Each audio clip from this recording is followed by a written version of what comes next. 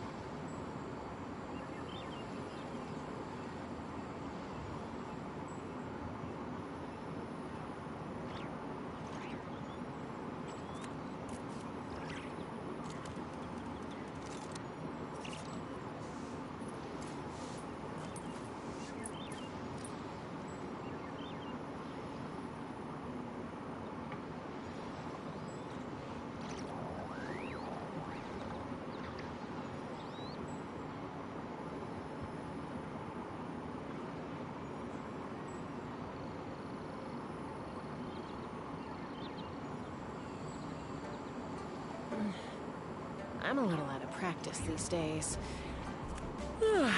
Any conflicts around? I'm in the mood for some peacemaking. Testing. Okay.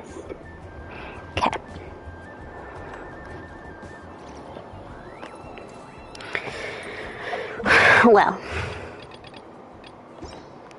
Actually, first I'll go deal with these people. That's weird. Looks like Wami Restaurant hasn't fired up their kitchen yet. Why does it smell so much like boiled fish around here? Hungry again, Paimon? Paimon's fine. Seriously though, this smells pretty weird. But Paimon can't quite see what's up about it. That person looks familiar. Wow, color me surprised. Perfume that smells like boiled fish? Xiangling, come give it a sniff. That's totally the scent, right? Wow, it really is. Even the chili aroma is spot on. How did you even do that? Some unconventional spice combinations, specialized techniques for refining them, and most importantly, the assistance of a professional chef. Well, tons of people come to eat our boiled fish every day, so I'd recognize that smell anywhere. No way I'd mistake it for anything. Even if a perfume bottle's the last place I'd expect to smell it. So it is you, Emily. Traveler? Perfect timing. Come, smell my wrist. Emily here just made us a perfume that smells like boiled fish. Isn't that just so cool? This is... I don't know that I've had boiled fish before. I've had, like, cooked fish. I mean, it also kind of depends on what kind of fish it is. Doesn't it? I've got an idea, Xiangling. Spray perfume of this type on your menus. One variety for each dish. That way, even if customers haven't tried a dish before, they could just smell the menu and know roughly what it'll taste like. You're right! This way we can stop guests from wasting food and Mora ordering something they'd end up not wanting to eat. Exactly. We could even make a whole Liyue flavor atlas. A big chunky book you can flip through to sample the aroma of every single dish. How's that for an idea?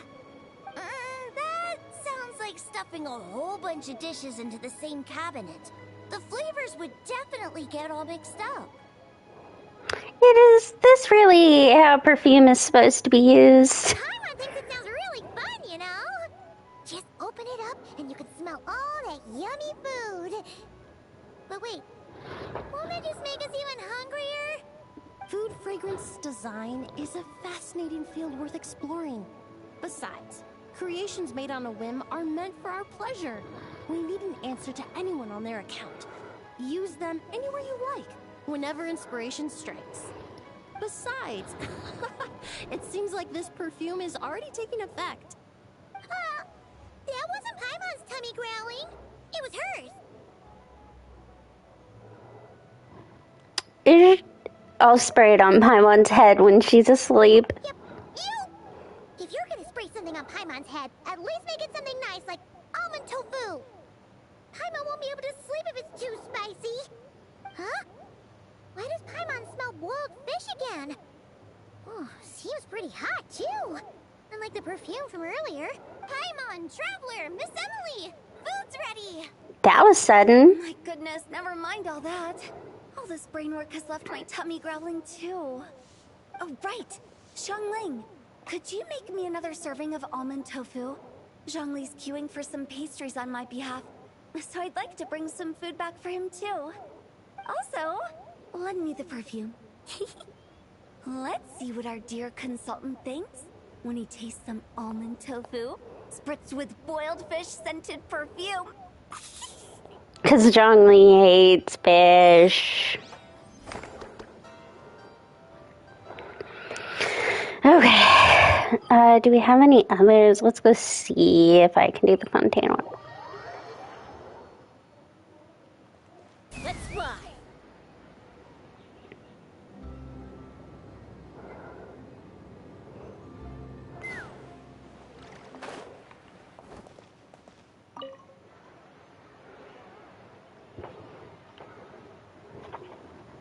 So, you recommend Chioria Boutique's seasonal children's clothing line?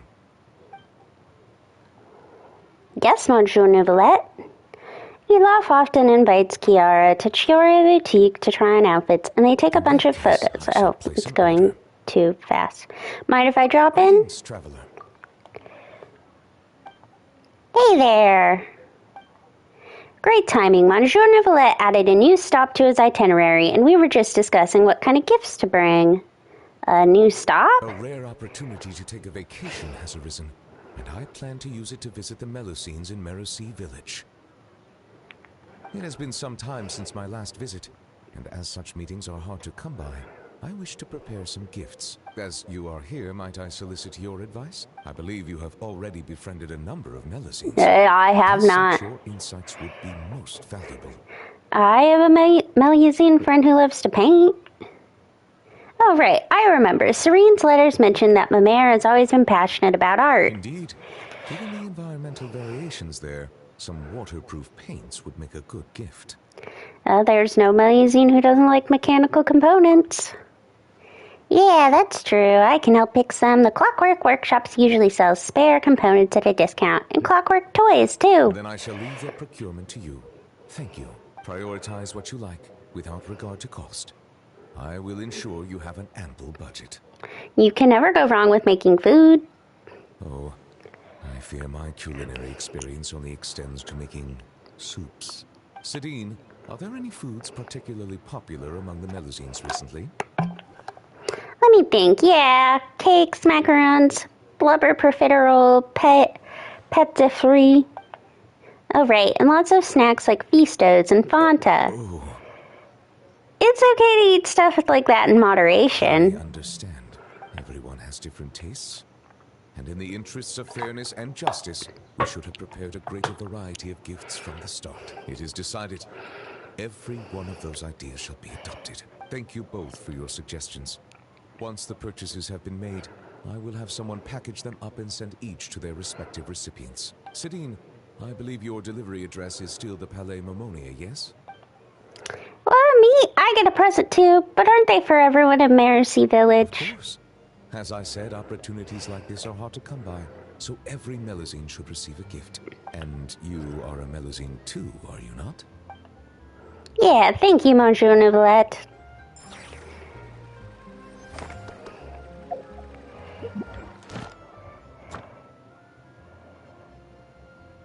None of these are...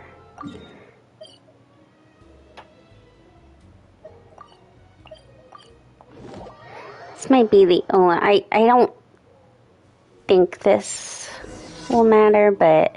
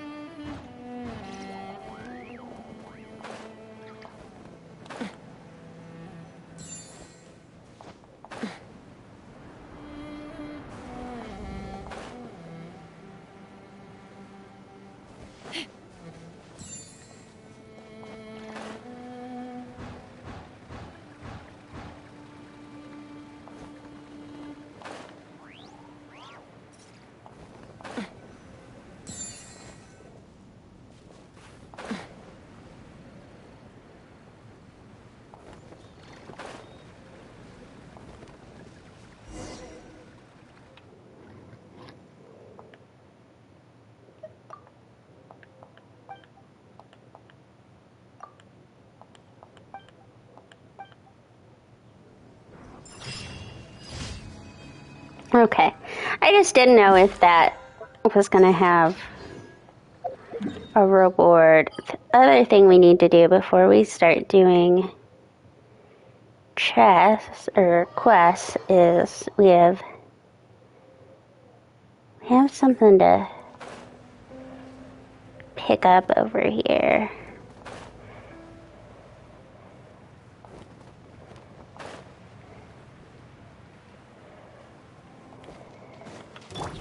My Guiding Star by Royal Decree. Nice and spicy.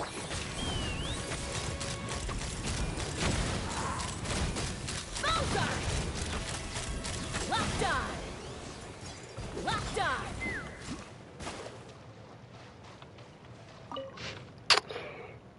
This is Katerina's letter that she carried from Nikolai, and it's implied that she is dead. I heard the Capitan Porchuk say that they were going to transfer you to our regiment. My heart burns with joy at the thought of our reunion. I've always carried the Balalaika. You gave me around, doing a bit of repairing here and a bit of mending there. After replacing the frets we'd previously broken, the Balalaika sounds much more natural now. But just for the record, since you asked me to keep it, I'm not going to give it back to you. If my clumsy sister should damage this old pal of mine once more, I won't go through the trouble of repairing it again. Oh right, I recently learned 2 new songs. Wait to be impressed when you report in. Let me play the songs to you by the bonfire, just like in the old days when we would sing to the melody of the balalaika, giggle at the jokes we share, and look forward to the precious gifts from the Tsaritsa to our brothers and sisters in the House of the Hearth in celebration of the New Year. What's different, however, is that we're no longer carefree children. With greater responsibilities on our shoulder come heavier loads on our minds. The Capitan Porchuk granted a half-day pass especially for us. Don't forget to bring your liquor and desserts. Let's booze it up and talk it out. I've so many stories to share with you. I believe you, too, have had quite an adventure where you were previously deployed. By the way, don't laugh at me if you notice that I've put on some weight. I'll also keep an eye on your horizontal development. I look forward to meeting you, Nikolai Snezvich.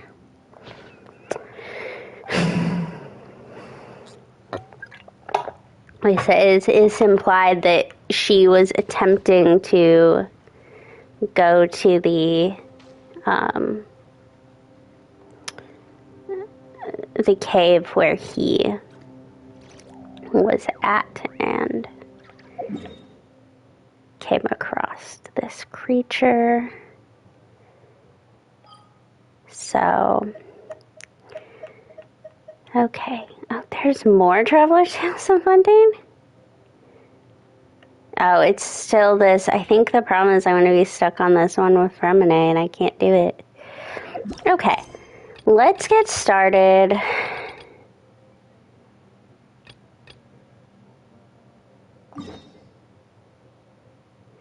We'll start with Cloud Retainer because I think we need to do that to do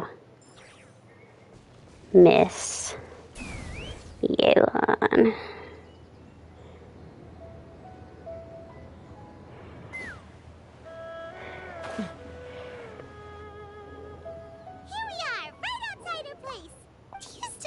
The first time we came here, we even brought offerings and everything. And when we told her that Rex Lapis had been assassinated, she immediately threatened to squash Liyue Harbor.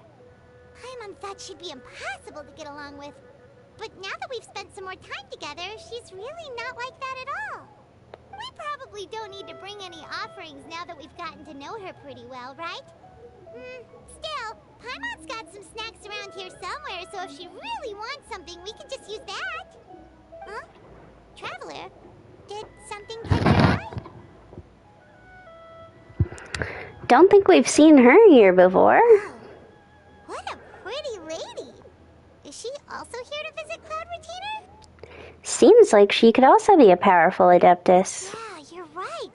All it takes is one look and you can tell she's someone special. As expected of that bird lady, really. She must have a whole bunch of Adepti friends from all over the country. Okay, but if we're both friends of Cloud Retainer, then we're basically friends by association, right? Want to go up to her and say hello? Who knew you were such a social butterfly, Paimon? Helping you make more connections is a part of Paimon's job as your reliable guide. Paimon's got this. Hello.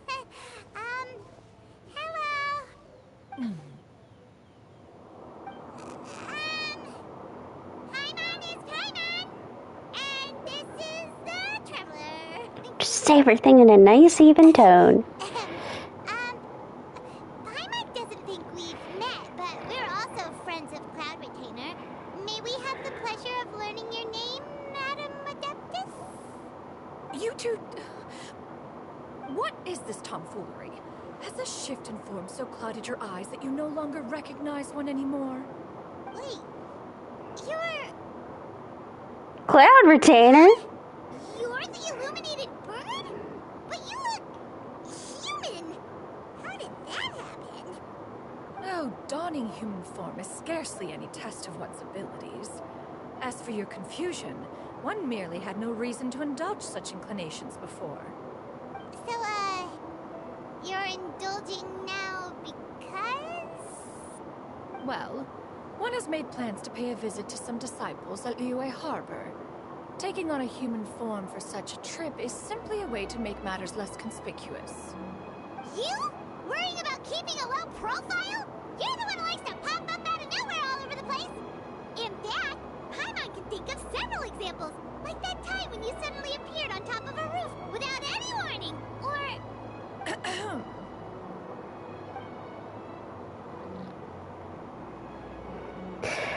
I almost forgot. Paimon brought you some gifts. Hey, didn't we agree not to bring that up unless she asked?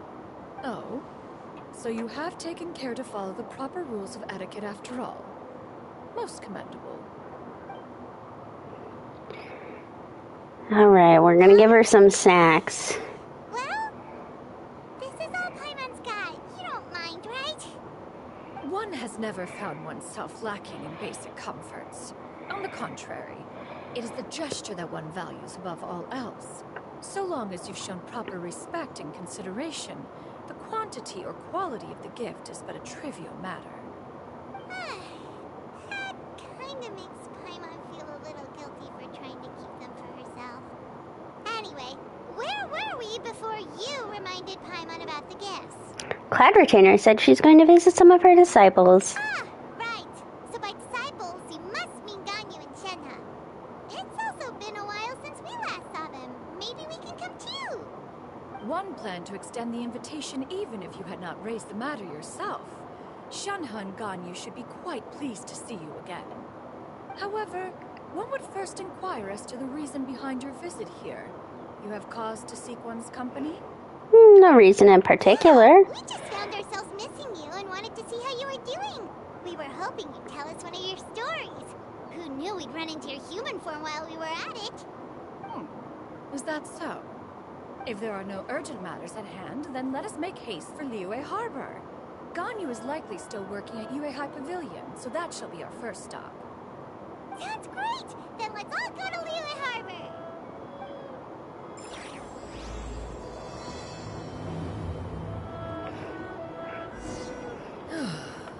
Ganyu has been quite busy with work as of late. One can count on one talon the number of times she returns to Mount Outsong each year. Shenhe has also secured employment recently. In her correspondence with me, she wrote that she shall have no need to return for the foreseeable future. Do they think one was so easily mollified? One shall investigate everything with one's own eyes and decide for oneself if their living conditions are satisfactory.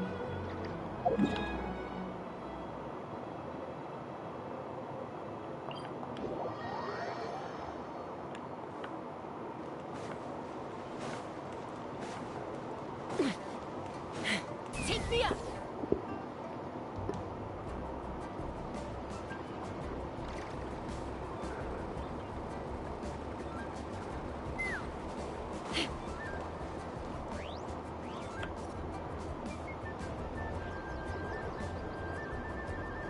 We're almost at Weihai Pavilion. Hey, do you think Ganyu will be shocked to see Cloud Retainer like this? Guess we have no idea if Shenhe and Ganyu have ever seen her in this form before. Wait, where did she go? She's back there. Why are you just standing there, Cloud Retainer? Quietly now. One shall stay here. You two can go and meet with her. But why? Isn't it better if we all go together? If one were to proudly proclaim one's presence, Ganyu would surely profess herself otherwise unoccupied and drop everything to attend to one's visit. One fears that would only result in her staying up all night to make up for lost time. One does not wish to trouble her. Conversing vicariously via you two shall suffice. Do remember to inquire as to her recent well-being. Again, do not mention one's presence here. Fair enough. Makes sense. Alright then, we'll just pass on your regards and... Cloud Retainer? Oh! Busted. Is that lady someone you know, Ms. Ganyu? She is indeed. I'm sorry, Huixin, but could we delay the upcoming meeting for a little bit? I believe my schedule today is quite full. Although, perhaps I could move some work to later in the evening.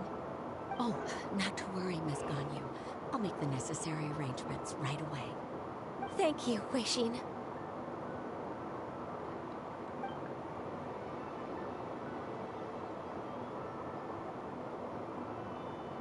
It's been a while, Ganyu. Greetings. What brings you here today? And Cloud Retainer, too. It's been quite some time since I last saw you in this form. You are quite mistaken. One is not acquainted with this Cloud Retainer of whom you speak. One is simply a mere mortal passerby. Huh? Seems she's not buying it. Ganyu saw right through her. That was but a simple test. One did not expect you to be able to recognize one so easily, especially after so many years of only seeing one's other form. She's like, what the crap is going on? Recognizing you is, my responsibility as your disciple. An apt observation. One was simply passing by while attending to some important business. One thought it would only be fitting to pay you a visit while in the area. Wait, Paimon wasn't aware of any important... Cloud Retainer's right. We've still got something super important to do, so we can't stay here for too long today. Oh, is that so? But it's been so long since we last saw each other. One simply desired to see you and had no intention of interrupting your work. A quick conversation should suffice for today. A more involved reunion should wait until you find yourself less occupied. I understand. That should be fine. While one acknowledges the amount of work that you have to deal with every day, one must also remind you to rest. Though Adepti blood flows through your veins, excessive exhaustion will still cause grave harm to your body. It still makes one nostalgic to see you as you are now, respected and independent. When you were young, you oft begged one to cuddle you to sleep when you suffered from nightmares. Oh god! Cloud Retainer! Stop! If you insist. We are running short on time regardless, so one will refrain from going into each and every story. Why don't you continue your conversation? One shall simply stand by and listen. Okay, we discussed some recent events. We've been to so many new places since the last time we spoke. Yeah. If you ever need anything, please just come find me at Yue High Pavilion. Also, forgive me for my presumptuousness, Cloud Retainer, but if you plan to continue appearing in this form, don't you think it'd be helpful to adopt a human name? A human name? Huh. You raise a valid point. Considering the sheer extent of one's renown, Cloud Retainer is surely too recognizable as a name. You really think so? Not that you're not famous or anything, but... that famous? You presume to know the extent of one's illustrious achievements. One would hardly think such a thing to be possible. Nevertheless, Ganyu's advice cannot be ignored. From this point on, when in public occasions, be sure to refer to one as Shenyun. Canyon? I assume that's a reference to the full record of Pristine Pavilion. An Adeptus of years past would rise with the clouds and rest with the moon. They were enlightened and wise, free and unfettered. Shenyun. The writer referenced Master's name to describe her carefree and spontaneous nature. Oh, that sounds super cool! Paimon feels like only the most powerful of Adepti could rise with the clouds and rest with the moon. Actually, those lines were originally written to describe Cloud Retainer herself. Huh? Wait, so you're really that powerful? And what of it? Did you truly take one to be nothing more than a bird of bigger than average size? Not exactly. Paimon looked away in embarrassment. To be fair, Cloud Retainer rarely speaks of her past accomplishments. The tales of her past can only be found in ancient texts. It is said that once, a long, long time ago, there was a severe drought in Liyue. Left with no choice, many people left their homes, while others spent day and night praying to the Adepti. Although I did not live through such tragedy, simply reading about it is enough to gain a visceral understanding of all the pain and desperation during that time. On top of the drought, a noxious gas also began to spread through the land. If not for Cloud Retainer's efforts, much of Liyue would be nothing more than a barren wasteland today. The books had this to say about what happened. Upon arrival, the Adeptus borrowed the wind to retain the clouds. Immediately, the clouds gathered together, and abundant rain burst forth from the heavens. Drought and plague were both driven away, and the people were saved. That's incredible! Mortal records add embellishments to dramatize past events. One did merely what one ought, and even if one had not interceded, the other Adepti would surely have stepped in to help. Even so, you stopped an entire drought! Can you really control the weather like I the mean- book said? Oh, Paimon suddenly has a lot more respect for you. So it was Paimon's bad for calling you Illuminated Bird before. You're not too mad, are you? How laughable. A name is but a simple label we carry with us on our journey through the world. Why would one be offended by such a trivial matter? That's a relief. In that case, Paimon will continue to call you whatever feels right in the moment. Well, that is quite enough ancient history for now. Ganyu, have you had word from Shenhe? One has heard that she procured a job recently. Have you any thoughts on her workplace? And what, pray tell, of her monthly remuneration? I'm gonna guess not that much. Does she find herself overly inundated with work? Is she allowed time off during Lantern Rite? That is a lot of questions. There is no cause for concern, Cloud Retainer. I introduced Shenhe to her employer personally. Wanmin Restaurant's business has been booming recently. So, with Chef Mao being swamped with customers, and Shangling still off and out in search of new recipes, I introduced Shenhe to staff the restaurant. I see. Most excellent indeed. One has had the pleasure of being introduced to that family. Shangling is kind and astute, while her father is loyal and reliable.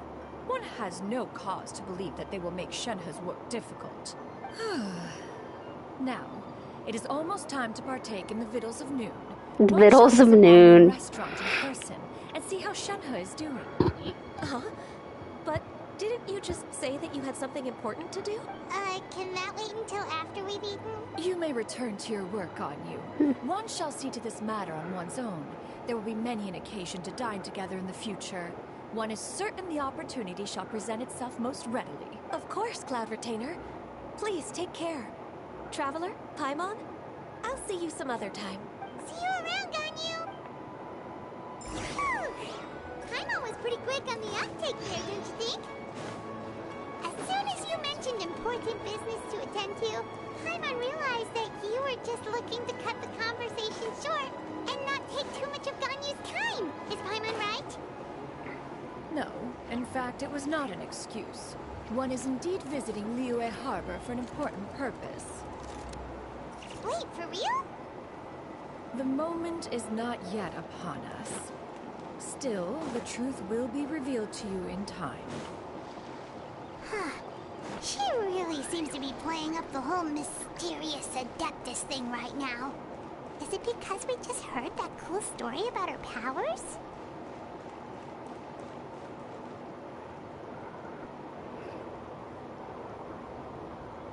You get what I'm saying, right? Yeah, how can I not? Not even fine food is enough to distract from the presence of a fine lady, eh? Oh I'm boy. far more interested in getting her details than ordering any dishes. Hey, how about you ask her? You do it. No. I think you should. In front of her mother. What can I get for you today? Greetings, miss. I was just wondering if you'd be willing to... What would you like to order?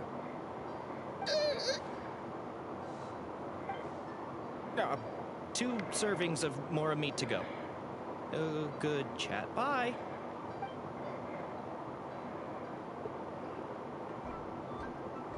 Poor things.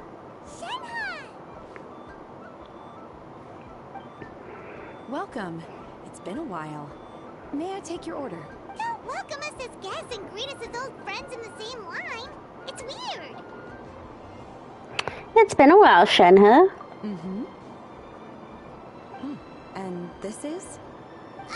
This is Miss Xinyun. Master? Huh?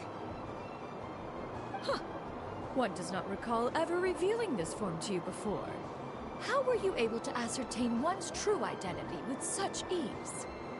I've trained and lived with Master for more than 10 years. I would recognize you no matter what form you take. You...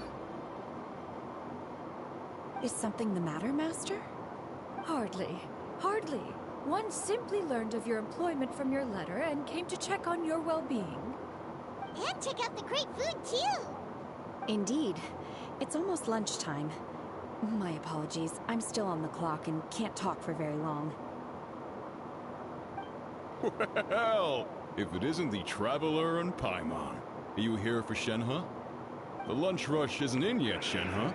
So I've got things covered for now. Go ahead, sit down, and enjoy some time with your friends. I'll let you know if things pick up. Thank you, Chef Ma- Also, the 2 guys need some more meat. Don't forget about their order, Shenhe.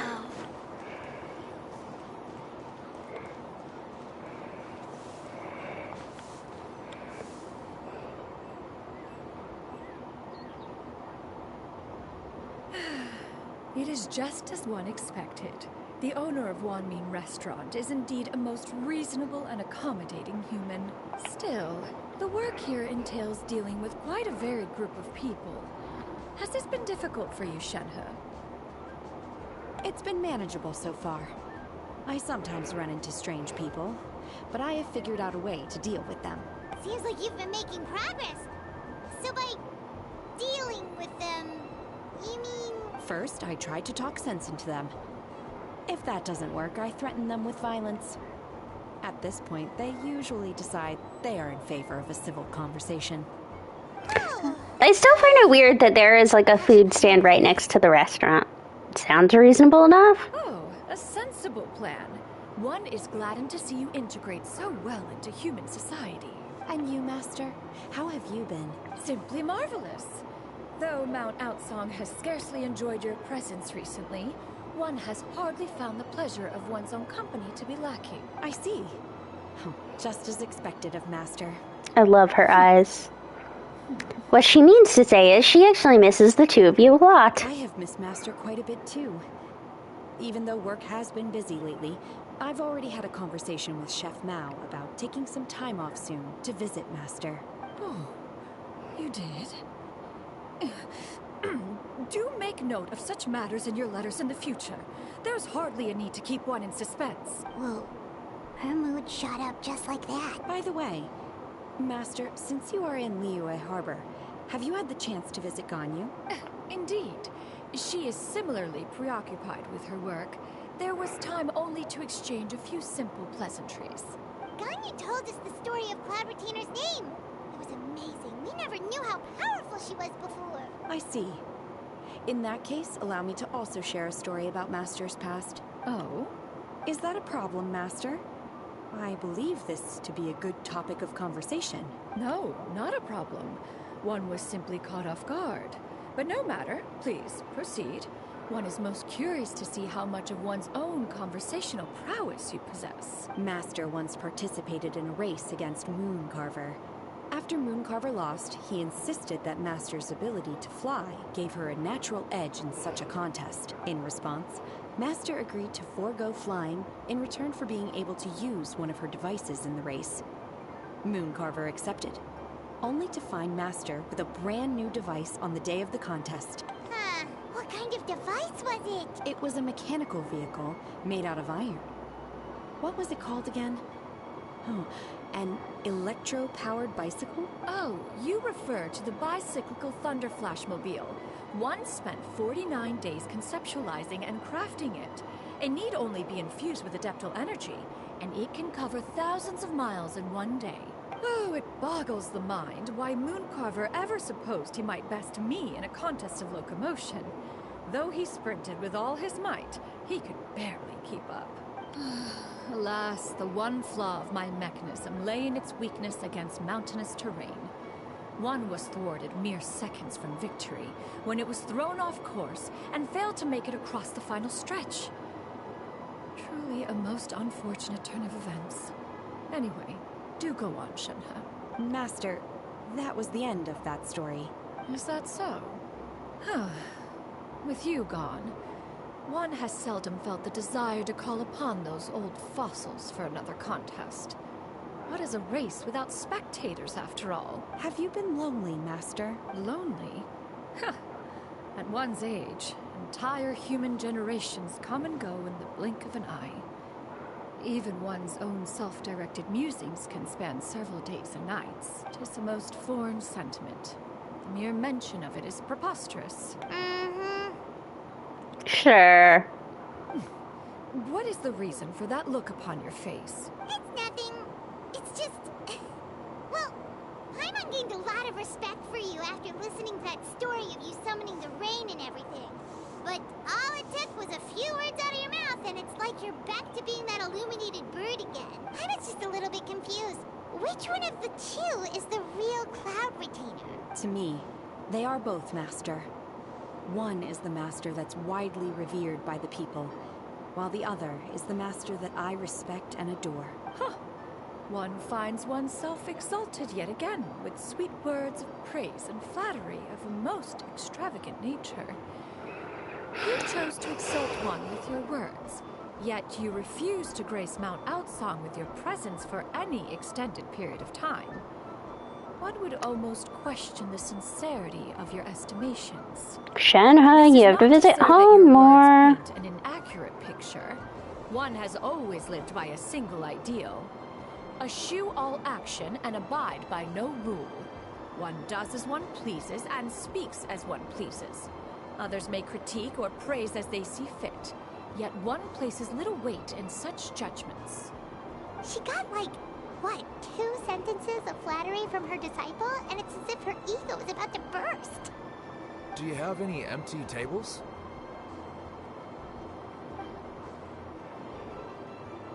I don't think so. Hey there, could we get another fish stew?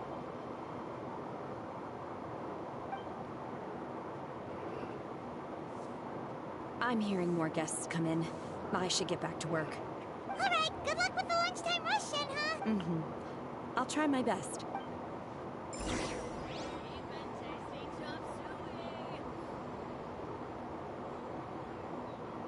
Yeah, let's participate in the lunch rush too. Yummy food! Paimon's gonna feast! Is this food to your taste, Cloud Retainer? One is fond of all kinds of delicacies and delights in a multitude of flavors. The dishes here demonstrate no shortage of culinary skill. Their unique flavor profile has left one more than satisfied. In fact, one has been struck by quite the fit of inspiration. One has already begun to conceptualize the next generation of supreme cuisine machines. Everything's so tasty. A bit too hot at times, but still super tasty. Oh, I'm sorry, miss, but our tables are full. Shall we try somewhere else, Granny? But it smells so delightful. Can we really not eat here? My poor legs can't go on for much longer. Well, you could always check with some of the other guests and see if anyone's happy to share a table. Okay, I'll ask around.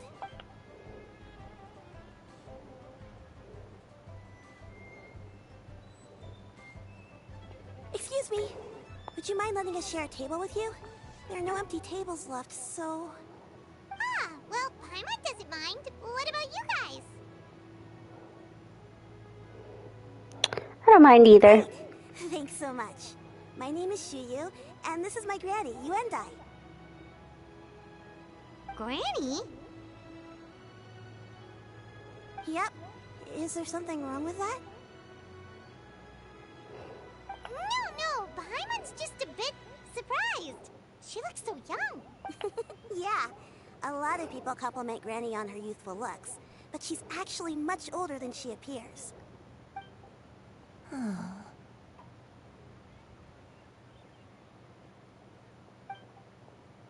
Granny? Why don't you take a seat? Come on, it's not polite to stare. Huh. Have we met before? No. Just a fated meeting, then. Please, take a seat. What would you like to eat, Granny? I can order for you. I want braised earthworms. They always pop up out of the ground after a rainstorm. No, not this again. Granny, there's no braised earthworms on the menu. Braised earthworms? Well, that sounds weird. Do people actually eat that? Birds, maybe. Can't hurt to ask. Right, that's what Paimon was thinking too. Need any help?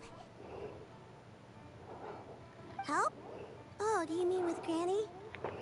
Thanks, that's nice of you to offer. Granny has pretty bad dementia, so her memory's getting worse all the time.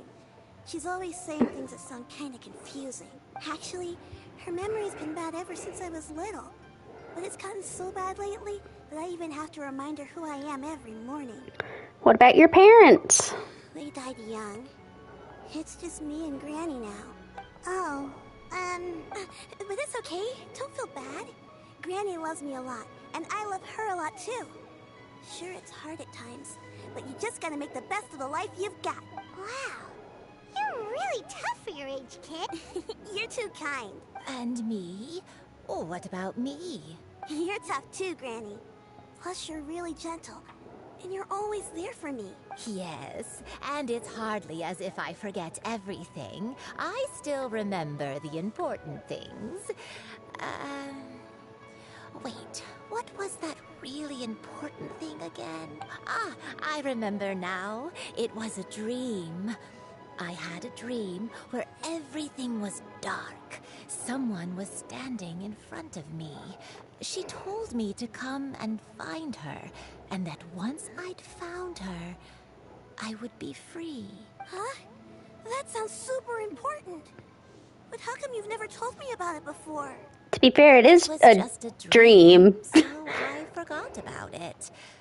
But I'm in a good mood now, and somehow I remembered it again. Ah, you know, I believe I've had this dream a great many times.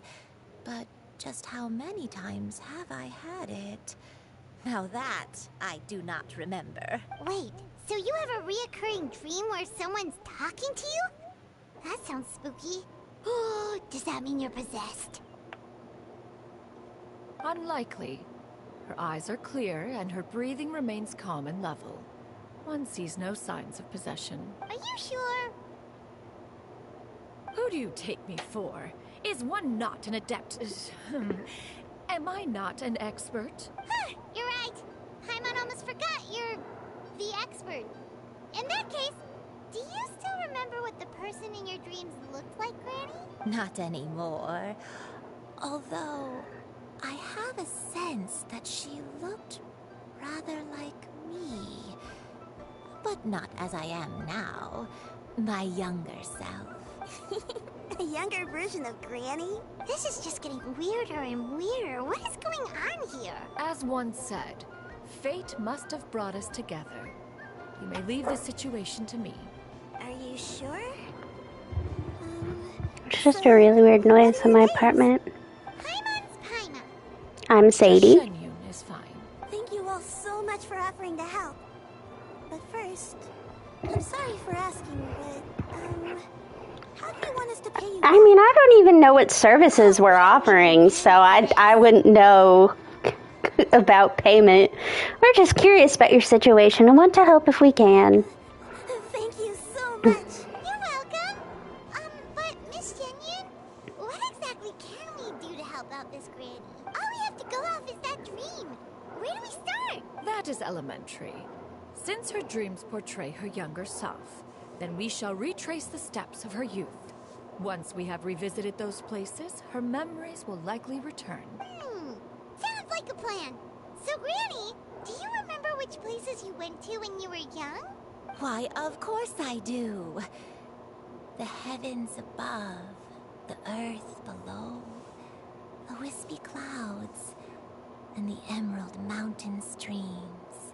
Okay, taking that as a no. I might have an idea. Once, when I was really little, my dad told me that Granny used to be a martial artist heroine who saved loads of people from a disaster. If it's true, then maybe they wrote about it in the history books or something. A martial arts heroine? Oh, Xingqiu knows tons about Liyue's chivalric traditions. If anyone knows about the heroes of the past, it's him. Let's go find him at the Feiyun Commerce Guild. Are you leaving already? But I'm still hungry. I'll go order some food, Granny. If there's nothing on the menu you especially want, I'll just get a few different things. It seems we must part ways for now. The Traveler and Paimon are bound for the Feiyun Commerce Guild, while Yuendai and Shuyu shall remain here and partake of their lunch. As for myself, I have matters to discuss with Streetward Rambler. Streetward Rambler? Oh, you mean Madam Ping! Precisely. Let us meet at Yujing Terrace once you are ready.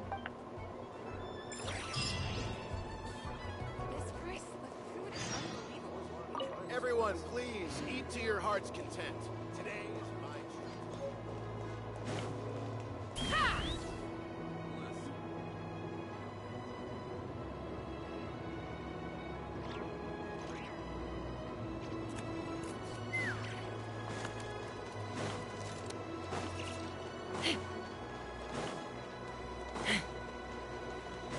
Xingqiu, we have some questions for you. It's you two. What brings you here? Xingqiu! Great, we found you! We wanted to ask you about something.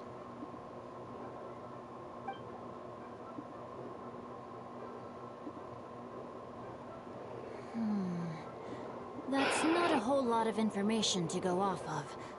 I don't know if I can say for sure.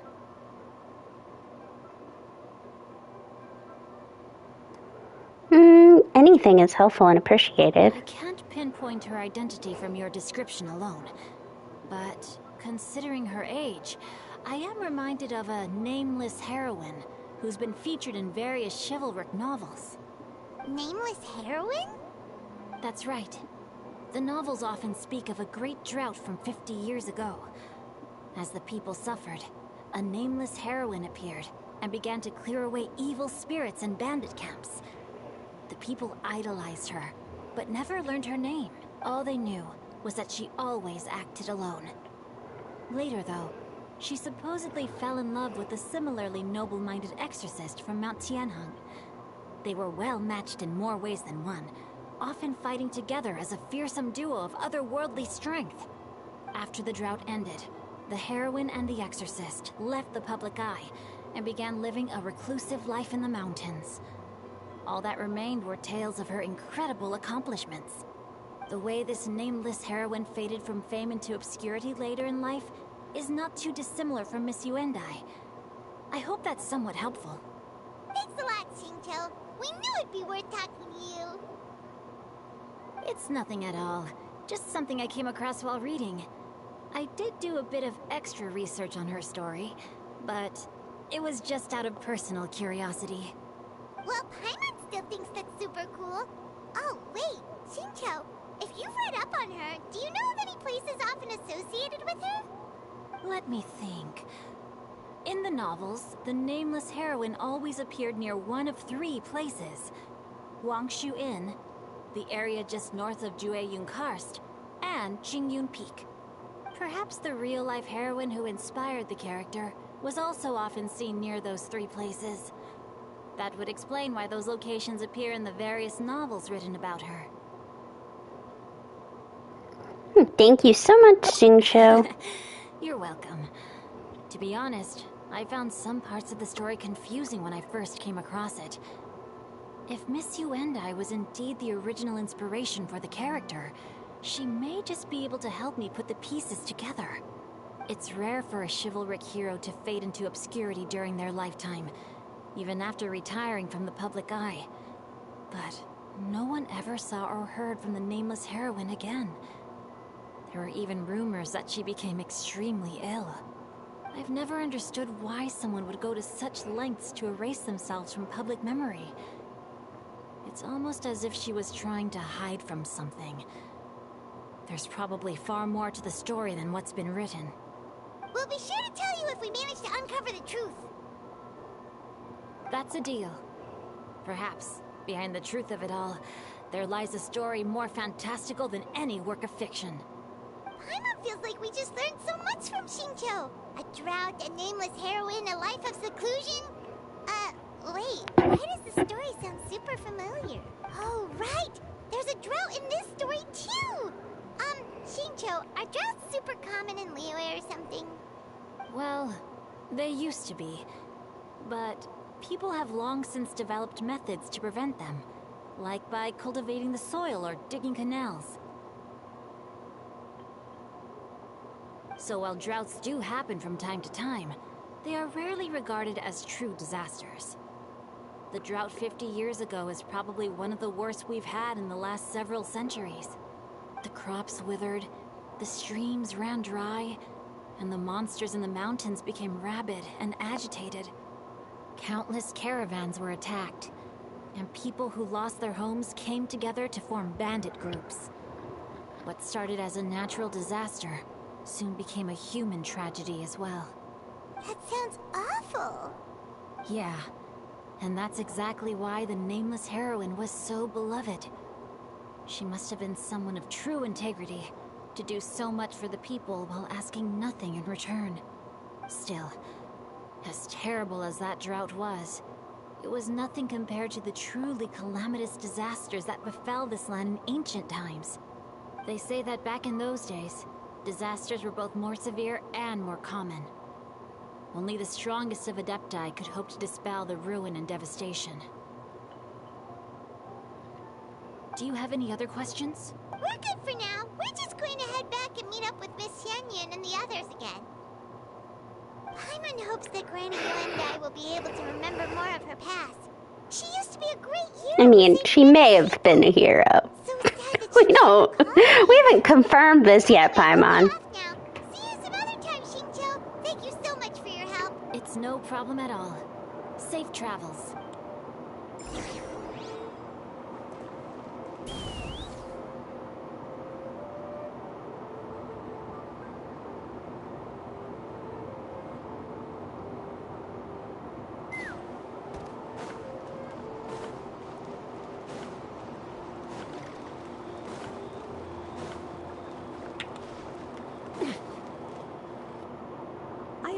The tune that you requested. I hope it will be of help to you. Oh, thank you. Straight word, Ping, what has amused you so? Oh, it's no serious matter. I was just reminiscing about the last time I saw you in this form. Time has wrought such change in this world, and yet you appear just the same as ever. Time has little bearing on one's existence, nor has one keenly felt its effects whilst dwelling at Mount Aocang. Nevertheless, Ping, one would like to seek your counsel on a personal matter. Oh, why so formal all of a sudden? must say, you're making me a little nervous. What is it? Well, the inquiry is as such. Approximately how much more would one need to afford a comfortable life in the harbor, not unlike the one that you yourself lead? It does not require as much as you may think. Still, do you mean that... Clavitainer, Madam Ping! What are you two talking about? Nothing save for some trivial matters. Have you unearthed any useful details? Maybe. That's a theory, but let's save it for when Chuyu and Miss Yundai have joined up with us again. I mean, are we gonna make poor Granny walk all the way up here? Do not be troubled, young lady. Here, have some tea. Thank you so much. What do you think, Chuyu? Does it match up with what you know of your granny? According to the story, the nameless heroine eventually fell in love with an exorcist from Mount Tianhe. Maybe that's my grandpa. I don't have many memories of him. But there was this one time I found a box in our attic full of a bunch of weird sigils. We should probably pay a visit to the 3 places mentioned in the book. I think so too. Granny might remember something once she's returned to a familiar place. What marvelous tea. I can taste the dew's sweetness in this cup. It's as if I was taking a stroll in the mountains, thoroughly one with nature and at peace. Is that so?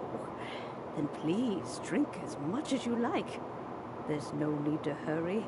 At our age, it's always nice to slow down and take the time to appreciate pleasant conversation among friends. Thank you. Let's rest here for a little while then. Okay, since we have the time, can I ask you something? Sure thing. What would you like to know? I have a secret I want to tell you. Let's go talk over there.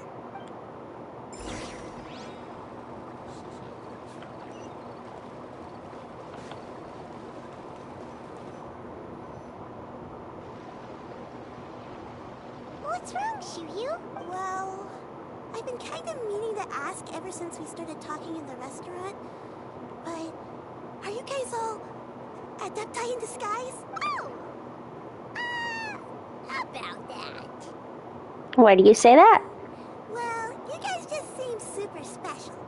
Plus, I think I might have heard Miss Shen Yun call herself an adeptus. Oh, must have been a slip of the tongue. Shen Yun, since you were the one who, misspoke, maybe you can explain to Chuyu here what you really meant by that. One is indeed an adeptus. Is that of some concern to you? Huh?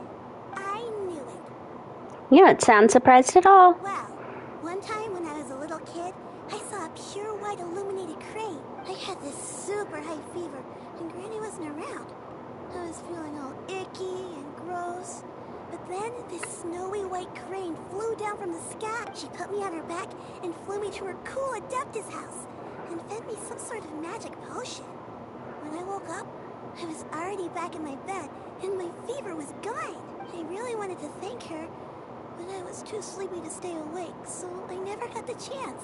So I just kind of wanted to ask if maybe any of you have ever met an Adeptus like that? A pure white illuminated crane? The only two we've ever met are blue and white and black and brown. Have you ever met one that's pure white, Clavitainer? Never has one met an adeptus with such features. One surmises such a description is but a hyperbolic embellishment that oft results from narrative accounts. That's weird. Was it really just a dream then? Well, even if it was just in my head, it doesn't matter that much anyway. All I really want is to help Granny recover her memories. I'm really grateful for all your help. Leave it to us! Now that we know the 3 locations, we just need to visit them one by one. Let's go to Wangshu Inn first. Okay, I'll go get Granny.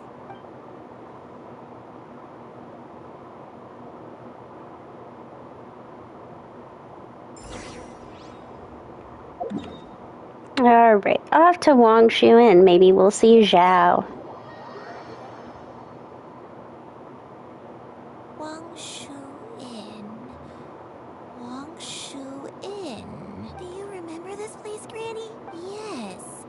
The fish here is very delicious.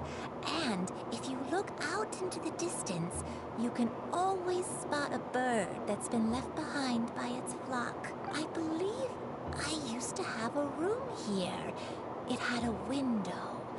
Yes, I spent a lot of time looking out that window. Which room was it again? Let me look. I'll come with.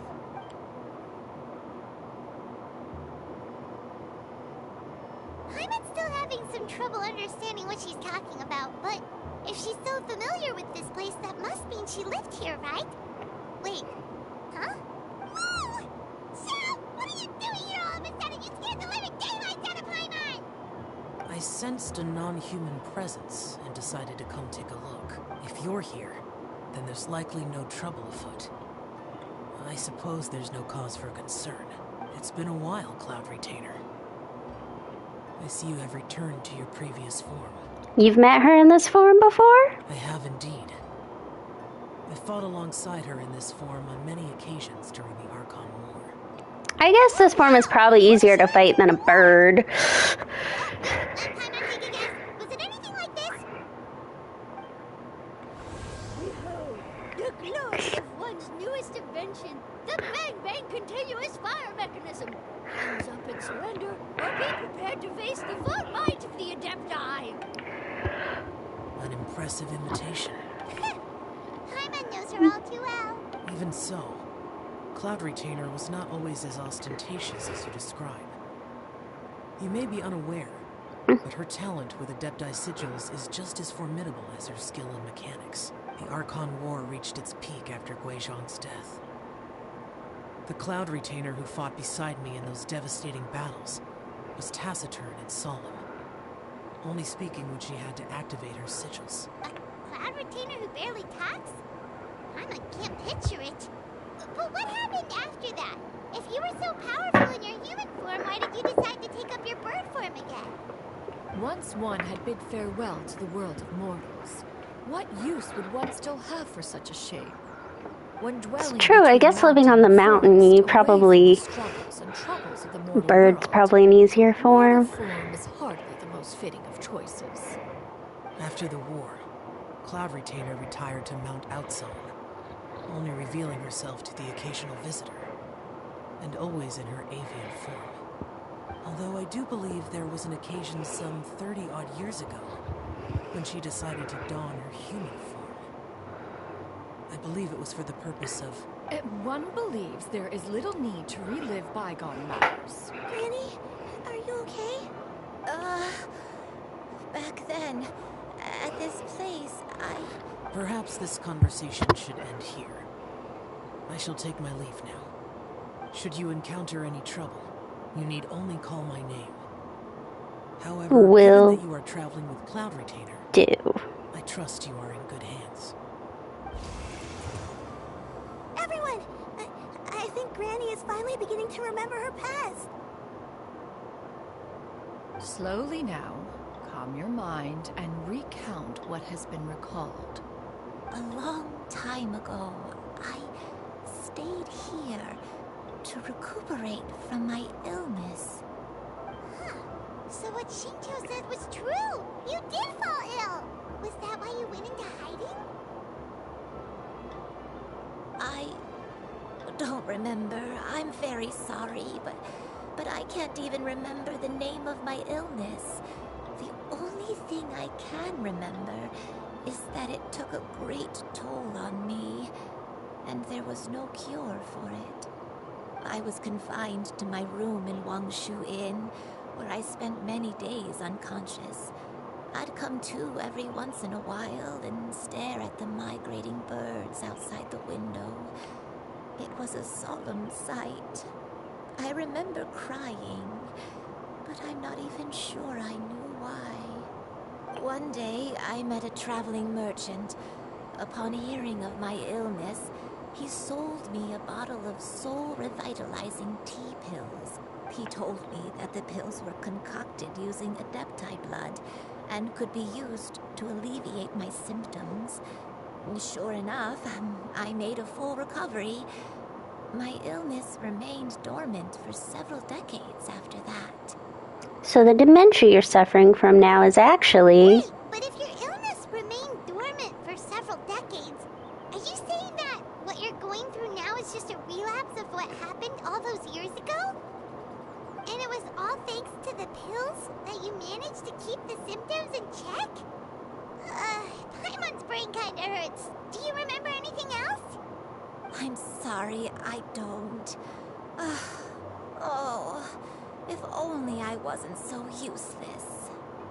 Hey, you're not useless. You've done so much for me.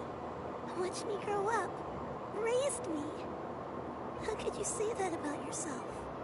Oh, fret not, dear child. Granny was just a bit frustrated. That's all. The recovery of a person's memories is a gradual process. Finding pieces of one's past is always superior to not finding anything at all. Let us make haste to the next location. Next location. Next location. Oh, why don't we go to the area north of Dwayun Karst next? There isn't really a landmark there, so where should we start? Oh, Paimon's got it. Let's check out the houses in the area first. After all, if she was there for any length of time, then she would have stayed somewhere, right?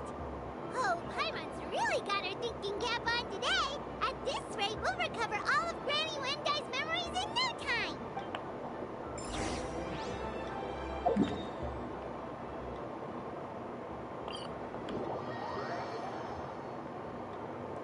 Let's fly. It's kind of an inconvenient place to go to.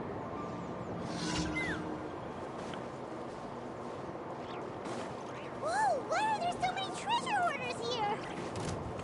Guess it's time to round up the bad guys.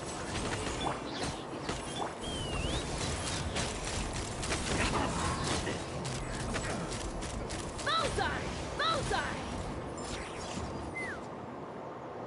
Do you remember anything about this place, Granny Wendai? Let me think. I feel like I've been here before, but I don't think I stayed here too long. I might have just rested here briefly before continuing on my way. Got it. That's okay. There are still plenty of other places we can check. Wait a second. If I remember correctly, I believe I brought... Ah, yes. I brought some sweet snacks with me. Go on, take some. You need to eat a lot if you want to grow big and strong. Oh, thank you. Then Paimon will help us out. I don't know that Paimon's gonna grow any bigger, though. Let's fly.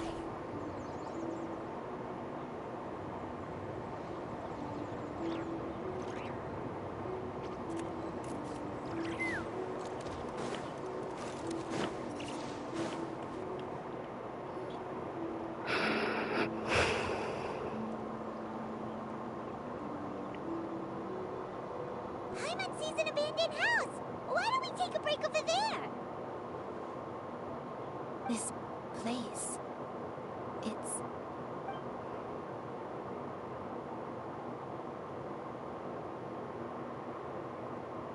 Did you remember something, Granny? I remember.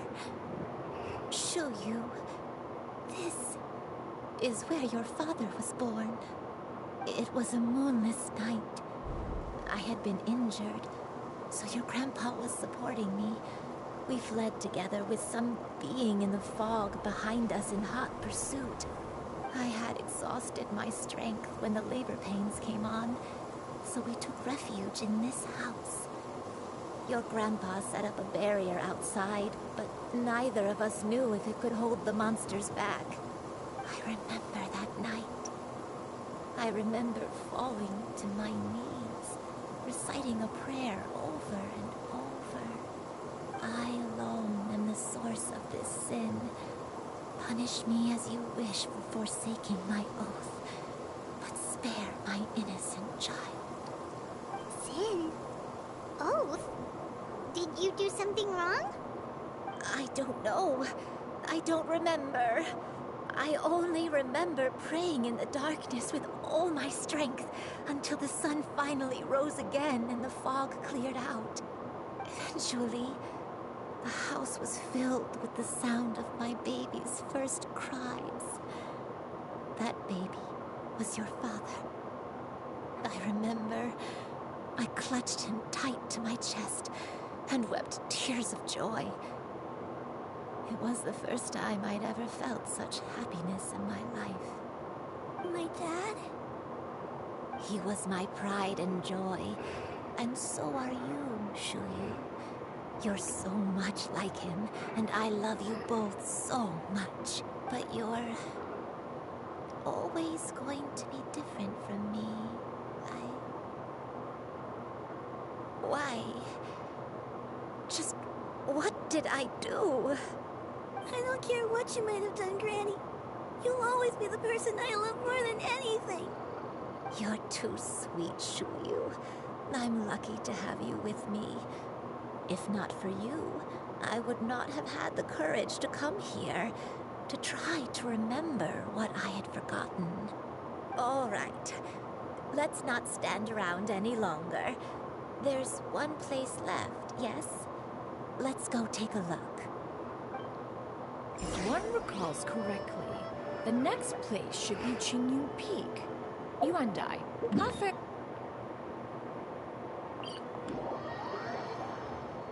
I may be a bit slow, but I'll do my best to keep up. I'm sorry to keep everyone waiting. Climb on. I shall carry you to the top. Oh, such lightness of weight. All those who grow old grow frail in the end, do they not? That's true. We're finally here. Does this place feel familiar to you, Granny, one day? Let me see.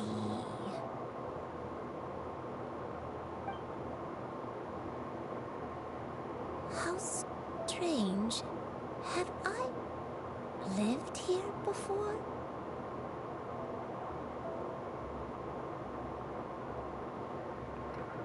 Take your time.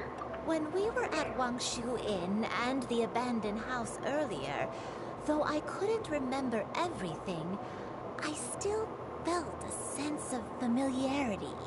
I could easily picture myself in those places. But here, I don't have that feeling.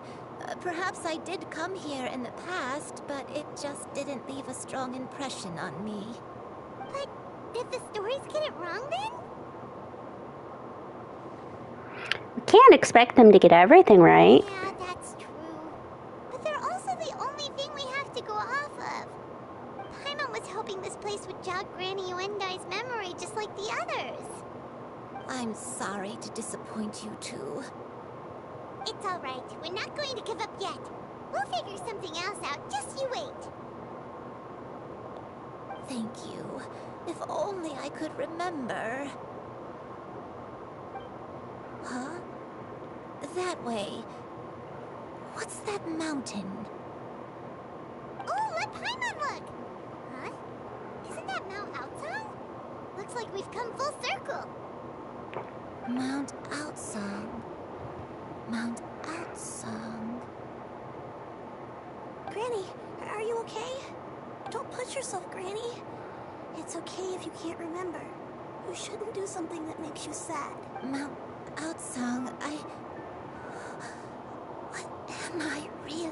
Mount Aocang holds some familiarity to you? It does, but I can't go back. Are you feeling unwell? My head, it feels all heavy and dizzy. What is wrong with me? Cloud, Miss Yenyun, is there anything you can do? Let us go to Mount Aocang. But... Fret not, all will be well. You and I, you have already given more than enough to the pursuit of this endeavor. You may leave the rest to me. I've prepared something that can aid you in suppressing the fear in your heart, and restoring your lost memories. It currently resides at Mount Aocang. Wait, really? When did you do that? I never leave anything to chance. All will reveal itself when we arrive.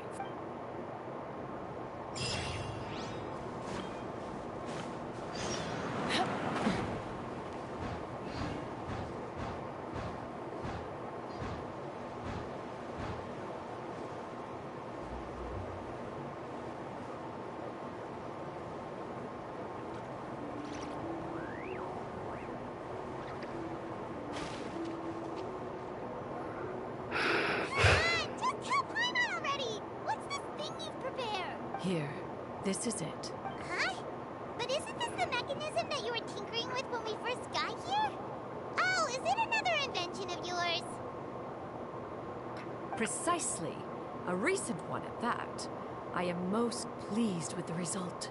I call it the Suspensus Somnium mechanism. It periodically releases a soft breeze, which when paired with a gentle adeptal tune, can help the listener subconsciously relax and even enter a semi-hypnotic state. Soothing agitation and anxiety, relieving exhaustion and insomnia, its potential uses are numerous indeed. And of course, it can also aid in the recovery of lost memories. Whoa, what a cool gadget! But if you had it all along, why did you keep it to yourself until just now? We could have come to Mount Outsong right off the bat and saved Paimon a lot of floating. Paimon's really shrill in this Had not recalled much voice of her past quest. through her own efforts, the device would have nothing to draw upon. We Adepti can only help those who first resolve to help themselves. Had she lacked such determination and strength of character, one would have little to offer in way of assistance. Paimon thinks she gets it now. Hey, what's that other thing? As previously mentioned, a gentle adeptal tune is required to take full advantage of the mechanism. One secured such a tune from Streetward Rambler. Only with her melodies can the mechanism reach its peak power. Whoa, Paimon can feel what you mean. Paimon's body feels light as a feather. It's as if she's lying down on a warm patch of grass after a super satisfying meal. And you and I, is the mechanism helping you to relax? It appears she has already succumbed to the depths of reverie. Come, join one on this side. We shall give her some time to herself.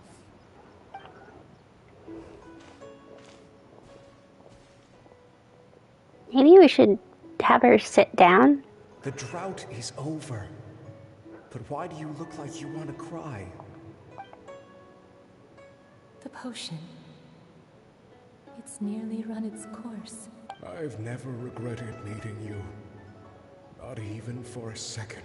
Please. Please, no.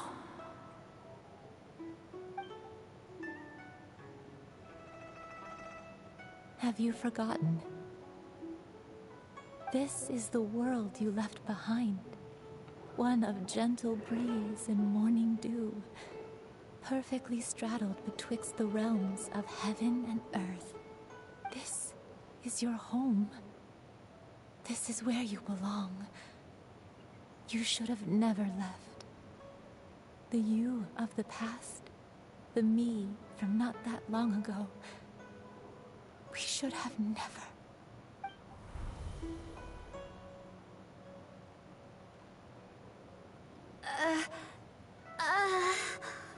So that is the truth. No wonder this place is so familiar. Granny! Granny, are you okay? Cloud Retainer. Your memories have returned. Wait, did you just call her by her full name? Does that mean you already knew each other? Yes. I now remember everything. Everything. Granny, please don't cry. I'm here. I'm here. Oh, don't worry, my dear child. Granny is fine. I'm so sorry, everyone. You've gone to so much trouble on my behalf. It's all come back to me now. The most important thing that I had forgotten was the truth of what I once was. One can sense the guilt that now plagues your conscience. Reclaiming a truth long buried is sure to come with a myriad of complex emotions. Perhaps one should recount the story on your behalf while you compose yourself. No, it's okay. Now that I've remembered, I must face my memories head on. Shuyu, everyone, I cannot thank you enough for all your help. I'm ready to tell you my story, if you're willing to listen. I'm always willing to listen. Force yourself. What happened in the past doesn't matter. But it kind of does. More than anything. Nothing you say can change that. I know, dear child. My feelings for you are exactly the same. It is for this reason that you deserve to know the truth. Some time ago, I made a terrible mistake.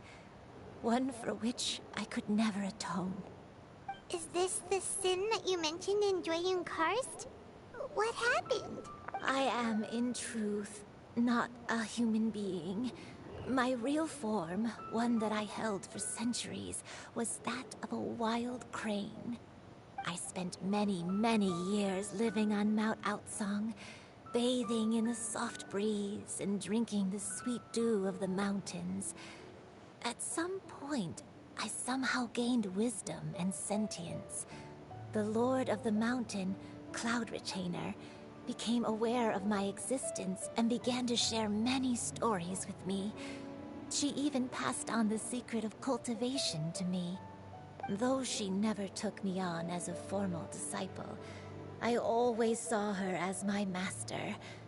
Whenever she took out her tools to work on mechanisms or new inventions, I would also stand next to her and watch. I even contemplated completing my training and becoming an adeptus in my own right. I followed her teachings, and time gradually passed us by. Until that fateful day 50 years ago. 50 years ago? During the drought that struck Liyue. That's right. Master regaled me with many stories of her past deeds. From them, I learned how she had saved people from a similar crisis in the past. She was the one I looked up to the most. More than anything, I dreamt of becoming an adeptus like her. I wanted to travel the land like she had, relieving suffering wherever I went. But I was still far from being a real adeptus. I possessed no ability to take on human form and fit in with the crowd. Once she learned of my desires, Master prepared a special dose of human mimicry potion for me. She warned me that the potion's effects would only last 10 years, and if I were to fail to return to my original form at the end of that time, I would forever forget my past as a crane and become something neither human, beast, nor adeptus. Oh no. So that was the source of your dementia all along. But you never turned back into a crane. Was it because of Grandpa? Indeed. I fell in love. Though he was human, he had spent his entire life training on Mount Tianheng. When we met, it was not only my first foray into the world below, but his as well. Although clumsy and impulsive as he was, you'd think he was the real strange bird among the two of us. But still, just like me, he cared deeply about the world and wanted, more than anything, to cleanse it of all pain and suffering. I could not help but fall for him. But my time continued to tick away. Those 10 years passed by in a flash. Yet I did not want to leave his side, so I... Oh no, what happened next? I committed an offense.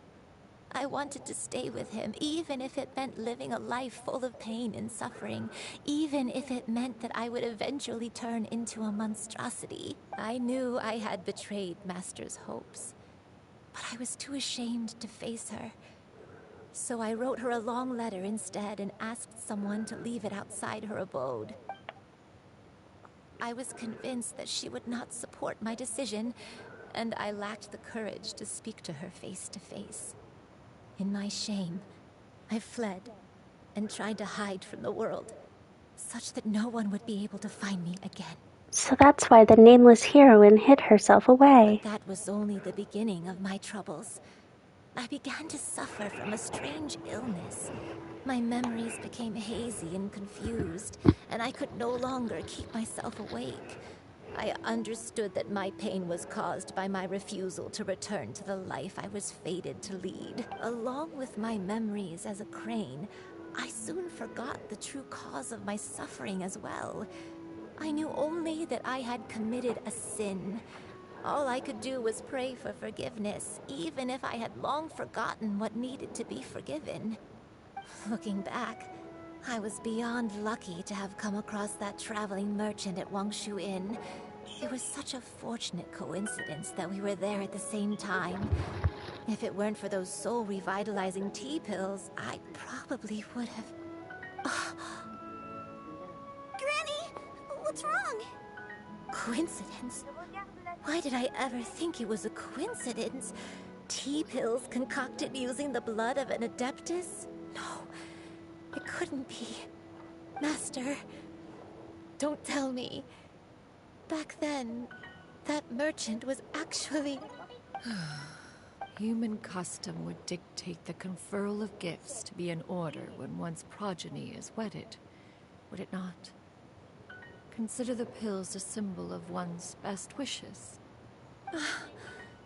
So when I tried to conceal my name and mistakes from the world and hide myself away in perpetuity, the only person I managed to deceive was myself. You knew where I was all along. One still remembers when you were but a fledgling. You possessed a certain fondness for a particular game. You would hide yourself among a group of wild cranes and ask one to pick you out from among the flock. One found you with such ease every time. 'Tis a truth most evident.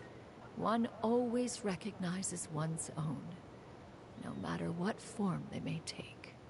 Wait! Paimon's confused! So, Cloud Retainer, you found Yuendai again? But how? When? And what happened after that? Perhaps it is now time for one to recount the rest of the tale. I assume we're gonna go. I remember going into some sort of domain, yeah. Just a second. I'm going, Cloud Retainer.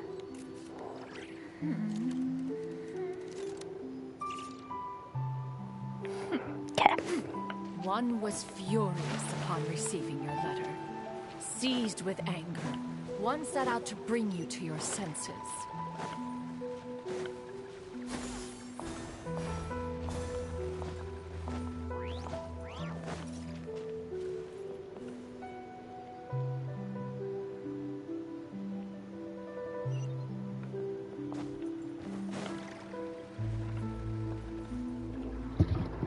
In truth, one had more than a few misgivings about your chosen partner. As an exorcist, his talent was lacking. One could hardly say his skill with sigils was any better. But soon, one came to appreciate the devotion he bestowed upon you during your illness. He never uttered a complaint and rarely left your side. Unwilling to begrudge someone of such character, one decided to overlook his aforementioned deficiencies. Glaring though they may have been, wishing to grant you a life without regrets, one gathered many divine ingredients and used one's own blood to create a form of medicine. Though imperfect, it managed to suppress the more dire effects of your illness. As for how to deliver the medicine, after much contemplation, one eventually decided to perform the deed oneself. One took great care to alter one's features and select the appropriate attire. Only after meticulous scrutiny did one finally set out for Wangshu Inn. As one expected, you were most ignorant of one's true identity. You showed not even the slightest inkling of recognition. One was quite torn. Should one have celebrated the success of one's disguise, or mourn the loss of your acquaintance? Yeah! Skyward! Scatter! Yeah! Skyward! Scatter!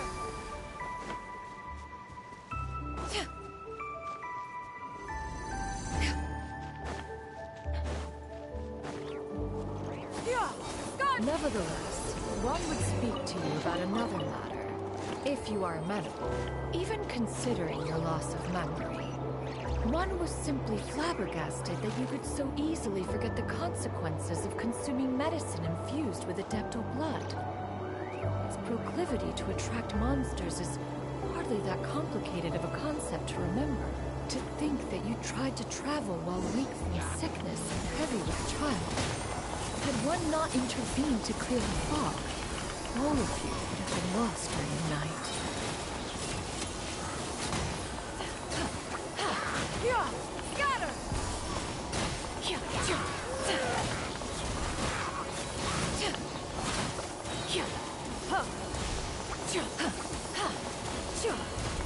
Yeah! Skyward! Make way for the Adeptus!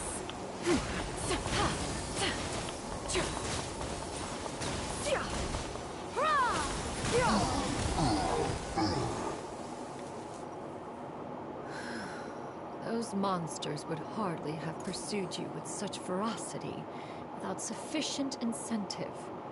You were likely incited by the presence of godly remains. Said godly remains, in turn, were likely drawn to the trace of one scent on your body. One was, after all, an active participant in the Archon War. Some of the gods were likely shattered by contraptions of one's very making. In the end, one was relieved to see you endure through the night. At the break of dawn, one heard an infant's cry pierce through the air, and one saw you carefully cradle the child to your chest. Although certain mortal matters remain foreign to me, one could not help but be moved by your joy. To see you happy, that was more than enough.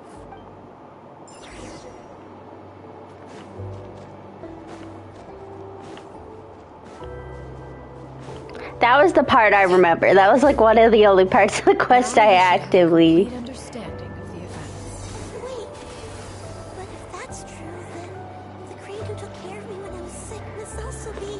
Ah, one had almost neglected to recount the absurdities of that tale.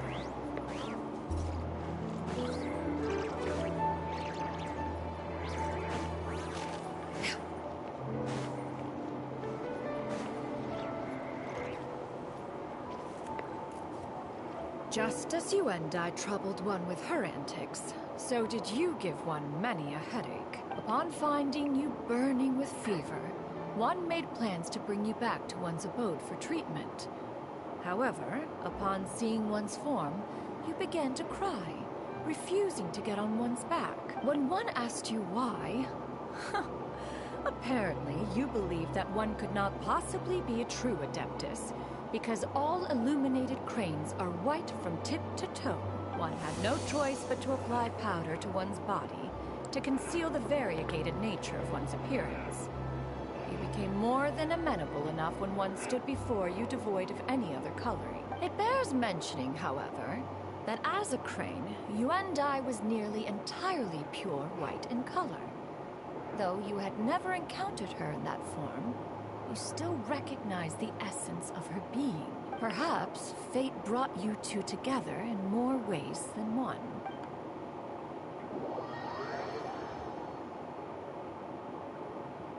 Now all has been revealed. One owes you an apology, Yuandai. One recognized you upon your very entrance into Wanmin Restaurant. One has always viewed you as a disciple of equal standing with Ganyu and Shenhe. Indeed, one wished to bring your story to a satisfactory end with this visit to Liyue Harbor. Still, one could not reveal your identity right away. Had one simply informed you of all you had lost, all those cherished memories would merely have become the fictionalized account of another. Memories are most meaningful when recalled by those who lived through them. Would you not agree? Even if the process was painful and arduous to experience. Have you any further inquiries? Master, I must ask. If you found me all those years ago, why did you leave me be, even though you knew about my mistake? Why did you not bring me back to Mount Outsong by force? One has never regarded your action as a mistake. It was a simple choice, nothing more. When it is time for one's progeny to leave the nest, it is the responsibility of an elder to let them fly free. Yet, when your wings grow weary and the night grows dark, just know that you always have a place to which to return. 'Tis a refuge referred to by many a name in mortal writing. Home, nest, haven. Whatever its denomination may be, its essence remains quite unchanged. One speaks, of course, of a place not unlike one's own abode. One's disciples are free to come and go as they wish. Yet the door remains forever open to those who wish to return. One rather hopes you count yourself among them. Thank you. Thank you so much. You and I. One expects you too have sensed the rapid deterioration of your condition as of late. Have you not? 40 years ago, you chose a path without a future. Though one used one's own blood to provide you with a few decades of extra time, it merely delayed the inevitable. One may have extended the path, yet one was unable to alter its final destination. Even the power of an Adeptus has its limits. Had your condition continued to deteriorate, you would have forgotten your life as a human entirely. In the end, you would have turned into a creature lacking in the ability to even comprehend its own monstrousness. Fortunately, you were able to avoid that scenario by reclaiming your memories. Though one sped the process along by providing some guidance, the result is entirely a reflection of your own effort. So, what's gonna happen to Granny? One will help her reclaim her original form as a wild crane. If it be fated, she may recover her sentience one day. She's gotta go back to being a regular crane, huh? Is there no other way? Master, you've already done more than enough for me. I don't know how I could possibly repay your kindness. This is a better result than I could have ever hoped for. How much time do I have left? Not long. The transformation is imminent. Granny, please don't leave, okay? You're all I have left. Please. Don't be sad, dear child. Granny has led a wonderful life. My only regret is having to leave you behind. Don't forget to eat well, okay? A growing young lady like yourself needs lots of good food to grow big and strong. Promise Granny you'll take good care of yourself when I'm gone. I promise, Granny. I'll do whatever you say. Good girl. Good girl. Don't worry. Is there a leeway CPS that's gonna take this child? I mean, I know what ends up happening, but still. Granny will train day and night.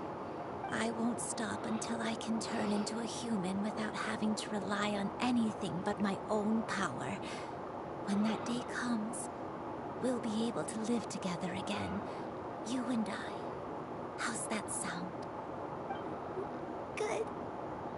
good girl. Even though we won't see each other for a little while, as long as we both work hard, we're sure to meet again someday. I'll eat well, Granny. I promise. And I'll wait for you, no matter how long it takes. I'll wait for you to come back. That's a good girl. Then Granny really has no more regrets. I'm so sorry, Master. Thank you for everything.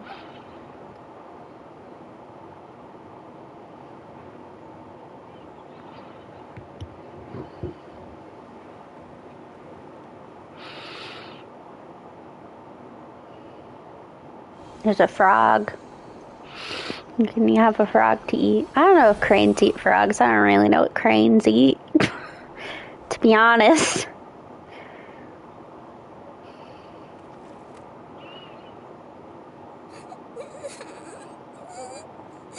Shiryu. Let her be. At her age, crying is a natural, if not fitting response to such an event. Tears are a necessary part of maturation. Sometimes there is scarcely a better vehicle to wash away the toll of stress and misery. Now that the issue has been resolved, you should also take a moment to relax. Give yourself some time to rest. Take a nap if you must. One will wake you in due time.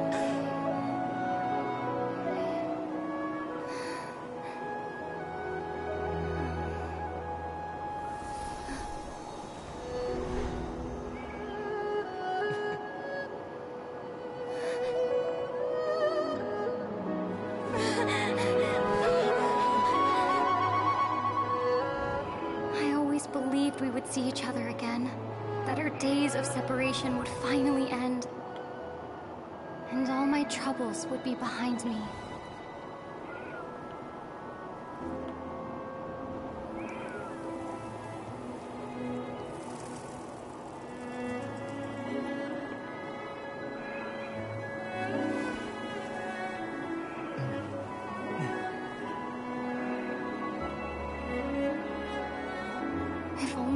Could stay this way forever.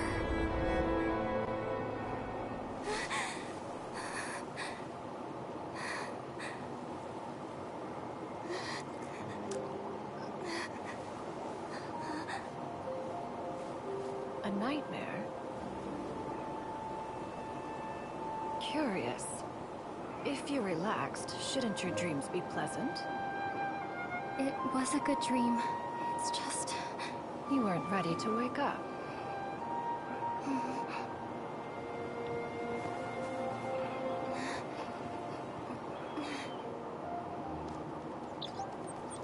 For a second there, I was like, where'd Paimon go?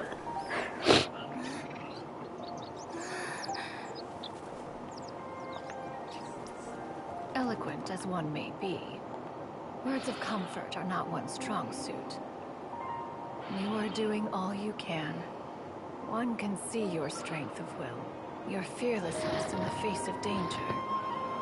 And so, whatever your dream may be, one believes that you shall achieve it.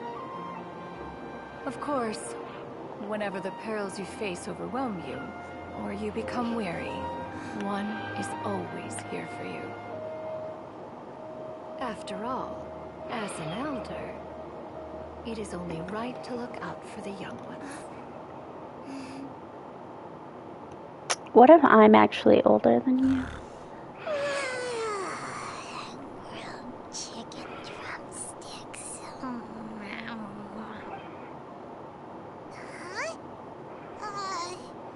Was Paimon sleeping just now? Oh, Paimon wasn't talking to you. Paimon had a dream about eating grilled chicken drumsticks, that's all. Madam Adeptus? Oh, Shuyu, you're awake. How do you feel?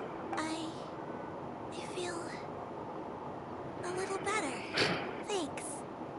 I know I'll see Granny again someday, so I don't feel so sad anymore. Madam Adeptus, could I ask you something? Would you take me in as a disciple? Oh. And have you reasons for this sudden interest? I know Granny thought what she did back then was wrong. She felt really bad about it, but without that mistake, I would have never been born, even though Granny lost her Also, memories. she's technically like 1/4 Crane. So, I thought maybe one day I could become a cool Adeptus like you and help a whole bunch of people, just like Granny wanted to do. Upon some reflection, one supposes you are no mere mortal. The fact that Yuandai's blood flows through your veins is proof enough of that. If this is what you desire, one shall make it so. Thank you so much, Madam Adeptus. No, I mean, Master. Shuyu, are you sure about this? Paimon's gonna let you in on a little secret. We've seen Cloud Retainer's 2 other disciples, and they pretty much eat nothing but bitter herbs like Chin-Chin and violet grass. If you join them, you'll never enjoy Wanmin Restaurant's delicious cooking ever again. How utterly preposterous. One has never enforced such a rule. Every individual must find their own path to enlightenment. So long as one retains a pureness of spirit, one's dietary proclivities are quite irrelevant. Well, you say that, but Paimon's not seeing any tasty treats up here now, is she? Although Mount Outsong is rich in natural beauty, its location does preclude access to certain finer mortal comforts. That is precisely why one plans to relocate to Liyue Harbor. Shuyu shall have the honor of becoming one's first disciple in the human world. Whoa, you're leaving Mount Outsong? Is that why you took on this human form? One has never concerned oneself with the location of one's residence. From the very beginning, one has sought only solace and peace. Yet in the end, all of one's disciples ended up in Liyue Harbor. Ganyu, Shenhe, Yuandai, they all chose a life among the mortal world. One has reflected on this fact for many years now. One can only assume that it is due to some failing on one's part as an elder or master. A failing, perhaps, of recognizing what it was they truly wanted. One is most curious as to what aspect of Liyue Harbor could have enticed them to remain there. One could hardly offer an opinion on the matter, but perhaps some time in the harbor will prove instructive. Why are you all so silent? Paimon is, just a bit shocked, that's all. So, does this mean we can grab a meal together in Liyue Harbor sometime? One has precious little time to squander. However, if one finds oneself otherwise unoccupied, one would not be opposed to the idea. One will be assuming the identity of a human while residing in Liyue Harbor. You should take care to avoid disclosing one's true identity. Don't worry, we'll help you keep it a secret. So, when can we expect to start seeing you in the city? Perhaps in 2 days' time. One has some matters to see to before one's departure. Preparation is the key to success, after all. One plans to put up various items from one's collection for sale. The earnings should provide for a comfortable living in Liyue Harbor. One has already picked out a handsome property near Chuhu Rock. 'Tis no small purchase, but what is mortal life if not one expense after another? Seems like you've really thought of everything. Then how about we meet up in Liyue Harbor in 2 days? A sensible plan. See you then. Oh, also, why don't you take this suspense insomnia mechanism as a souvenir? Anytime you should feel ill at ease in the future, you may try quieting your mind and sitting in meditation as you listen to its melodies. It might help you find a new perspective. Awesome! Thanks, Cloud Retainer! Hey, didn't we promise Shincho that we'd tell him what we found out? Should we make a trip to the Feiyun Commerce Guild? It's totally up to you. Yeah, we can go to the Commerce Guild.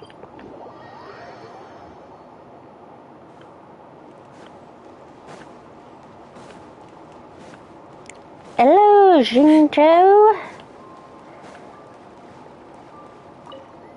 We meet again, dear friends. How did everything go? Great, and it's all thanks to you. Turns out the heroine was a crane. So the stories didn't get it right after all. Even though she was a celebrated heroine. Maybe don't mention it, A though. heavy burden that most could not hope to understand. Thank goodness for the help of that Adeptus. At least she was able to recover what she had lost. Although I cannot claim to know exactly how their story will unfold from here, I trust the ending will be a happy one. Those united in a common purpose always find a way back to each other in the end. Thank you for helping me fill in the gaps. And don't worry, I'll keep this all to myself. It's not my story to tell, after all.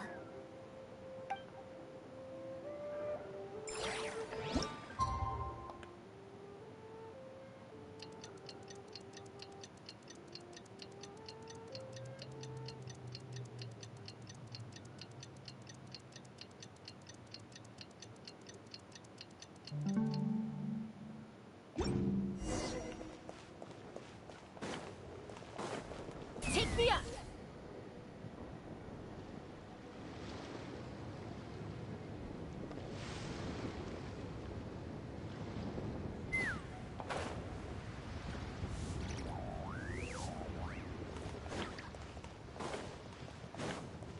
Hello, Yinger.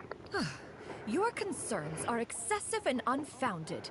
This is but a simple collection of ordinary valuables. Such intense scrutiny is hardly necessary. To be quite honest, your insistence on that fact is my primary cause for concern.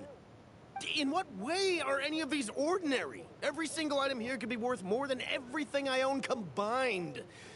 I simply can't risk shelling out that kind of mora without proper scrutiny. If I'm wrong, I would never be able to earn it back, not even if I worked every single day for the rest of my life. I have to be careful. Yes, you can never be too careful. We're here, Cloud. Miss Shenyan, what are you guys arguing about? Ah, perfect timing. This ignoramus is questioning the authenticity of my wares. I'll have you know, these items have remained untouched in my personal collection for several hundred years. To question their legitimacy is pure folly.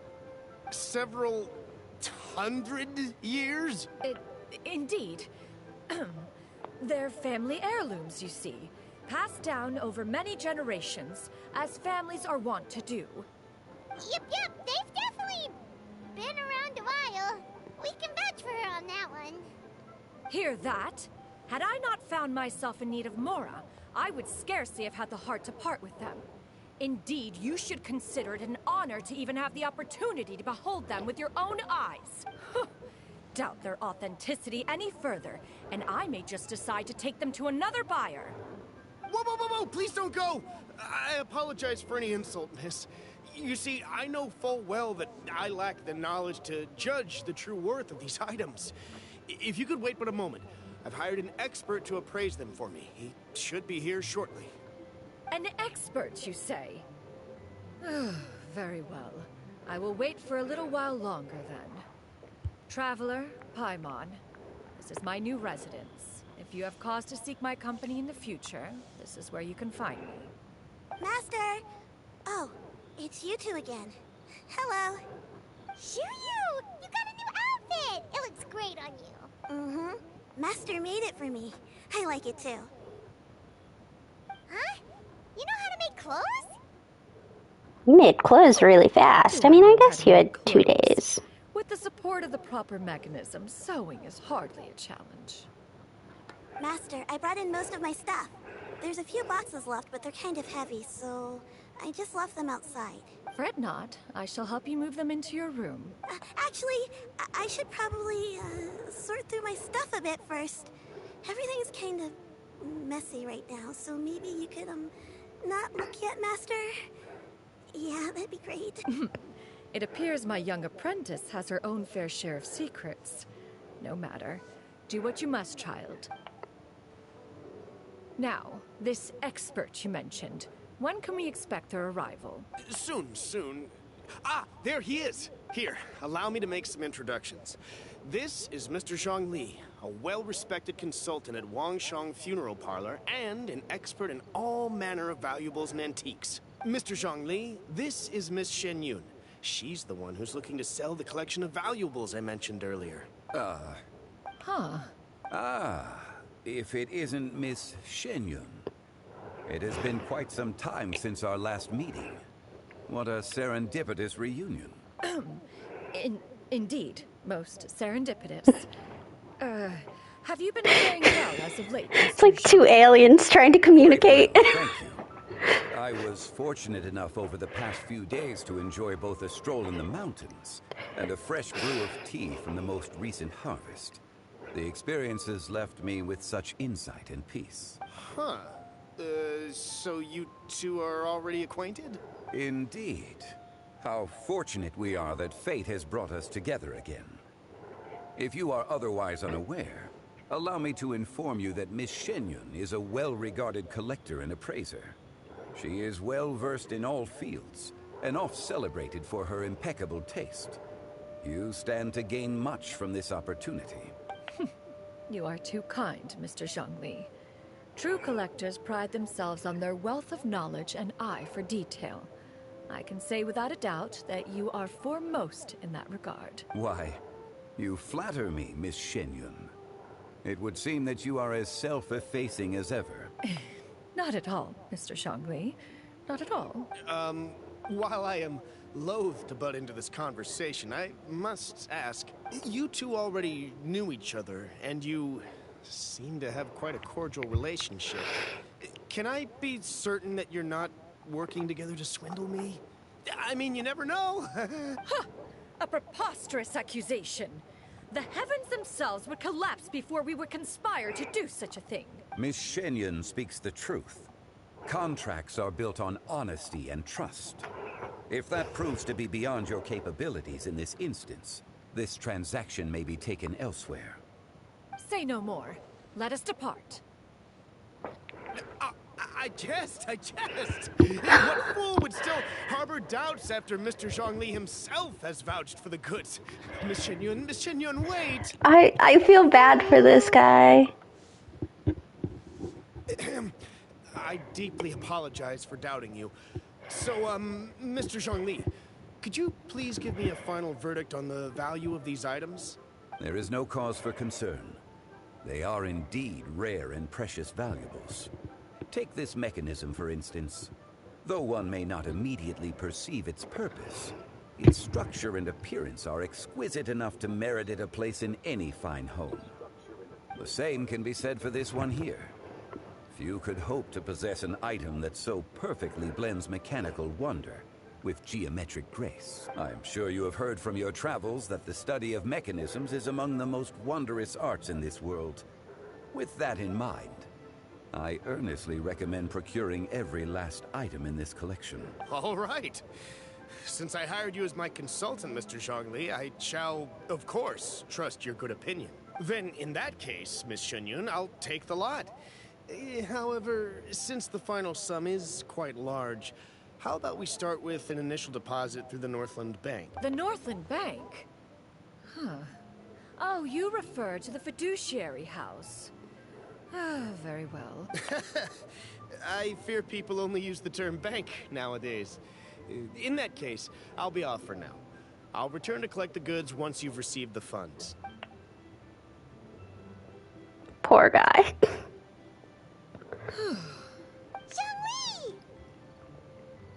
My friends, have you been doing well? We've been great. How about you? My days have been quite pleasant as well.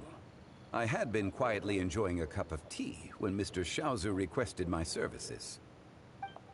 As for you, Miss Shenyun, I presume you must be looking to settle in the city? I must say, the name Shenyun sounds exceedingly strange coming from you. Perhaps you could dispense of that particular epithet in further conversation. Whatever for. Am I not addressing you as a friend should? Well, that is true, but... Alas, refer to me however you will. After all, a name exists such that others may address you with it. One is hardly ignorant of that fact. It would seem that you have gained many valuable insights over the years, Cloud Retainer. One has indeed. One's previous stays were all brief. Now that one has made up one's mind to move and settle, one has gained a much better appreciation of the hubbub and commotion of the city, as well as the people's hard work and ardor. This city is much changed from how it was more than 1,000 years ago. Not unlike the ocean tides, so too shall the movement of people ebb and flow. From turmoil to peace, enlightenment to aspiration. Human society possesses limitless potential. In another 1,000 years, the scene we witness here may change in ways that are impossible for either of us to imagine. Alright, that's enough reflection for one day. No need to get all sentimental on us. You make a valid point, Paimon. Now that the sale has concluded, what say one plays the host as we try some specialty dishes together?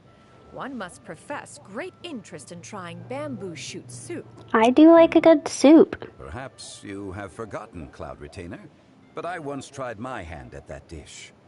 You were at the table on that occasion, so logic dictates that you should have already tried it. Oh? What occasion was this? It was a reunion between friends several centuries ago. Alas, you must have been too preoccupied to secure yourself a portion. Or perhaps our other companions simply availed themselves of faster reflexes on that occasion. Ha! Hardly. 'Twas most certainly out of consideration for the others in attendance. In but a moment, one will show you what it means to have a true deftness of hand. It is settled then. Bamboo shoot soup, mora meat, crab roe tofu, triple layered consommé. We shall enjoy the lot. One has already passed word to Shenhe and Ganyu to make a reservation. It is prime time for them to meet one's newest disciple. Is that agreeable to everyone? It should be a most splendid occasion. Thank you so much, Cloud Retainer. Shoo you! Come now, it is time to dine. Ah, this gentleman over here is Mr. Zhang Li. He is, a humble employee of Wangsheng Funeral Parlor. Pleased to make your acquaintance. Nice to meet you too, Mr. Zhongli. That should be everyone, right? Let's go! Sounds good. Actually, Master, have you ever tried Adeptus' temptation? I heard it's impossible to stop eating after even just one bite. You know, 'cause it's super tempting and stuff. Is that true? That sounds rather implausible. Although with the right preparation, certain dishes can be too delicious to resist. Huh? Why are you all walking so fast? Hey, wait for Paimon! Hey, wait up!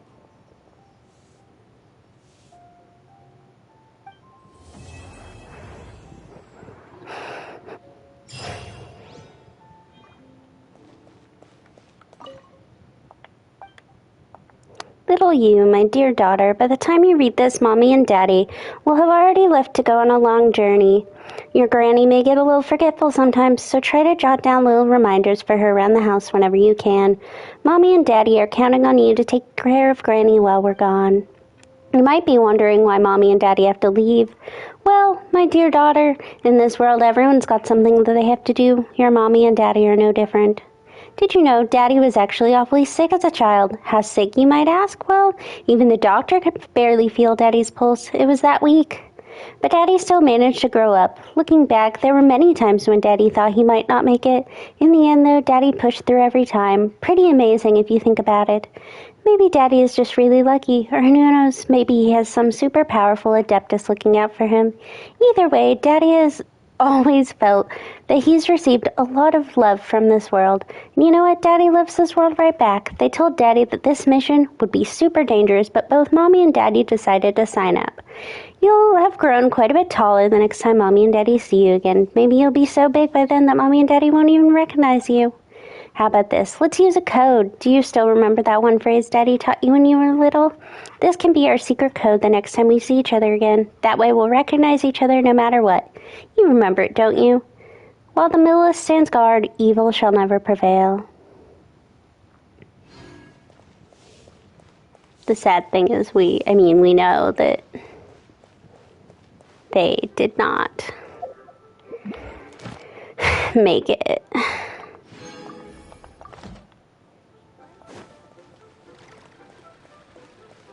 Ad Astra.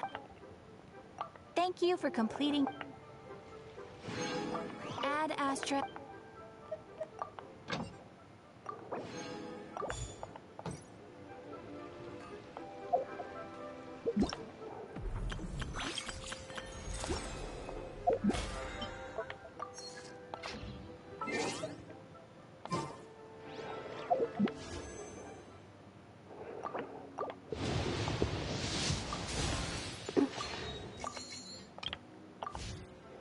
Okay.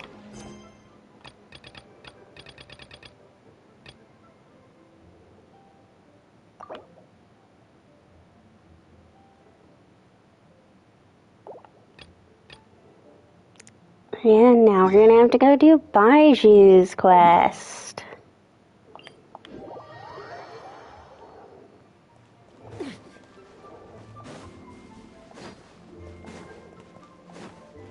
Luckily, much like Cloud Retainer, I don't remember Baiju's being particularly sad or anything. What's your name, buddy? Are you here to buy some medicine? Where are your mom and dad? Are you lost? No, I'm not. My name's Ayu, and I'm here because... Hey there, Chi-Chi. Hi, Gray. What's going on? Hi, Traveler and Paimon. You've actually come at the perfect time. This little boy seems to have gotten himself lost. I think he must be new to the city. Probably wandered away from his parents and... No, listen to me. I'm not the one who's lost. It's my dad. Your dad? How does a fully grown man manage to get lost in Liyue Harbor? Well, my dad's always been kind of forgetful. In the past, he was just a little slow to react sometimes. But I'm worried that it's getting more serious. So, what about your mom? She went out a few days ago to gather some herbs for my dad, but she still hasn't come back. Meanwhile, my dad's been getting worse and worse. I remembered that the owner of Boo Boo Pharmacy always runs a clinic in Chingsa Village during the Lantern Ride. So I thought, why don't I take Dad to Liyue Harbor to see him there? It must mean Baiju. When we got to the city gate, I took a moment to ask the Millelith guards for directions to the pharmacy. And then, when I turned back around, my dad was gone. I asked the Millelith guys to go find him, but he said they won't be able to send that many people. So then I figured, maybe I can ask some other people in the city to help. You came to the right place. We're pros at finding people. Isn't that right, Traveler? It'll be a piece of cake for us. Changsheng can help. She has a good sense of smell, like a dog. Hey, who's talking about me behind my back? Changsheng, Chi-Chi meant that as a compliment. There's no need to be upset. Hello, child. You mentioned that you were looking for the owner of Boo Boo Pharmacy. How might we be of service? You have a talking snake? Oh, are you Uncle Baiju? Uncle Baiju? Changsheng, now's not the time. My dear boy, could you tell me more about your father's condition? As much as you can recall. This just looks suspicious. that look. I see. And your family lives near Chingsa Village, you say? I visit patients there frequently, but I don't recall ever seeing you or your parents. Uh-huh. My mom doesn't like meeting other people, especially during Lantern Ride. She always tells me to just stay at home and keep my dad company. Is that so? Ayu, by any chance, is your mother's name Jiangli? Whoa! Yeah, it is. Do you know my mom, Dr. Baiju? I certainly do. Gui, Chi-Chi, are there any pressing matters in the pharmacy at the moment? Ayu's parents are old acquaintances of mine, so I would very much like to assist with the search. Would the two of you have time to join me? Don't forget us two. We already told Ayu that we'd help. Oh, really? Well, that's wonderful. We are most grateful for your support. You can count on us. Chi-Chi and I need to clear up the shop front first, but once that's taken care of, we'll be right out to help you with the search. Family is very important. Thank you. Then I'll leave you to handle the pharmacy. Traveler, Paimon, why don't you come with me and Ayu? Let's start by talking to the Millelith guards at the city gates, see if they have an update.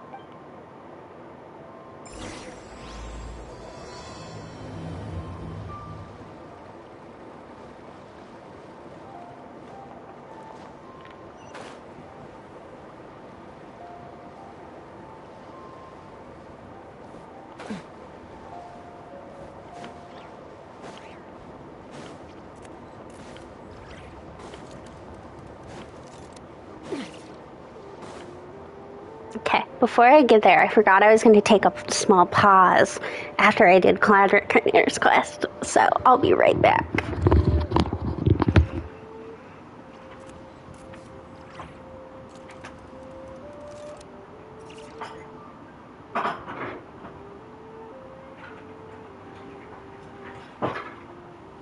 I'd have lost myself long ago if I allowed myself to be led by the whispers of the abyss. Surviving is tough. Taming the beast within is tougher.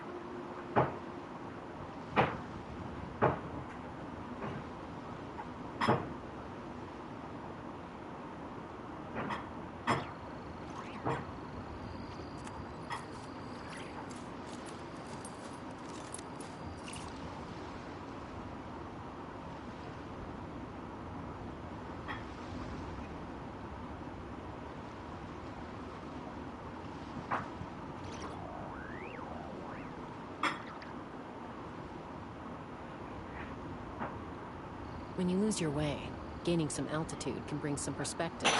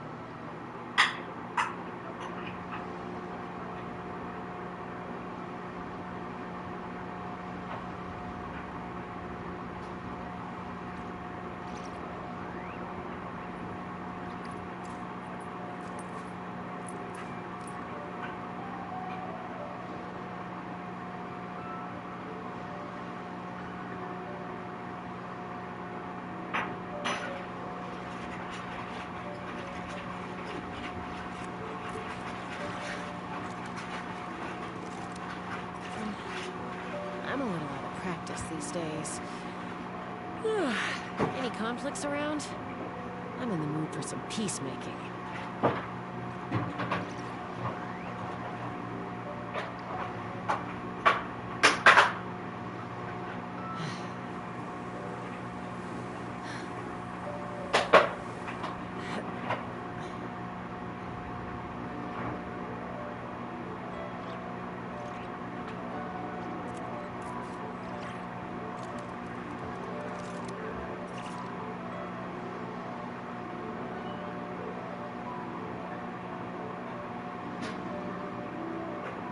I'd have lost myself long ago if I allowed myself to be led by the whispers of the abyss. Surviving is tough. Taming the beast within is tougher.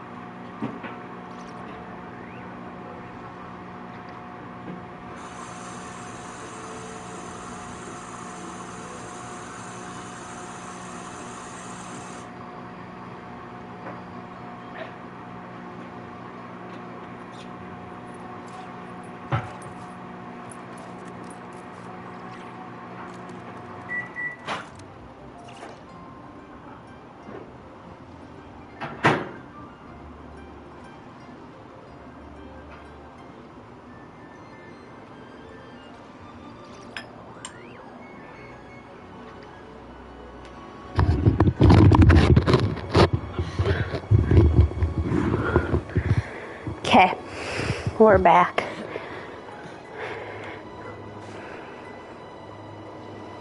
We searched to the north, but couldn't find anyone who matched the description. Well, that complicates things. The city folks say there's no sign of him either. We need to start looking further afield. But where are we gonna get the people? Excuse me, sirs. Have you found out anything about my dad yet? Ah, hey there, buddy. Dr. Baiju. What brings you out this way? The boy asked for our help, so we're here to join the search. Any new developments to update us on? Oh, thank goodness. We were just discussing how we're running out of manpower.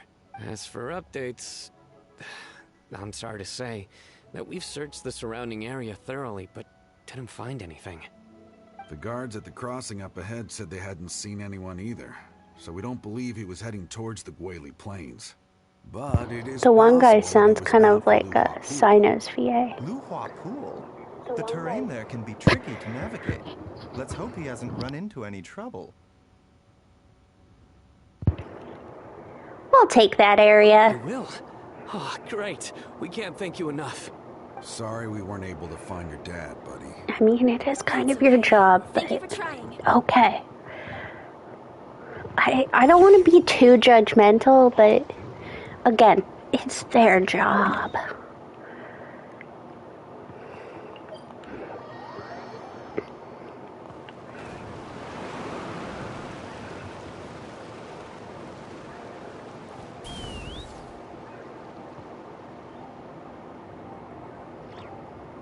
Dad!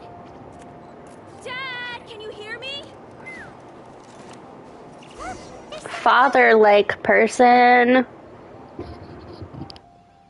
Oh no, it's... Hey, you! Stop! Don't go any further!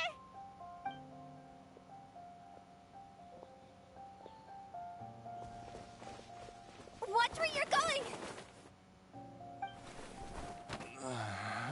Oh, dear customer, Wangsheng Funeral Parlor does appreciate your patronage, but you needn't hasten the inevitable.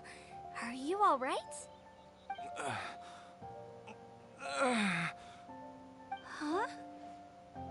Dad! Hey, Hu Tao!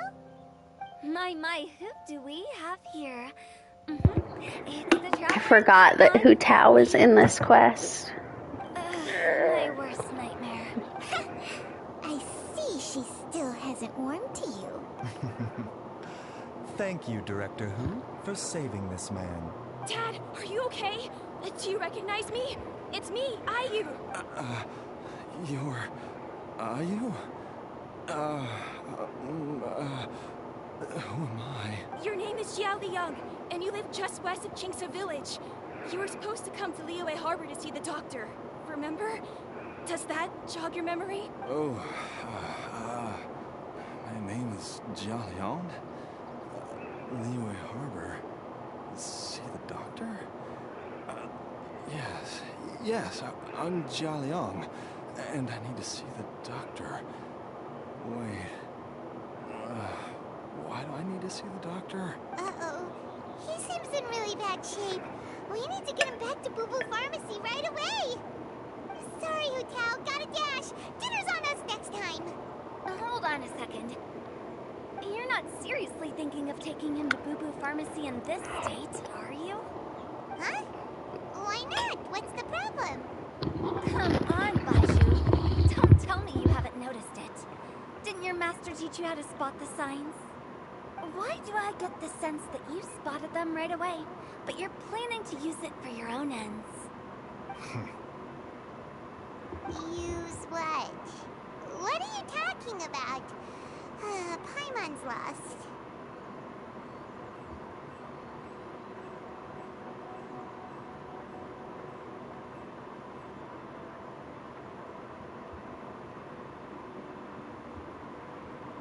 There are traces of god remains in Jia Liang's system. Yes, but more importantly, they're on the verge of an outburst. If that happens, the consequences will be unthinkable. Paimon, sorry. What? God remains? There's no need to worry, Director Who. I have methods of keeping them at bay. It is Sorry, I had to clean off my glasses. Practice medicine to cure illnesses and save lives. What reason would I have to neglect a patient in need who is right there in front of me? Besides, it was my late master's dying wish to be able to save this patient in particular. Perhaps out of respect for him, you could give me a day's grace so that I have time to treat him? Now you're bringing my great-uncle into this? Baizhu, just what are you planning this time? Merely to cure this man, nothing more. But of course, if you have any doubt as to my intentions, you are more than welcome to accompany me to Boo Pharmacy and monitor my activities. Oh, really? I thought I was persona non grata at Boo Pharmacy. You're being unusually generous today.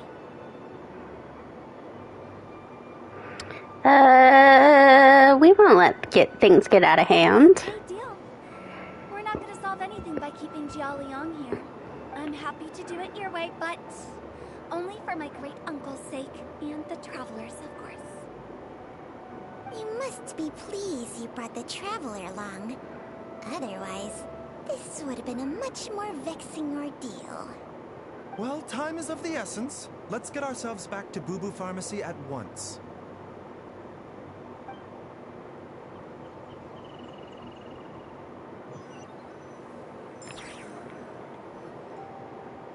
Blockages within the cardiovascular system, reduced blood flow and energy circulation? I see. I suppose this must have caused the cognitive abnormalities. Dr. Baizhu, how bad is it? Can you cure him? Don't you worry. Baizhu's a really great doctor. He's sure to find a way. Isn't that right, Baizhu? Ayu, do you know when your father first started displaying these symptoms? I'm not sure. He's been like this for as long as I can remember. But it wasn't as bad as this when I was still little. So it's been a long time indeed.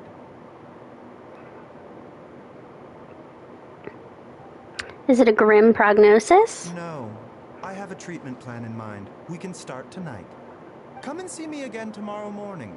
I promise that by then, Ayu will find his father healthy and lucid again. Thank you, Dr. Baizhu. Thank you so much. If you still have any misgivings, Director Who, please feel free to hang around for as long as you wish. However, it would be best if you step outside this room. A doctor must be able to focus when treating a patient. Any distractions heighten the risk of complications. Yes, of course, absolutely. I'll just go and look at the flowers or something. But I will be back in an instant at the first sign that something's amiss. We'll be heading out now, too. See you tomorrow, Baizhu and Chung Chung. Bye for now, everyone. Are you ready, Baizhu? Ready as I'll ever be. I'm used to it by now. Come on, let's get started. I remember the basics of this quest, but I don't quite remember what the whole thing with Hu Tao and Baizhu was. You know, Paimon's kind of curious after hearing Baizhu mention those people from his past. What do you think they were like? You mean Baiju's master? You must be curious too, right? Let's go see what we can find out while Baiju's busy treating Ayu's dad.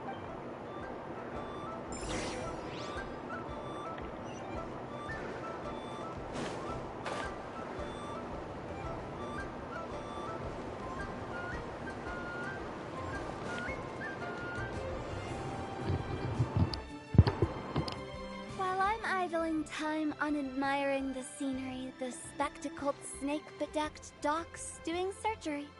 Hello, you busy bees, and what do you have to discuss with the funeral director today? So... Actually, don't tell me. Let me guess. From the looks on your faces, you've got some questions for me. Guilty as charged. So, we were just a little curious about Baiju's master. What was he like?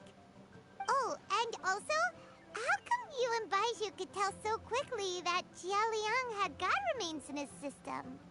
Huh? I thought I told you once before. Wangsheng Funeral Parlor was first founded to fight back against the vengeful wrath of gods defeated in war. Oh, that vaguely rings a bell. Well, it is a dusty old tale by this point. Long story short, in the ancient world, dead gods were acting up. So our ancestors started purifying the air and burning the bodies of the deceased to guard the border between life and death. These days, we don't deal with the wrath of the gods anymore, but all the relevant know-how is still passed down to each generation. So I mean, there is still god remains out there. We know this for a fact. Paimon gets it now. Wait, so how did Baizhu learn to spot them? Almost certainly from his master, who was also my great-uncle. Baizhu's master was my grandpa's younger brother, a former deputy director of Wangsheng Funeral Parlor. Wow, fancy that! Huh. So, if he was from Wangsheng Funeral Parlor, how did he end up as Baizhu's master? According to my grandpa, he and my great-uncle once went traveling together when they were young. They ended up at Chenyu Vale, where they met a pharmacist. That pharmacist must have cast some sort of spell on my great-uncle, because after that encounter, he suddenly announced he wanted to leave the family business and go practice medicine instead. My grandpa had a huge argument with him, but he couldn't convince him to stay. So my grandpa inherited the funeral parlor, while my great-uncle stayed in Chenyu Vale to practice medicine. They never spoke to each other again. Funeral director to doctor is a pretty big career change. Kinda hard to imagine. But why did it drive a wedge between them for the rest of their lives? That seems a bit extreme. If he had just become a regular doctor, there would have been no issue. After all, the Wangsheng Funeral Parlor wasn't unlike a regular doctor's clinic in the early days. But according to my grandpa, the pharmacist they met had a very ominous aura about him. And on top of that, the kind of medicine practiced in the Chenyu Vale tradition goes against the natural order of things. In what way?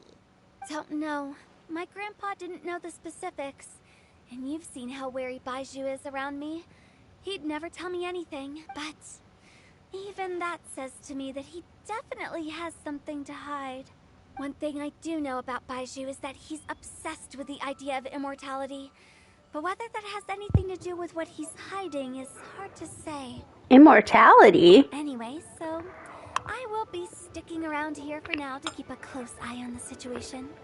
Maybe tomorrow I'll finally figure out what he's up to. After all that, it seems like we have more questions than answers. Never. What I do find kind of interesting is that, so obviously, like, Chi-Chi connected to Baizhu.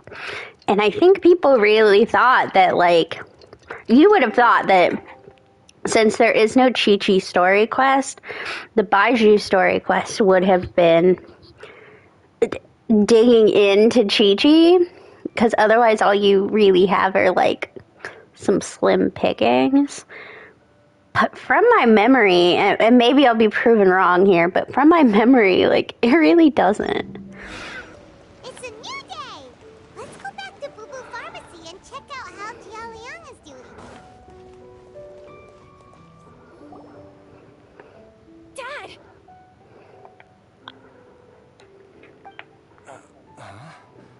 Oh, are you? Dad, you remember me!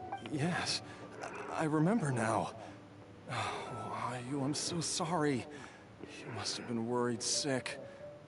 Has your mom shown up yet? She's been gone for a while, hasn't she? Don't worry, Dad. I got the Adventurers Guild to help us look for her. And Dr. Baizhu's gonna help too. Right now, all you need to do is concentrate on getting better. Great. That's wonderful. I can't thank you enough, Dr. Baizhu. My pleasure, really. It's the least I can do to honor my late master's dying wish. If anything, I should be apologizing to you for not making the time to visit in all these years. Not at all, Dr. Baizhu. It's only because Jiang Li... What was her reason again? You're still in the early stages of recovery, so you'll need to take it easy for a while. Take it slowly and try not to overexert yourself. I suggest you stay at Boo Boo Pharmacy and rest for at least the next few days. Director Hu, do you have any further reservations about Jia Liang's condition? It seems like the evil presence is gone after all. You really did manage to suppress it, huh? But how did you accomplish this in a single night? That would be a trade secret, I'm afraid. If that gives you any cause for concern, you may continue to monitor Jia Liang for as long as you wish. Though I regret to say that Boo Boo Pharmacy cannot offer to reimburse Wang Sheng Funeral Parlor for any revenue lost in the meantime. Oh, come on, Baizhu. I'm not that unreasonable.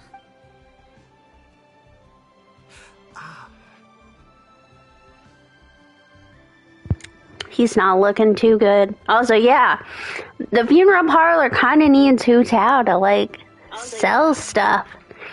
She's really in the sales force there. Something's wrong. I've been stuck indoors for too long. Baizhu, take me outside for some air, or I'm going to suffocate. Yes, of course. Everyone, please excuse Qiangsheng and myself for a moment.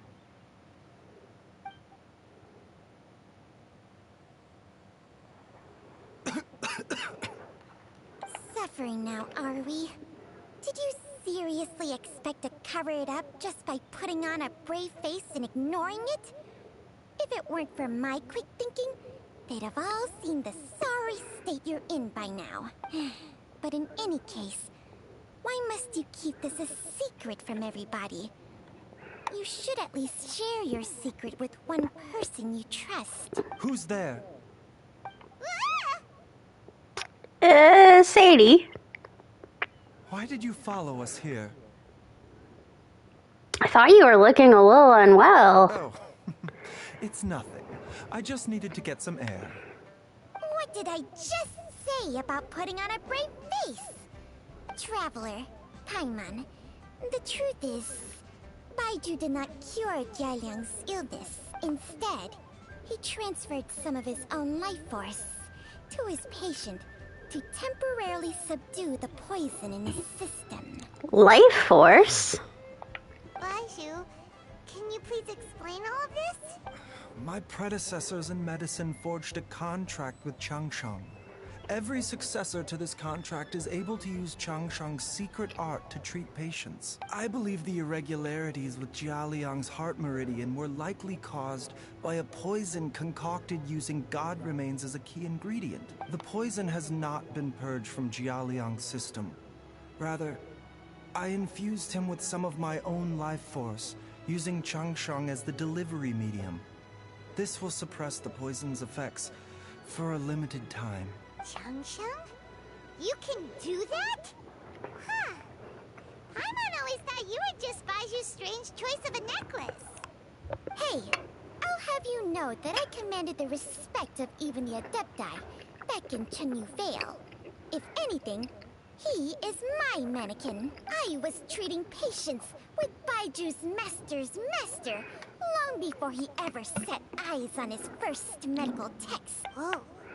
Guess you shouldn't judge a snake by its skin. Please, that's enough. You're looking even worse now than before. Are you sure you're okay? Wait a sec. Huto was saying that the branch of medicine you studied uses some pretty dubious methods. So, when you transfer your life force, does that mean you're actually damaging your own body? Hardly. Qiangsheng helps to keep my qi in balance, so there is no great harm done. Still, Baiju's life force is not unlimited. We must find a way to neutralize the poison in Jialiang's body. And soon. Traveler, Paimon, would you lend this dummy a hand? He needs someone checking up on him, or he'll exhaust himself trying to accomplish everything on his own.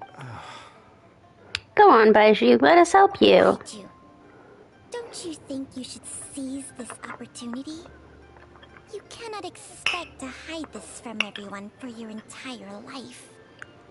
Time will see that all secrets surface eventually. Entire life. Thank you, Traveler and Paimon.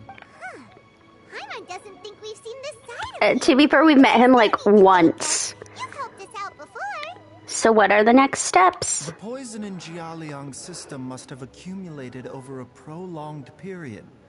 I think I should pay a visit to their family home and look for clues as to how he might have been exposed to it. Do you know where his house is? Yes. I asked Ayu this morning before you arrived. He told me that his family lives in a secluded spot to the west of Qingsa village. Let's head there together once I've asked Gui and Qiqi to look after the pharmacy. As well as investigating Jialiang's exposure to the poison, we should also keep an eye out for Ayu's missing mother, my fellow disciple, Jiangli.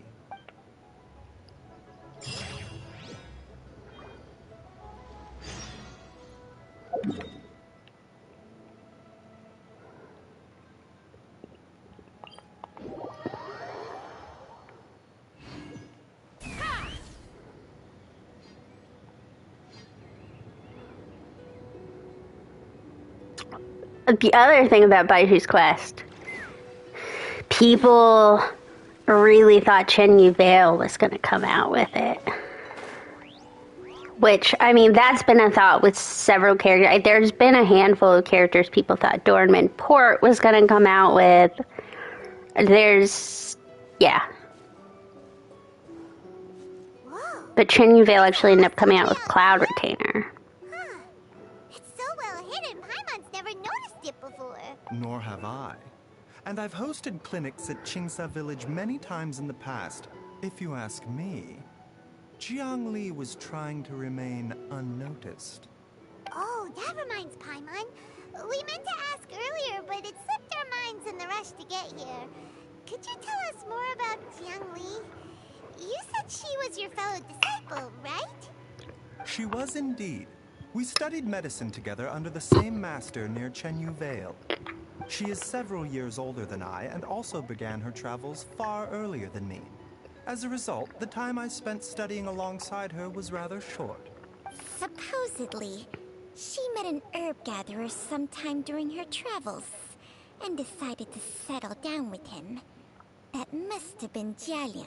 Wait, Changxiang, are you saying neither of you had actually met Jialiang or Ayu before all of this? Jiangli did occasionally come back to Chen Yu Vale to see our master, but for whatever reason, she hardly ever talked about her family. The last time she visited us, she and Master had some sort of quarrel. We never heard from her after that. It almost seemed as if she'd gone into hiding. Quarrel? What happened? I don't know. I did not witness the argument myself. Nor did Master ever explain it to me. All he would say is that should I ever encounter Jiangli or her family in the future, I should do everything in my power to help them. Oh, so that's why you went to such extreme lengths to help Jialiang. No. Even if my master had never said anything, it would still be my duty as a doctor to help him. My decision would have remained the same. Paimon never knew you were so selfless, Baiju. Paimon always had you down as the sneaky, scheming type. Sorry. So a few words from me is enough to dispel all your suspicions? You ought not be quite so quick to relax your guard, Paimon. Sometimes even the good guys have their own private agenda. What the... Okay, that was the most suspicious sounding thing you've ever said. Let's leave the idle chatter there for now. Jiangli has lived in this house for many years. There must be something here that can shed a little light on this whole situation. Let's split up. But if anyone finds anything, we'll examine it together.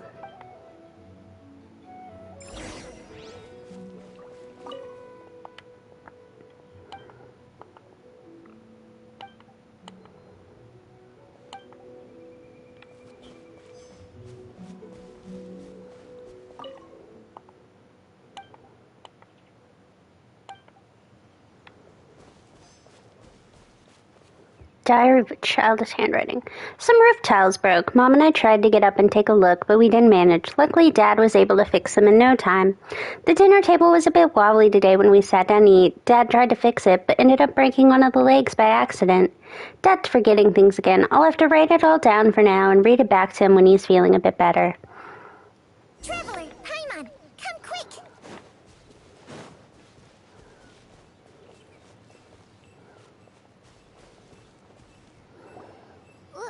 What is this? Chung Shung and I found a hidden compartment.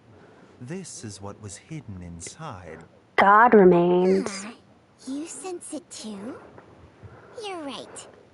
This is a poison concocted using God remains. Is it? Breathing? Paimon's not seeing things, is she? No, your eyes do not deceive you. I do believe the poison in this bottle is alive. Alive? Some toxins act a lot like living organisms. I read about this once in the Origins and Symptoms of Diseases. This ancient class of poisons consists of mother and minor loads, capable of sustaining a connection over vast distances. If it's a concoction of this kind we're dealing with, then both the poison in Jialiang's system and this one here are likely minor loads. Offshoots, essentially. Offshoots? So, the main body is somewhere else? Correct.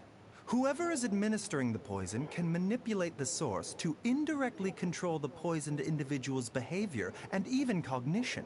Similarly, the poisoned individual will hear, to a varying extent, the call of the source. The call of the... Wait. So, back when Jia Liang ran off, maybe that explains where he was heading! He was going back towards Qingce village. Only one thing could have been drawing him there. The source of the god remains used as the poison's key ingredient. The mother lode. This is getting crazier and crazier. What kind of person would do all this just to poison Jia Liang? Hey, why has everyone gone quiet all of a sudden? Since this poison was carefully hidden away in a secret compartment, the one who concocted it is likely a resident of the house. You mean Jia Liang? Why would he poison himself? Think a little harder, Paimon. Someone else who lives here. We're all like, Paimon, you're so stupid. In crafting drugs. Huh? So you're saying it was Jiang Li? Wait, but that doesn't make any sense either. Why would she poison her own husband? I mean, it is the woman's murder weapon.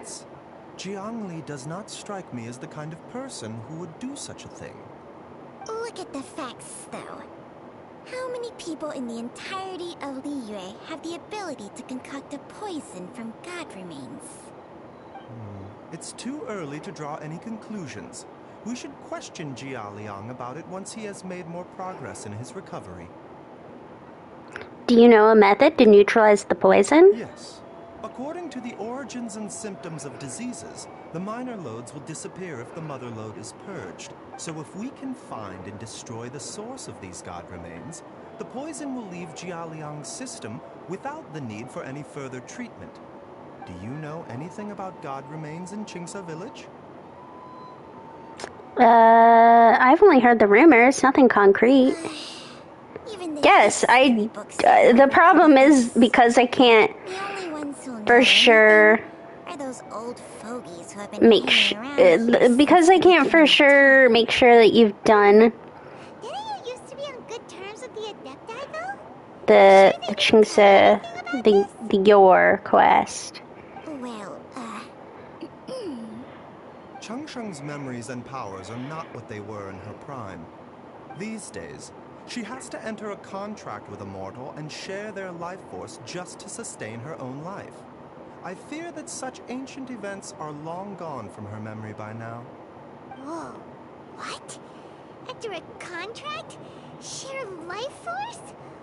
Sounds like some pretty spooky sorcery if you ask Paimon. Hey, plenty of people would jump at the chance to join forces with a powerful being like me. With my assistance in rebalancing your chi, not only can you extend your lifespan, but you will also be stronger, healthier, and able to eat whatever you like with no risk of upsetting your stomach.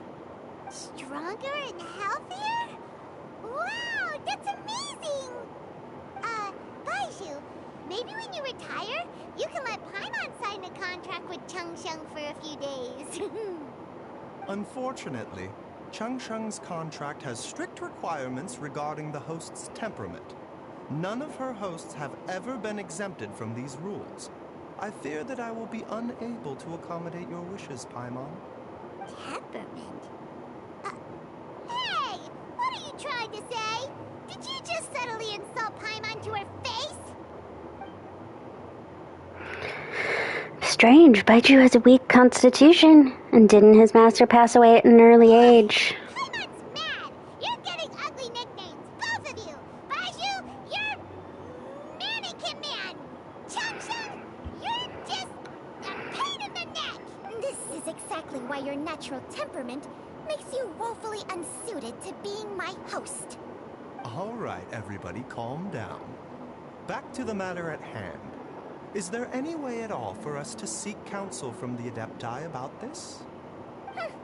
With how antisocial they are, if it were up to them, they'd go their whole lives without showing their faces to the common folk. Actually, I do have someone that I can call. What? Seems you're as well connected as they say, Traveler. We are truly fortunate to have you on our side. Oh.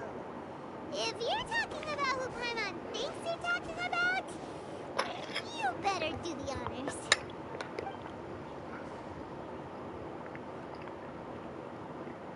Zhao, are you there? You called?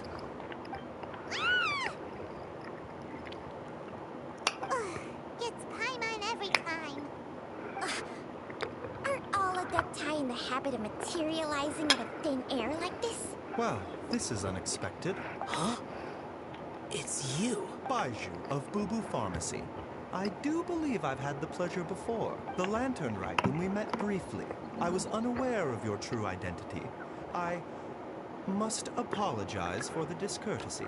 Huh? You two already know each other? Our paths have crossed once before. I sense the presence of evil spirits. Is this why you called me? Let me explain.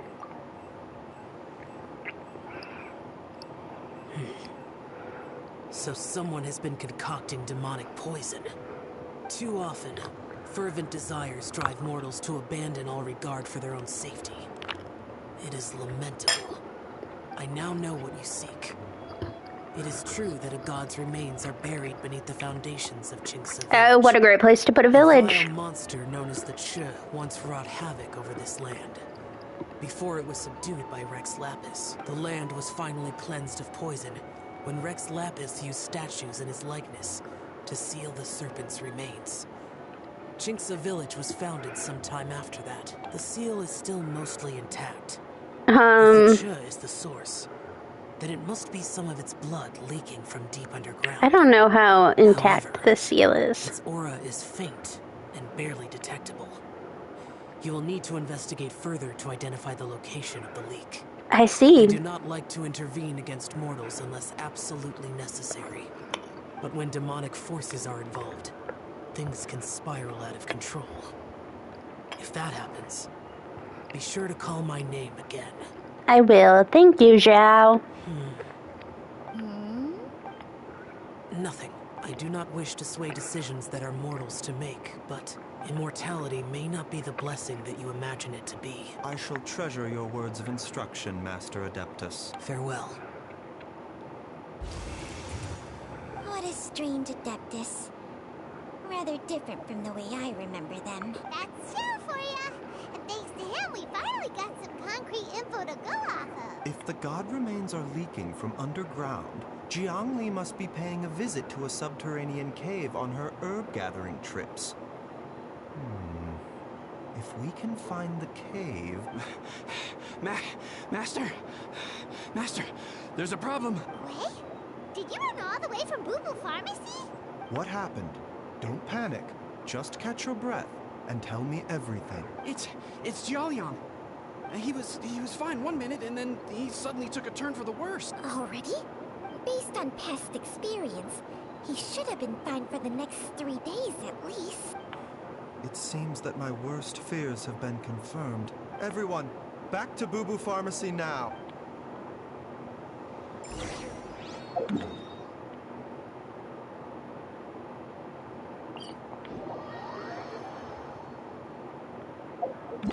I'm gonna check something.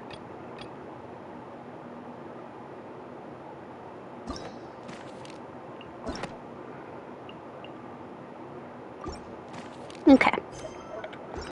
It looks like we are all good on Yolan's quest not being locked by Lantern, right?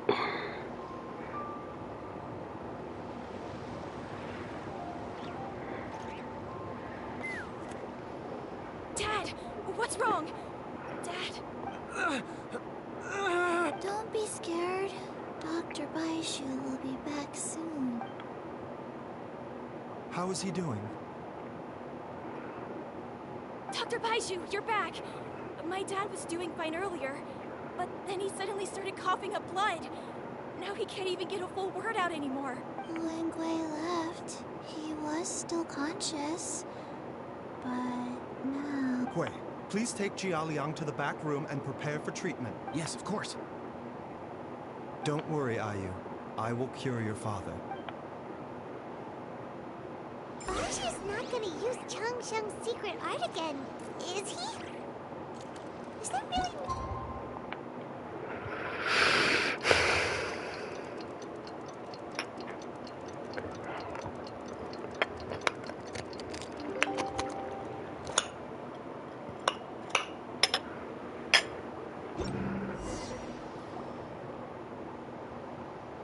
How are you feeling, Dad?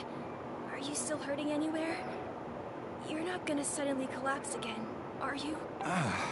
Much better, Ayu. I'm feeling much better.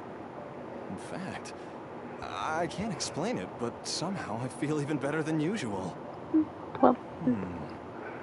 Wait, where's Dr. Baishu? I still haven't had a chance to thank him.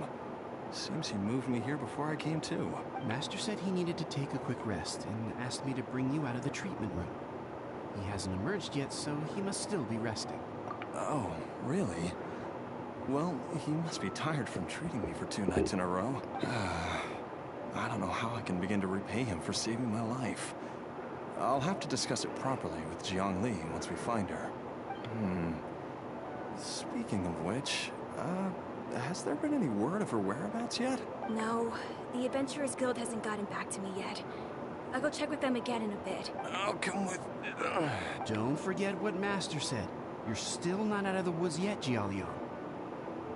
I strongly suggest that you stay and rest at Boo Boo Pharmacy for now. I can accompany Ayu to the Adventurers Guild. I suppose you're right.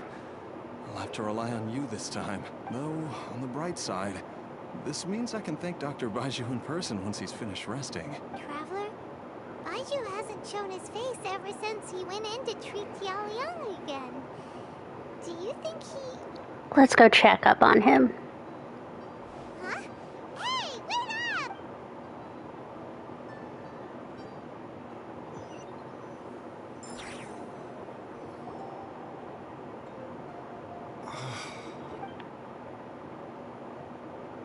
You're finally awake? That was far too risky. Even with me here to help me balance your chi. There was no time. I had no other choice. In any case, it was not completely without benefit to myself. I managed to learn something. Jiang Li's design is quite brilliant. She makes numerous innovations that I can learn from. Alas, if only there wasn't a catch. So, how much longer do you think Baishu's gonna nap for? They've been outside waiting for you the whole time while you were asleep. Shall we at least go and show our faces? All right.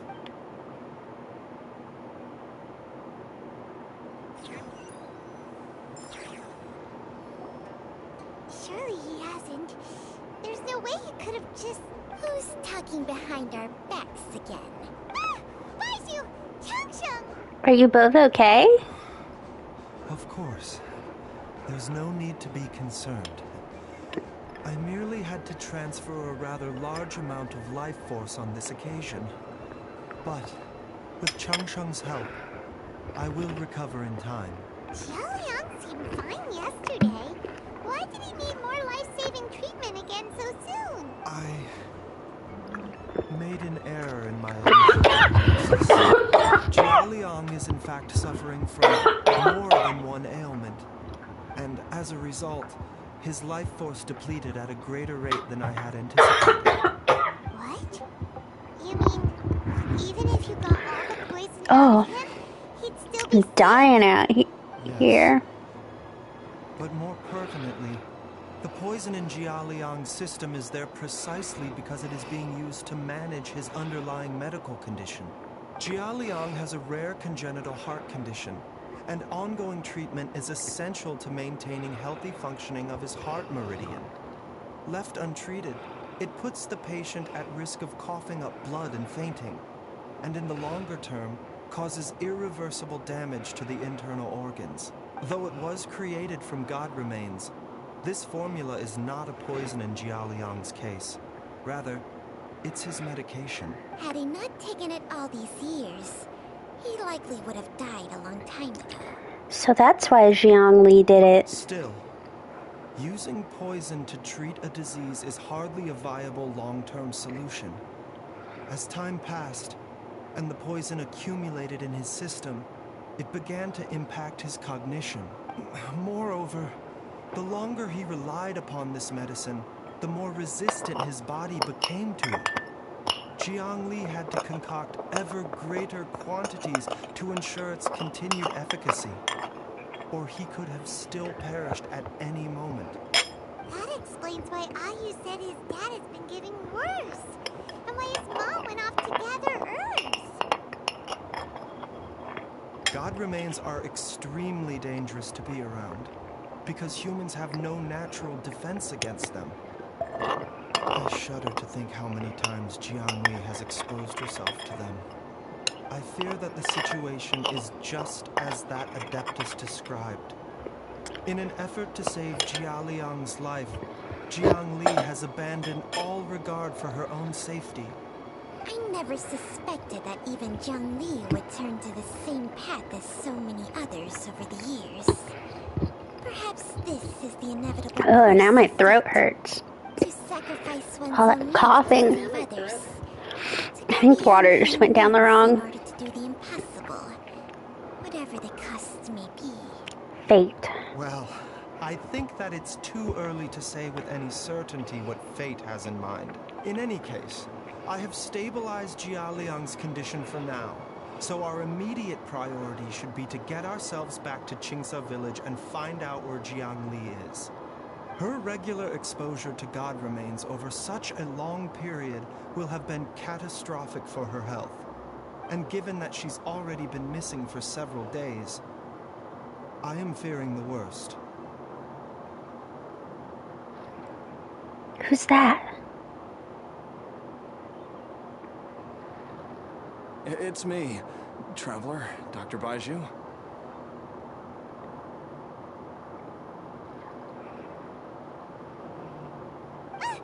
It's Jialiang! Don't tell Paimon you overheard everything already. Dr. Baizu, please let me come with you. You've already done so much for my family.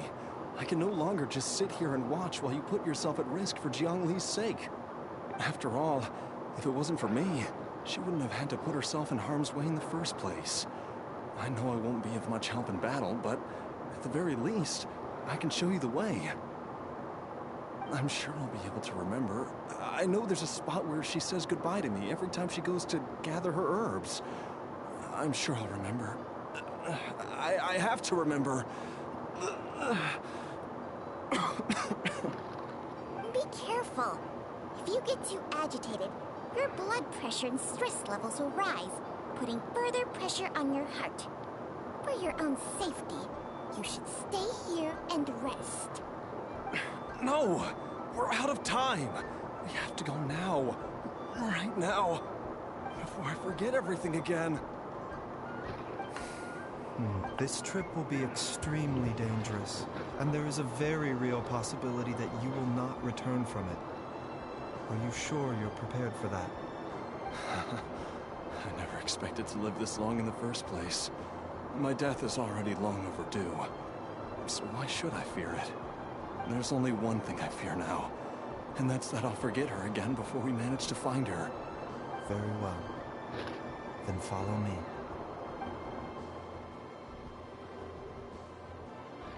Now the children are listening in. Although that might have been Hu Tao, I can't remember. But I think it was the kid. Dr. Baizhu, are you heading out again? Yes. This could be a long one. Could you please prepare a dose of the usual formula? Please add an extra measure of mistgrass pollen, and 1 dose each of the ingredients from the 3rd and 5th compartments of my medicine cabinet. I hope it works. Dr. Baizhu, do you mean... Hop to it now. And remember to be careful with the cauldron this time. You don't want to burn yourself again. Okay.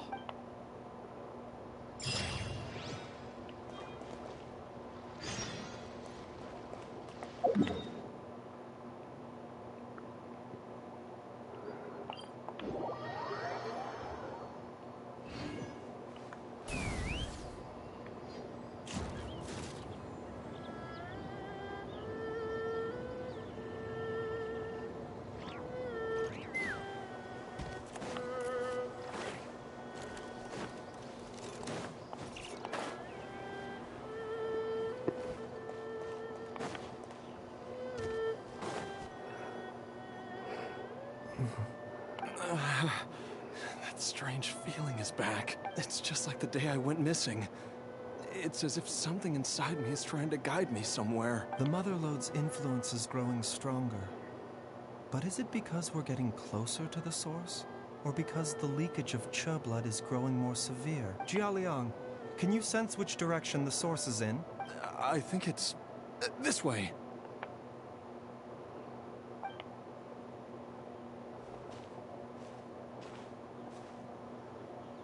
Yes, I'm sure of it.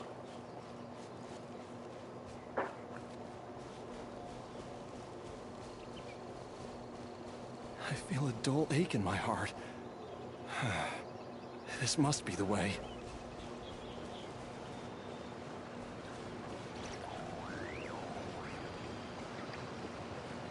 This place feels familiar. I think I've been here before.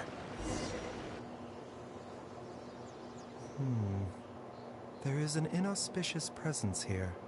Even I can sense it. I think I remember this place. Jialiang, are you okay? Maybe you should rest here. I don't know the legal liabilities of bringing him with us. I have to keep going. Zhongli is still waiting for me. Oh, there's Zhao up in the background on top. Let's hurry.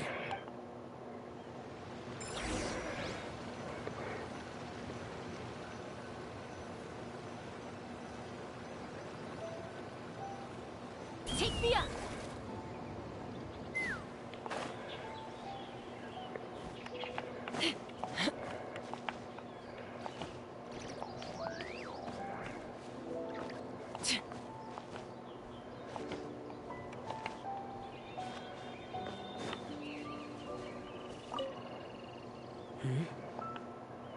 From the looks of it, you've already tracked down the location of the source? We've made some progress. That's good to hear. Have you been standing guard here this entire time? I cannot simply look the other way when evil spirits are involved. In any case, the evil presence here is growing stronger. I can sense it. Whatever you're planning to do, make it quick. If you leave it too long, and I am compelled to intervene, things may not turn out the way you wish. I don't think I saw him in my first playthrough.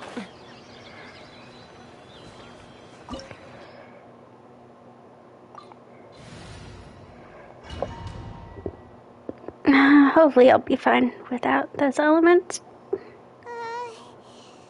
place gives Paimon the creeps. Who knows what we're gonna find up ahead? The digging marks here appear amateur and rather old. I suspect it is a thieves' tunnel. A thieves' tunnel? Paimon has heard rumors about treasure around these parts before. Maybe it was the treasure hoarders that dug this tunnel. Judging by the tools they left behind, it's certainly a possibility. But why did they abandon this place without even stopping to pack up their tools? I remember now. She took me here once and told me that she'd found a way to save me in this cave. But she said that the method would cause me to... curses. Why can't I remember what she said? Easy, Jialiang. Come on, let's keep going.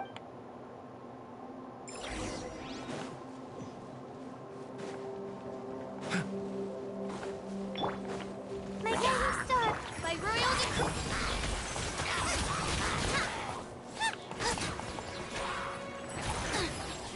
No rest for the wicked. The night is cold. Let's climb.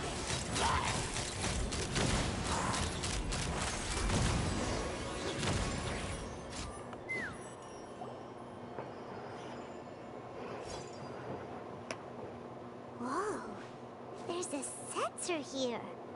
Those treasure hoarders sure made themselves at home. The burn marks on the inside are still fresh.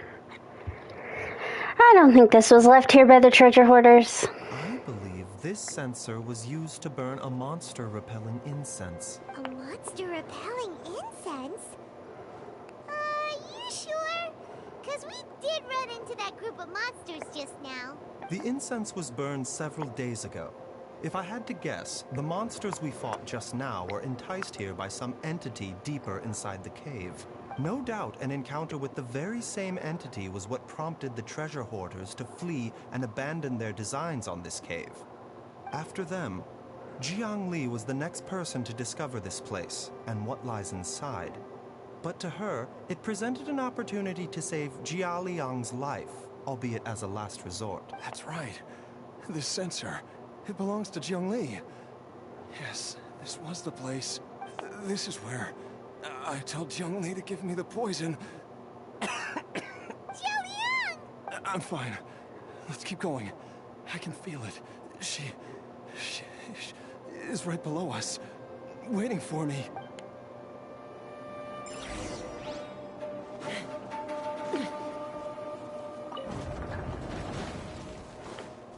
There wasn't any chests or anything around here? Okay.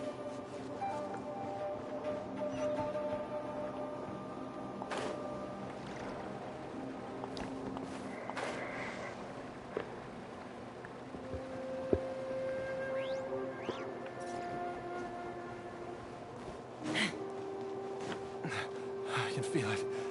We're getting close. We're almost there. It's right up ahead. The place where we made a pact together to...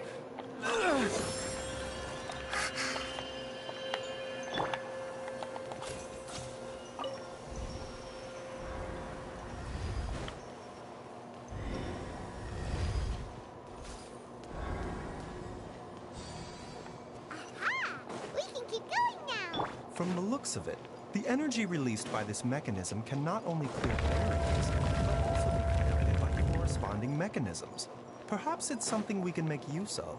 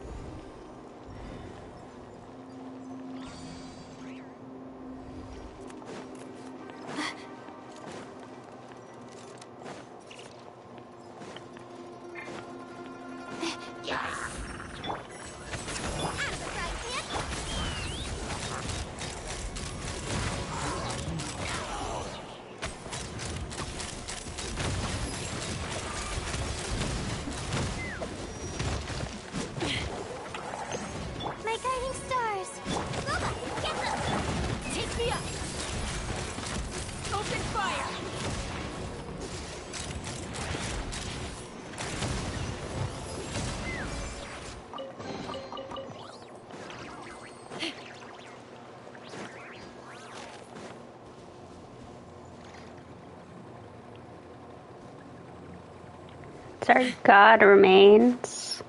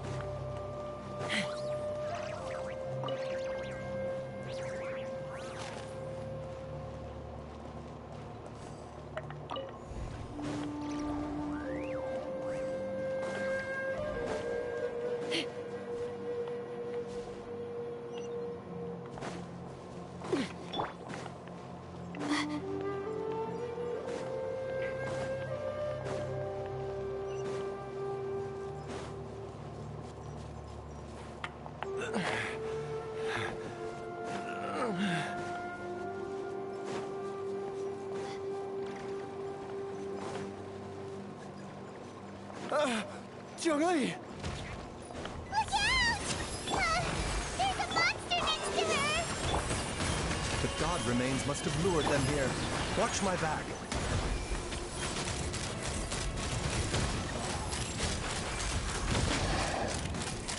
Open fire! Locked on! My guiding star!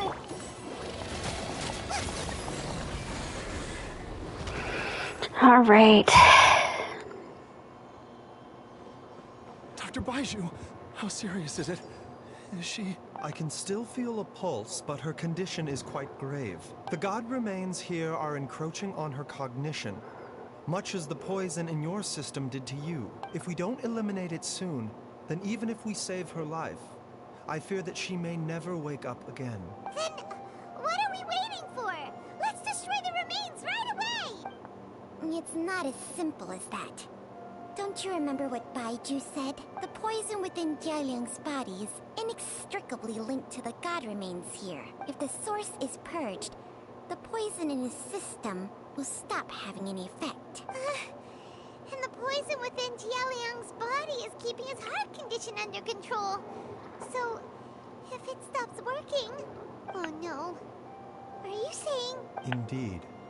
If the god remains here are purged, then your life will come to an end. I wondered when this day might come. Wait! But we've all been working our butts off to save Jialiang's life!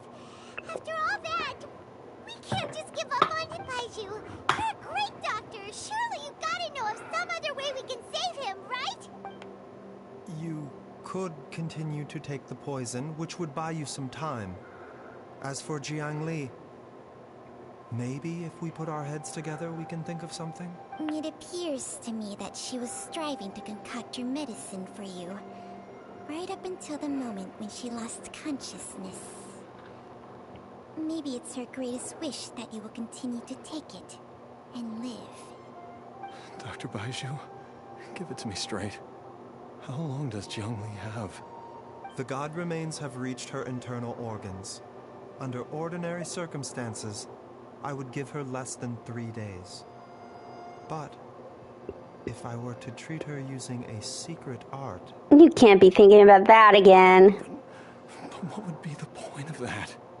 Dr. Baizhu, I'm all too aware of the dangers of god remains. You are not the first to mention it to me.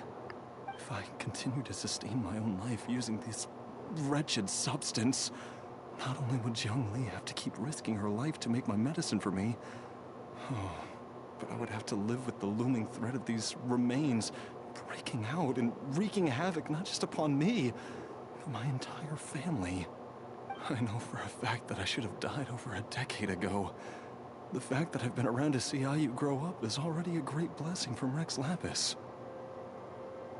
If my choice can bring Jiangli back, then even if I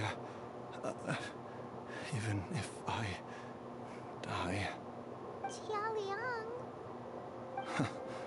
After cheating death for so long, it seems I've grown somewhat addicted to life. Traveler, Dr. Baizhu, could I have another minute with my wife? I just want to have one final moment together. Just a moment. That's all. Of course. Thank you, everyone. And I'm sorry that I won't be able to repay your kindness in this life. Xiaoliang. Baizhu, Changsheng. Is there really nothing else you can do? I am sure that over the years, Jiangli will have tried all the conventional methods known to humankind. As for less conventional methods, I have little expertise besides Changsheng's secret art. Mortals are fated to grow old and pass on when their natural lifespan runs out. If it were so easy to combat the natural processes of aging and death, Jiangli would not have had to resort to unnatural methods. What a crazy situation! Jiangli risked it all to save Jiaoliang's life, and now Xiaoliang has to sacrifice himself to save Jiangli. What's the point of it all? All we can do right now is honor Xiaoliang's decision and bear I've witness. seen many final farewells in my time, but I can never get used to it. In the human realm, all things must come to an end. Is it not a fitting end to die for a worthy cause? At least, that's what generations of masters before you have always believed. The path they chose was indeed a heroic one. But when I think of those who would willingly sacrifice themselves for others, I cannot help but think that theirs are the lives least deserving of death. When all this began, we agreed that once Ayu was old enough to help you gather herbs, it would be time for me to go. If you could only see him now. He took me all the way to Liyue Harbor to see the doctor. And he even got the Adventurers Guild to search for you. So, I know that you'll both be okay without me.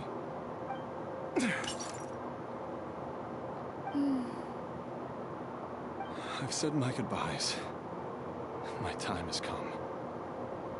Do what you must. As you wish.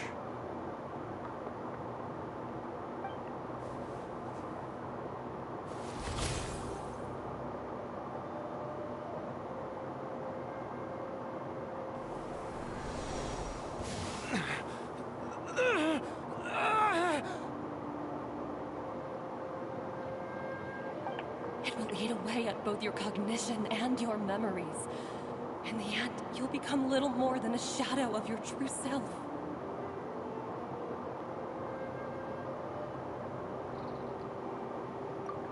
I'll take it. At the very least, it will allow me to stay with you and watch Ayu grow up.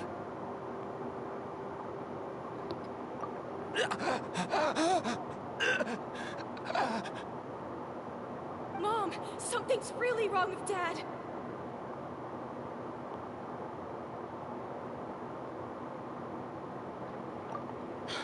Don't fret, Ayu. I will gather some medicinal herbs right away. I promise you, nothing will happen to our family. Why would these memories come to mind now?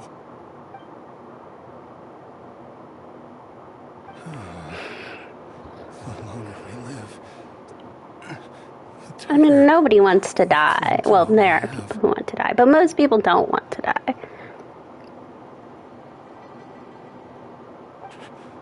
Oh, how I would love to hear your voice one last time.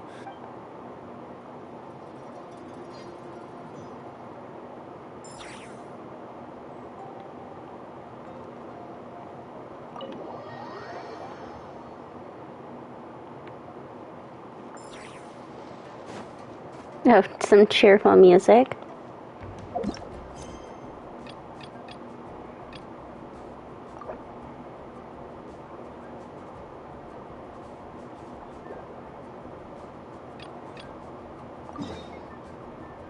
Okay. We gotta go start. Oh, yes, go start you. Let's go start. Paimon, it's been a long time. Oh, hey, Hoishin. Long time no see. Fancy meeting you here. How's work these days? Thanks to the help of people like you and colleagues like Ganyu, better all the time. But I've been feeling distracted at work lately. I just feel constantly agitated. Has something happened? It's a long story. But my father, he's thinking of stepping down from the Tianshu position due to health issues. What's wrong with Uncle Tian? Nothing specifically. He's not unwell. He says he's just increasingly low on energy these days. He's always said, old age comes for us all in the end. Still, I just can't help but feel a little emotional watching it happen to him. Anyway, my father's currently on the second floor of Yangsheng Tea House. Why don't you come pay him a visit with me? He seems very fond of you, too. I'm sure chatting with you will make him very happy. Sure, let's go.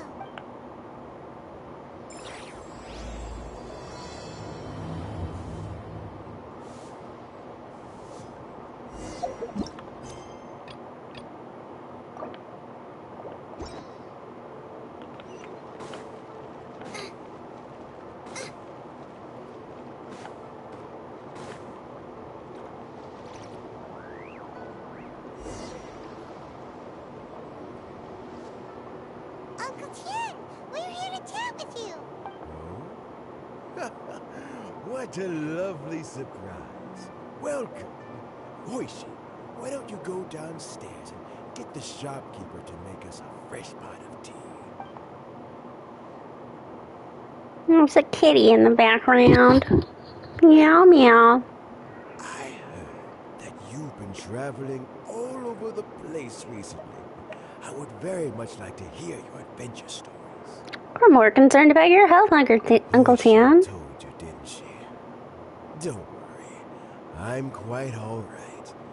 It's just the years gradually catching up with me. As I grow older, I'm starting to find that with many things, though the mind is willing, the flesh is weak. Especially recently, I've noticed a rather drastic drop in my energy levels. I am still very much in good standing as the Tianshu today. Nevertheless, I wish to pass on the position before my mental acuity begins to decline beyond redemption. How difficult is it to transfer the Tianshu position? Well, you see, the Tianshu is a rather unique position among the Liyue Qixing. Historically speaking, the Tianshu rarely appears in public. We stay behind the scenes, planning and giving advice, so a public selection process would not be suitable. We also want to keep any prospective Tianshu candidates free from influence by outside forces, so we tend to be as discreet as possible in their assessment and appointment. For these reasons, the incumbent Tianshu typically recommends their candidate of choice, and this is then approved by the other Qixing members. So in other words, you pick someone, and then Lady Keqing, Lady Ningguang, and the other Qixing appoint them? Correct. Unfortunately, due to my health, I won't be able to assess every candidate myself. Not to despair, however, because I found someone exceptionally capable to act on my behalf as assessment officer. In fact, I believe you recently became acquainted with her yourself. Oh? Who is it? I'm heartbroken.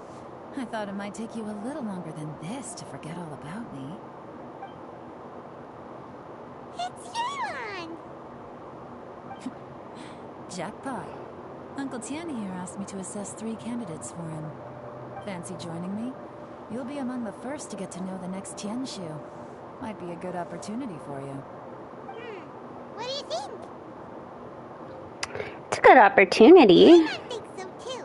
It can't be a bad thing to be on good terms with a new Qixing, right? Alright then. Though, I gotta say, Uncle Tian, you say you're into behind-the-scenes planning? My work's of the covert variety too. Don't you think I might make a good Tianshu? Huh? Yelan, you want to be the next Tianshu? I'm not opposed to the idea, but I suspect Ningguang wouldn't let you go very easily after how long you've been working together. So, how about this? If your investigation reveals that none of the other candidates are qualified for the position, I'll recommend you for the job. Deal. Well, you guys take your time. Everything's all set for the assessments to go ahead. Meet me on the first floor when you're ready. Until then, have a pleasant conversation. Oh, and no need to pay for your tea. As the new owner of this fine establishment, this runs on the house.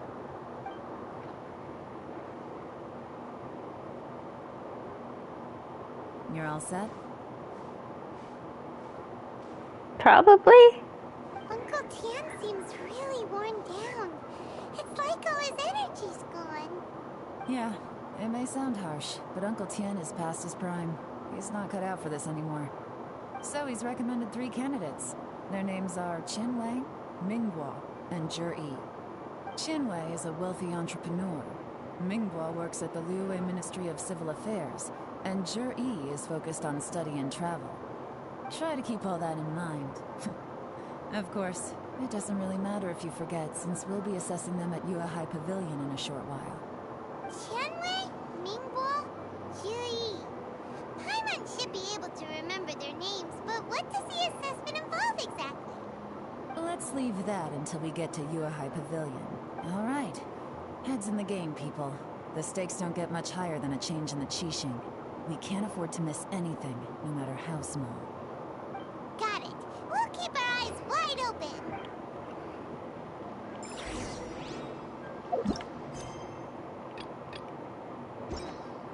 I'm gonna have to go somewhat far into this to get back onto Baishu's.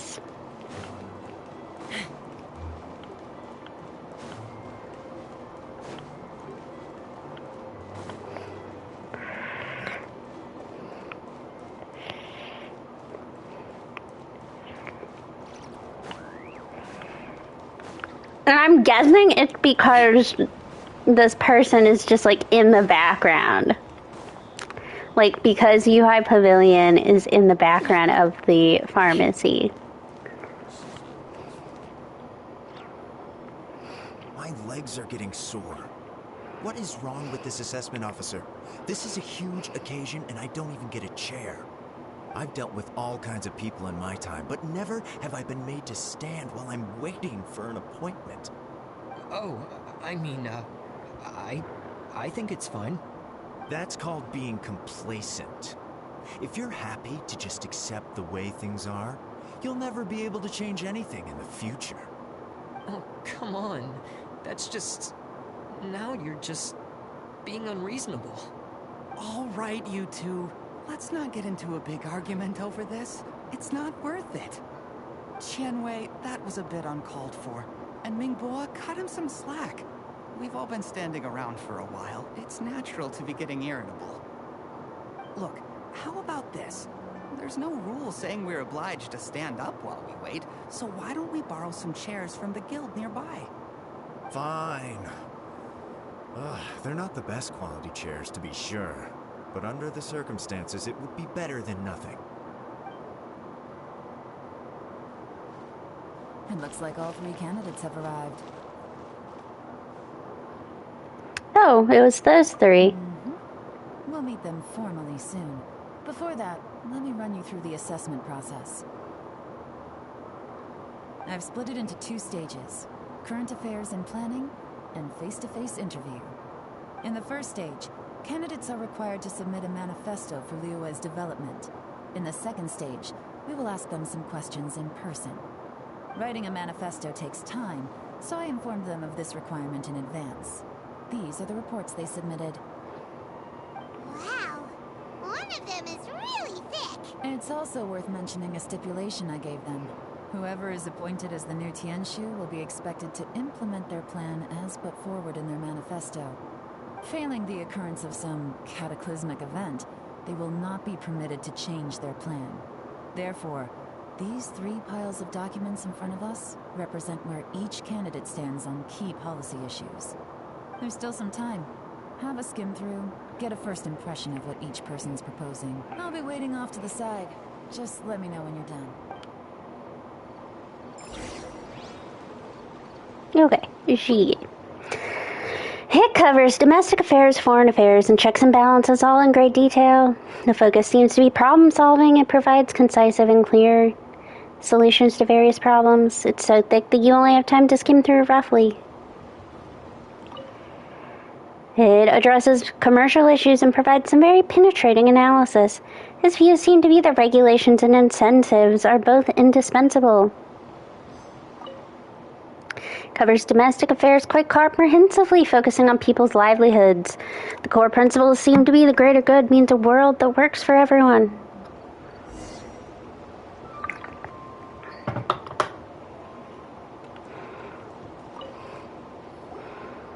Finished, huh?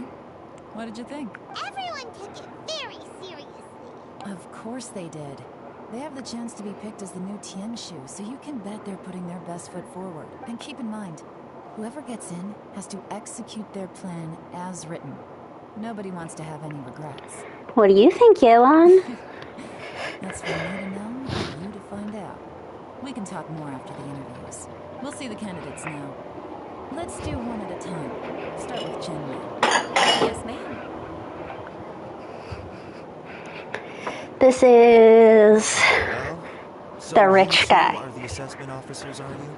I had assumed that given the great import of this situation, Lady Ningguang would perhaps be assessing us in person.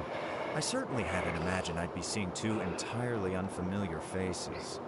I trust you've read through my manifesto? I'd be more than happy to clarify any details you found difficult to grasp. It was written with an expert audience in mind, after all. Mind your tone, mister. Relax. It wasn't intended as a personal slight against anyone in particular.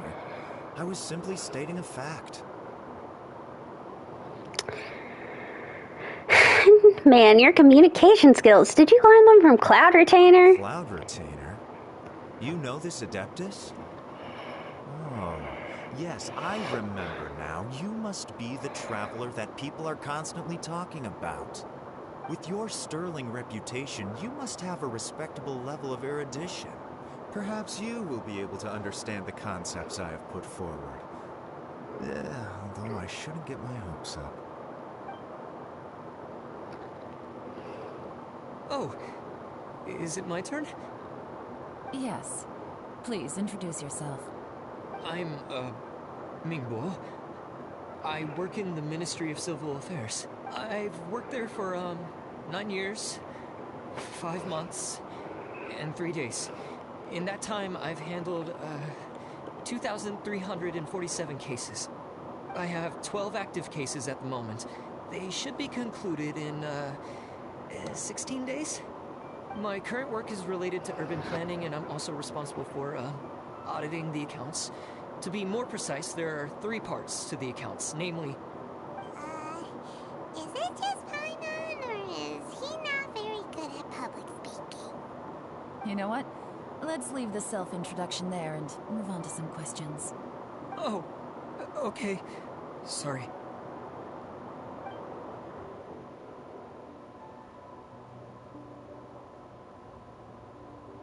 Hello. Not gonna lie, I'm feeling a little nervous. What would you like to know? You're here to assess me, so ask away and I'll answer your questions to the best of my ability. Your manifesto is very wide in its scope, but you don't seem to be personally involved in many of the specific fields. How can you be sure that you have the ability to put your plan into action? That was blunt. Very fair question. I completely understand where you're coming from. but I'm confident in my plan. I've visited many different places, talked to lots of people with far more expertise than myself, and my manifesto is the conclusion of these efforts. Of course, two different problems can be interconnected in very complicated ways, and you might reach two very contradictory conclusions depending on which one you're focusing on. What I've tried to do is strike a balance. In other words, present an optimal solution to all the problems as a whole. How do you plan to determine whether you are right or wrong about your proposed solution being the optimal one? A great question. Well, I'd start by having my colleagues and the secretaries of the Yuehai Pavilion evaluate any proposals before implementation. Post-implementation, it would all come down to the results. If it turned out that my judgment was to blame for poor results, I would take responsibility. Nice answer. All right, next question. He seems like a great guy. Everything he said was thoughtful and logical, and he was just a pleasure to listen to. I agree. Here's my take on what we just learned. As you saw, Qianwei is highly knowledgeable. He proposes many excellent ideas in his manifesto, which effectively target the big issues. But he is very proud and incredibly stubborn. He doesn't care much about other people's feelings. Mingguo's plan is more thorough and more measured. You can tell he's meticulous in his work, very detail-oriented. But he and Qianwei are otherwise polar opposites. Mingguo is not very articulate and comes across as very It's probably not someone you want. Perfect summary. Paimon couldn't agree more. You're good at this, Yuan. Last but not least, Zhi. His manifesto is full of pertinent details. That is just not how I would think to pronounce it at all. Which is quite a rare feat. The depth he goes into in each and every area means it can only be a product of painstaking work. Plus, he is modest and good at dealing with people. But what really interests me is that many of his views happen to coincide with Uncle Tian's. Having someone like Zhi take the position would certainly put Uncle Tian's mind at rest. Great! We'll see. Let's go back and report to Uncle Tian.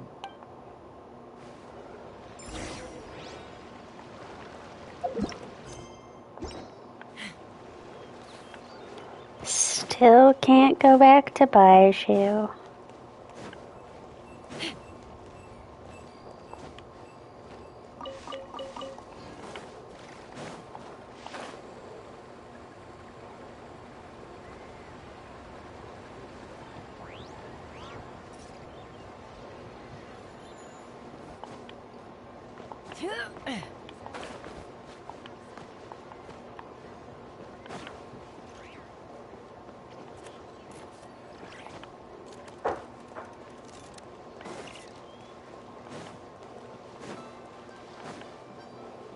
Let's fly.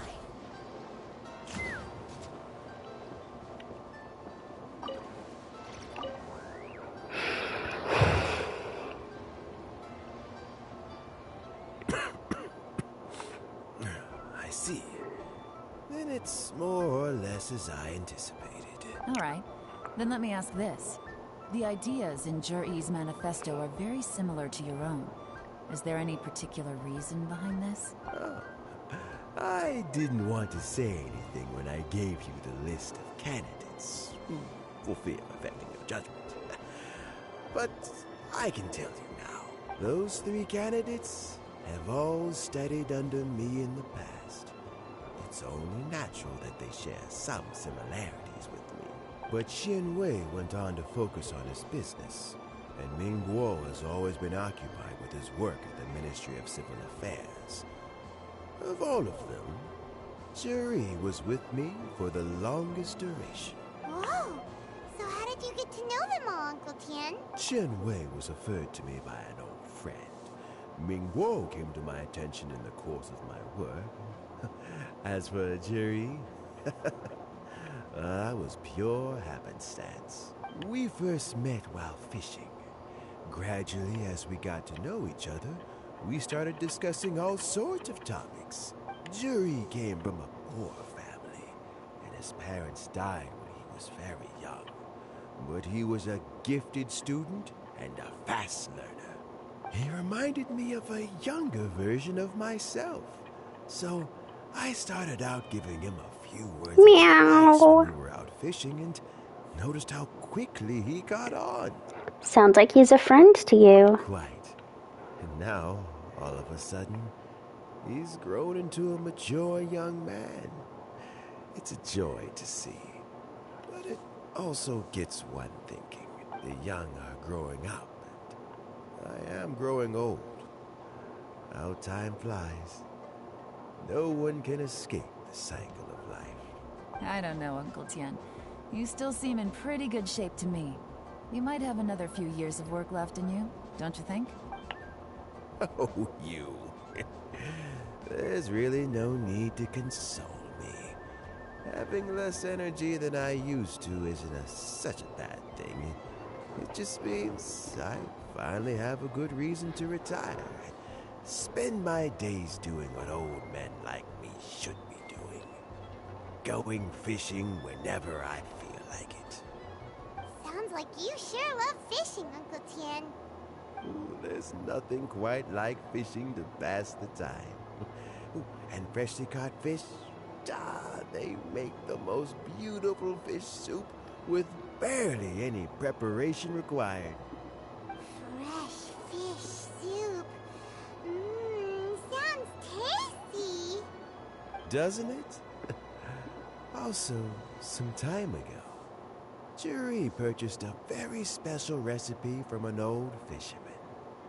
When we've been fishing recently, Juri always brings some extra ingredients he prepared in advance. The addition of these makes the soup taste even more wonderful. That flavor makes for a fond memory. But at my age, who knows how many more chances I have left to taste it again. Very many chances, I'm sure. Oh, can Paimon come next time too? Paimon really wants to try it. Let's get back to the matter at hand. Uncle Tian, we've reported back. Do you have a verdict? Mm-hmm. I appointed you as the assessment officer, and I trust your judgment. Had you not asked me why Juri's ideas were so similar to mine, I was not going to mention my history with any of them. This decision must be guided by what is fair and right. Please disregard all other considerations and make your final decision only after a thorough review of each candidate's talents and capabilities. Remember, you must be thorough. Understood. Come on, let's go talk somewhere else. Bye-bye, Uncle Tian. Look after yourself.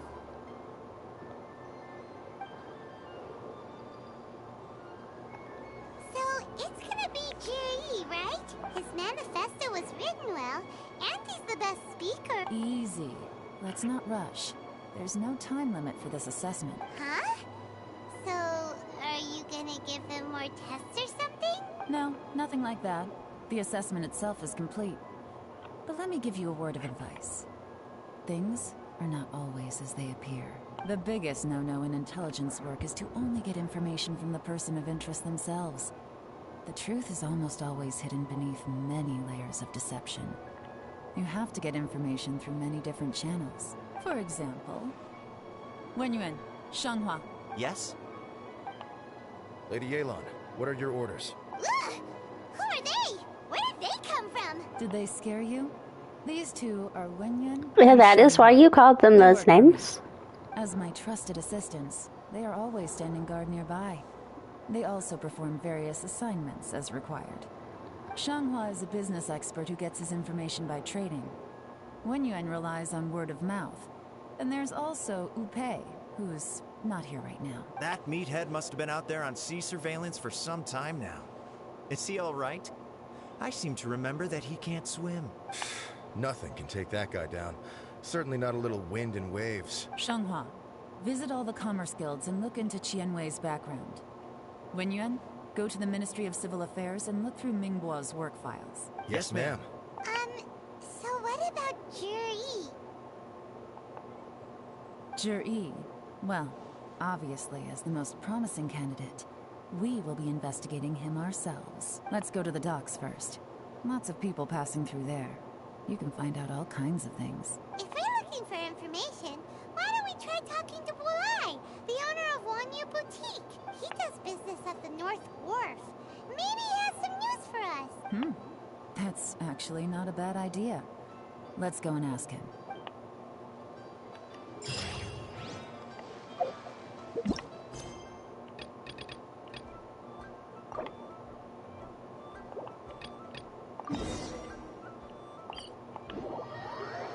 We're gonna have to do Lantern, right? Oh my god! We're gonna be here forever. It's gonna be a long stream. I should have started earlier.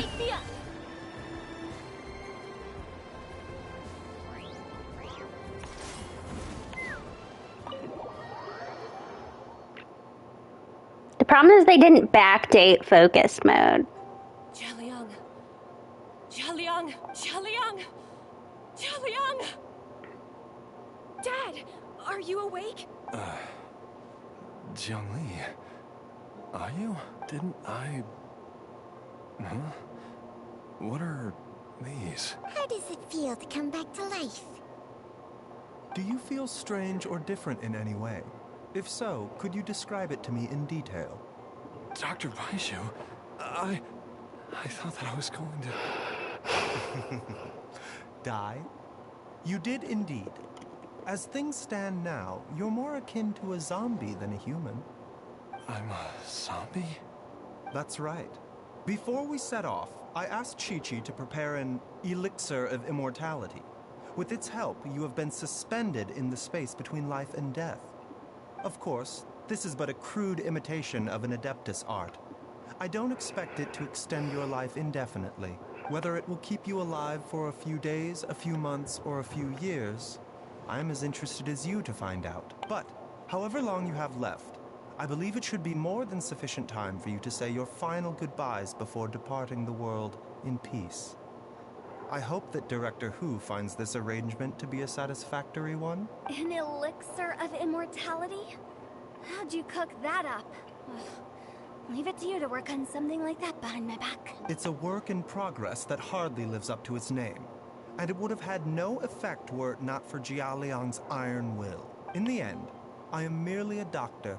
I understand very little of the great principles governing life and death, and the perpetual cycle of yin and yang. All I know is that if I'm presented with a life that deserves to be saved, I will do everything in my power to save them. And even this would have counted for nothing without Director Hu's assistance. After all, did you not tell Jia Liang to show us the way before we set off for Qingce Village? Oops. And I'm busted. Without Director Hu nudging things in the right direction, we may not have found Jiangli in time. I knew someone was listening in on that conversation. No wonder he didn't mention the elixir back then. I thought he was being frank and transparent with me for once, but apparently not. Director Hu told me to keep her suggestion a secret, but it seems nothing escapes Dr. Baiju's attention. Never underestimate a serpent's sense of smell. All I wanted was to help Jia Liang find his missing wife as soon as possible, so that he could be on his way to the afterlife without any unfulfilled wishes making the journey more difficult than it needs to be. Leave it to Boo Boo Pharmacy to snatch the perfect opportunity right out of my hands at the last hurdle. Never mind. I'll just have to put it down in the books as a deferred consideration. One Chi-Chi was enough of a conundrum. The last thing I need's another one. If I'd known this was coming, I'd have whisked him off to the Wangsheng funeral parlor the moment I found him. You stay away from my dad! When I grow up, I'm gonna become an even better doctor than Mom and Baizhu, and cure Dad for good! Oh, is that right? Well, you wouldn't be the first person who's tried to put Wangsheng funeral parlor out of business. If you're serious about it, you'll have your work cut out for you. Traveler, Paimon, I'll catch you all another time. Is she finally gone? All's well that ends well. If you ask Paimon, we should probably do something to celebrate this hard-earned family reunion. Paimon's idea of celebration can only mean one thing. At times like this, a grand celebratory feast is in order. Feels like it was a whole lifetime ago when I last talked with Zhongli and Ayu around the dinner table. Maybe I'll whip something up. Alright, first things first, off to the market for some fresh ingredients. Let's go! Wait up! I'll come too! Baizhu, thank you so much for everything you've done for us. Don't mention it, Jiangli. I was just doing my duty. Just your duty, huh? Baizhu, Changshang, would you mind if we took this conversation outside?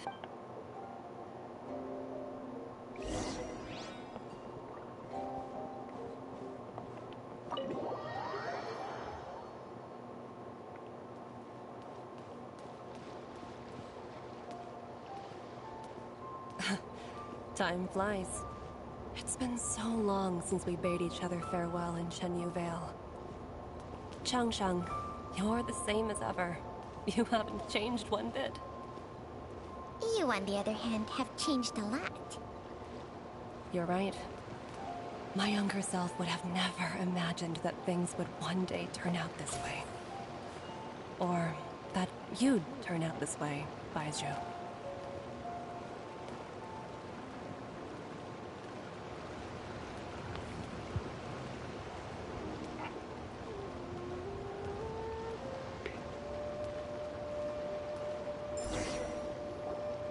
I've taken a look at your elixir of immortality.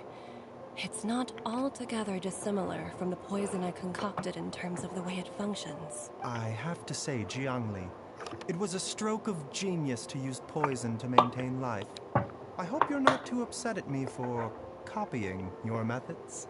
No, not at all. With your intellect, even if you'd never seen my poison, I believe you would have eventually arrived at the same approach. But I'm still impressed by how quickly you managed to gain such a thorough understanding of it. Jialiang's still only been in your care for a few days. Not just that, you even managed to improve upon the original formula. That cannot be explained by intellect alone. Baizhu, be honest with me. Did you try out some of the poison on yourself? Huh. Told you the truth would surface. Naughty, naughty. Life force isn't the only thing that Changshang's contract lets you transfer between bodies, is it? Nothing gets past you, Jiangli. You are correct. Besides, It is interesting that this is one of the rare cutscenes that the Traveler is like not involved in. When I treated Jia Liang for the second time, I transferred some of the poison from his body into my own. Not only did this allow me to alleviate the burden on him, but it also gave me an opportunity to study its properties. There is no need to worry about any long-term consequences to my health, however. Now that the source has been destroyed, any remaining poison in me will have already dissipated. But you took such a huge risk. If we hadn't destroyed the god's remains back there, then even you might have... What am I saying? I'm in no position to criticize you for this. The reason I left our master and went into hiding all those years ago was that he was getting old. And I didn't want him using up any more of his own life force to treat my husband.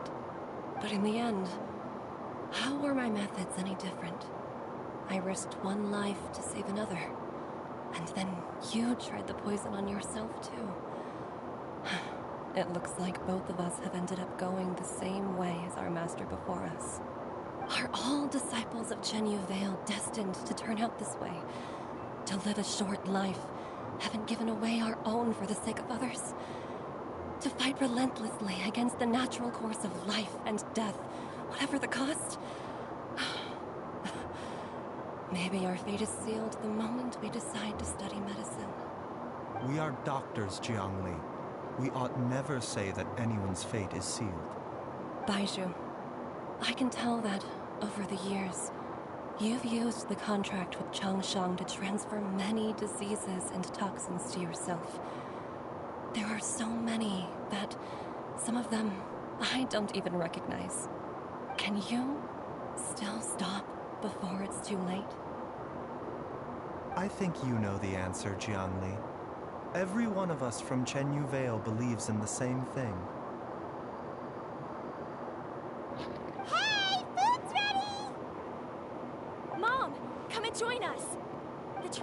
brought me a load of new recipes and said even Dad will be able to taste them. Come and try them out. Yes, darling. Mom will be there in just a second. Hey, slow down.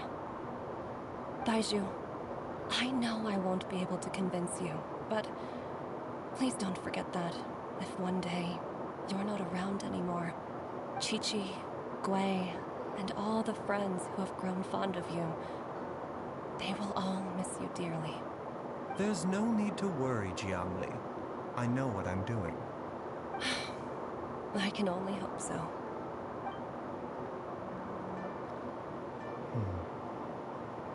Baizhu, what did Jiangli mean by not around anymore? Are you gonna be okay? Also, when Chongqing was talking about fate, what did she mean exactly? Every single mortal I've ever contracted with, including Baizhu and Zhengli's master, has passed away at a young age. Wait, that doesn't make any sense. You said that the contract with you helps people live longer. It is a very long story. Long ago, when plagues ravaged the land, one doctor made a pledge to rid the world of pain and suffering.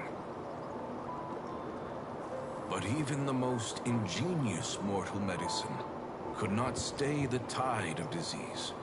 And after working tirelessly for many years, even his dearest loved ones fell sick and bade their final farewell. Legends told of an herb lord in Chenyu Vale who could cure any illness known to mankind. The doctor sought the herb lord, but found only a white snake, its breathing weak and its power all but spent. Sign this contract and let our lives be joined. Then I will impart to you the secret art of healing. But be warned, this art will harm your own health. With means beyond human ken, the doctor could now reverse the process of death. And yet, the time still came to say goodbye. Only now, the one departing was the doctor, his life force spent. His final act in life was to pass on the contract to his final patient, his favorite disciple. The disciple chose to dedicate their life to saving the lives of others. And generation upon generation followed in these footsteps.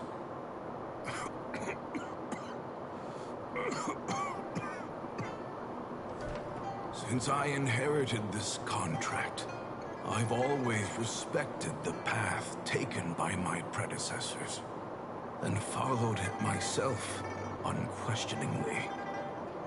That is, until I tried to use the art to save my own disciple's beloved. She begged me not to use up my own life force. She said that this art is a poison chalice, an evil and unnatural practice. She did not wish to sacrifice one life for the sake of another, when both were lives she treasured. Only then did it occur to me. Did I not suffer when my master passed away, just as patients' families do at their loved one's deathbed?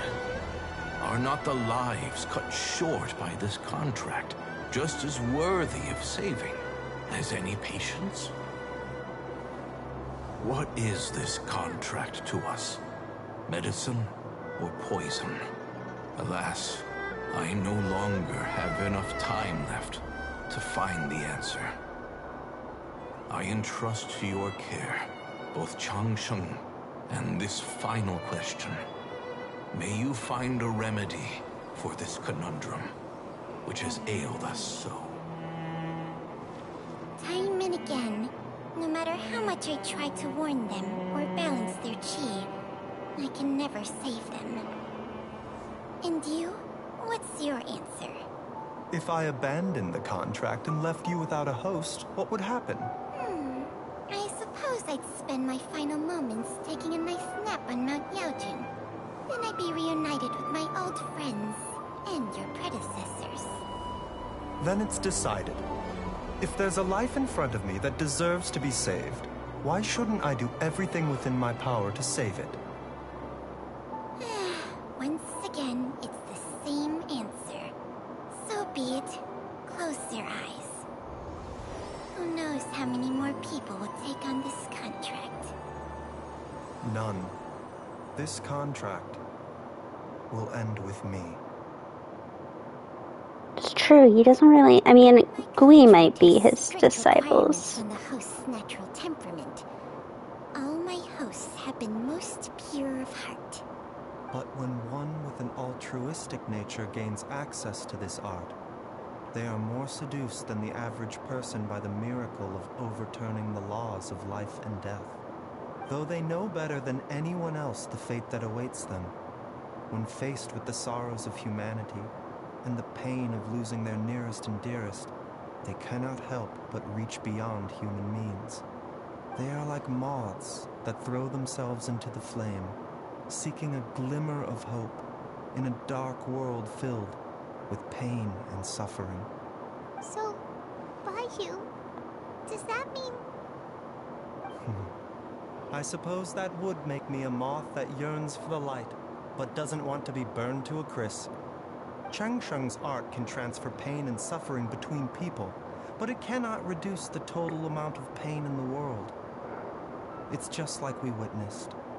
Either Jia Liang feared for Jiang Li's life, or Jiang Li grieved over Jia Liang's sacrifice. I have nothing but the utmost respect for my predecessors, who sacrificed their lives for their principles. But I do not wish to join their ranks, nor do I wish to pass on this contract to anyone else in the future. Huh? But didn't you already transfer a ton of diseases onto yourself? What makes a poison, poison? And what makes a disease a disease?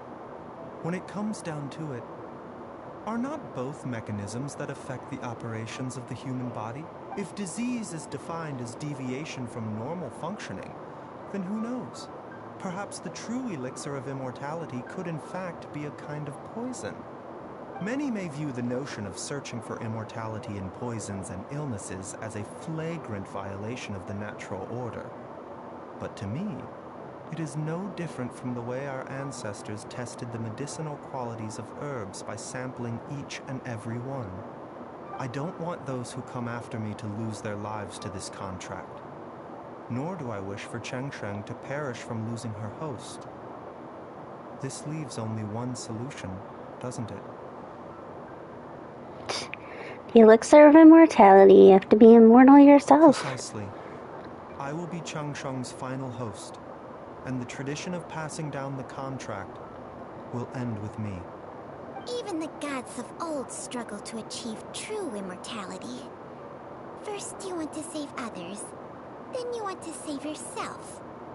Now you even want to save me. You're getting greedy, Baiyu. But isn't wanting to have it all what makes us human?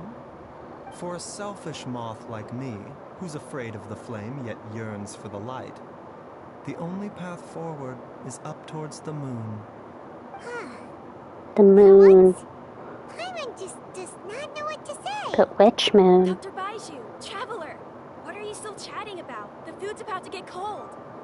We also have coconut milk for Changsheng and Paimon. Okay, fine. Let's go grab some food. Paimon has a bunch of burning questions, but they can wait till after we've eaten. Oh, Paimon, leave some grub for me. I do envy Paimon sometimes. Eating her fill is enough to satisfy her body and mind. True. And yet, although we call them simple pleasures, are such things as these not precisely why we mortals cling desperately? This is why we couldn't do the thing, because you have pavilions in the background.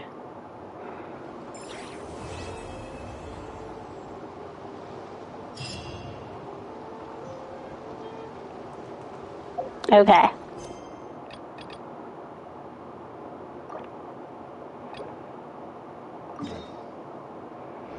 Well, let's go see how far we have to move this along.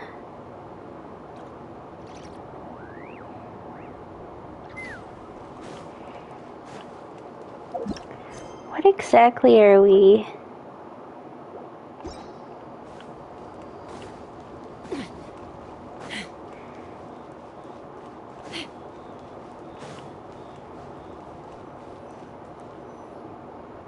Look, it's the girl from last. It's Lanyan from last year's Lantern Rite. On Lantern Rite, the moon shall go dark. That's what the signs are indicating.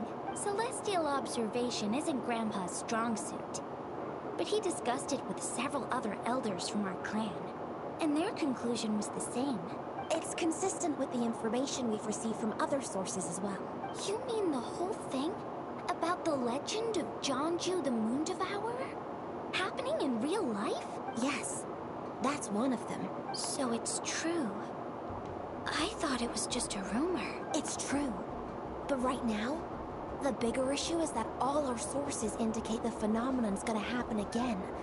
I'm not sure this bodes well. Let's remain optimistic for now.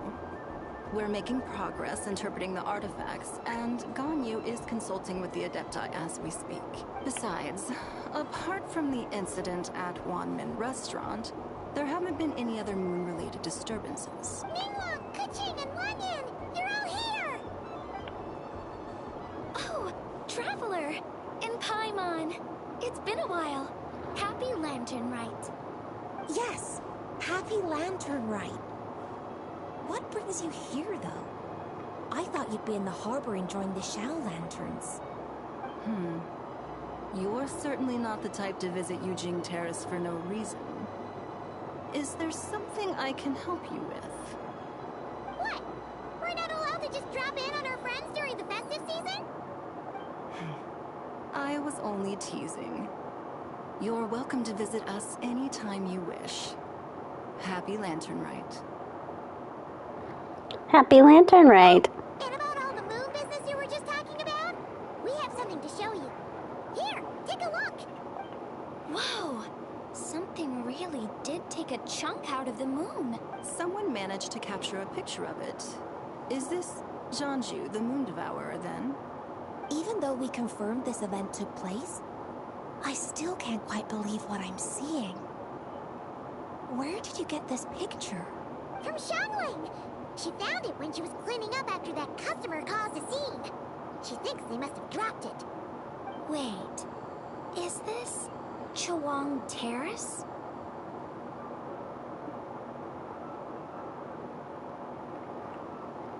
Oh yes, something wrong? No, it's just where I'm from. It said that Chuang Terrace was where the ancient people of Chenyu Vale communicated with the heavens. And in this picture, the moon happens to be right above Chuang Terrace. I was just surprised, that's all. It's probably just a coincidence. That's interesting because the ancient people of Chenyu Vale migrated there from the chasm area. The chasm? So, that place is involved too? According to our investigation, that customer you just mentioned, Lu Xiangxiang, her father and grandfather are merchants in Liyue Harbor, and her mother and grandmother grow tea in Chaoying Village. A few days ago, she left her home in Chaoying Village to join a civilian archaeological team funded by Hoishan Hall, and ended up excavating some artifacts in the chasm area. These artifacts were then entrusted to Shigu Antiques and are set to be featured in an upcoming exhibition. Then, of course, the incident at Wanmin Restaurant occurred. We suspect something happened during the excavation that left her with quite the shock. And now, it seems like she also went to Chuang Terrace and took that picture of the moon disappearing. The chasm? Chuan Terrace? Things are getting pretty complicated. How's Lu Zhangxing doing now? She's not in a good mental state, so we took her to Boo Boo Pharmacy to get some help. Why don't you come with me to check up on her? At this point, you seem invested in this case too. Gladly. Then let's head there now.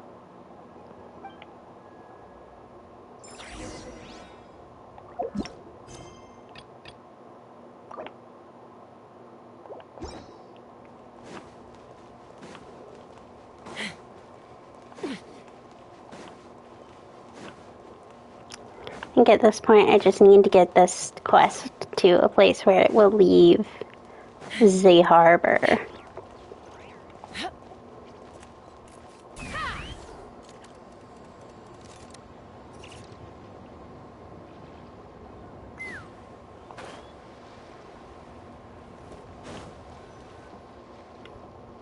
Ah, Lady Yuheng.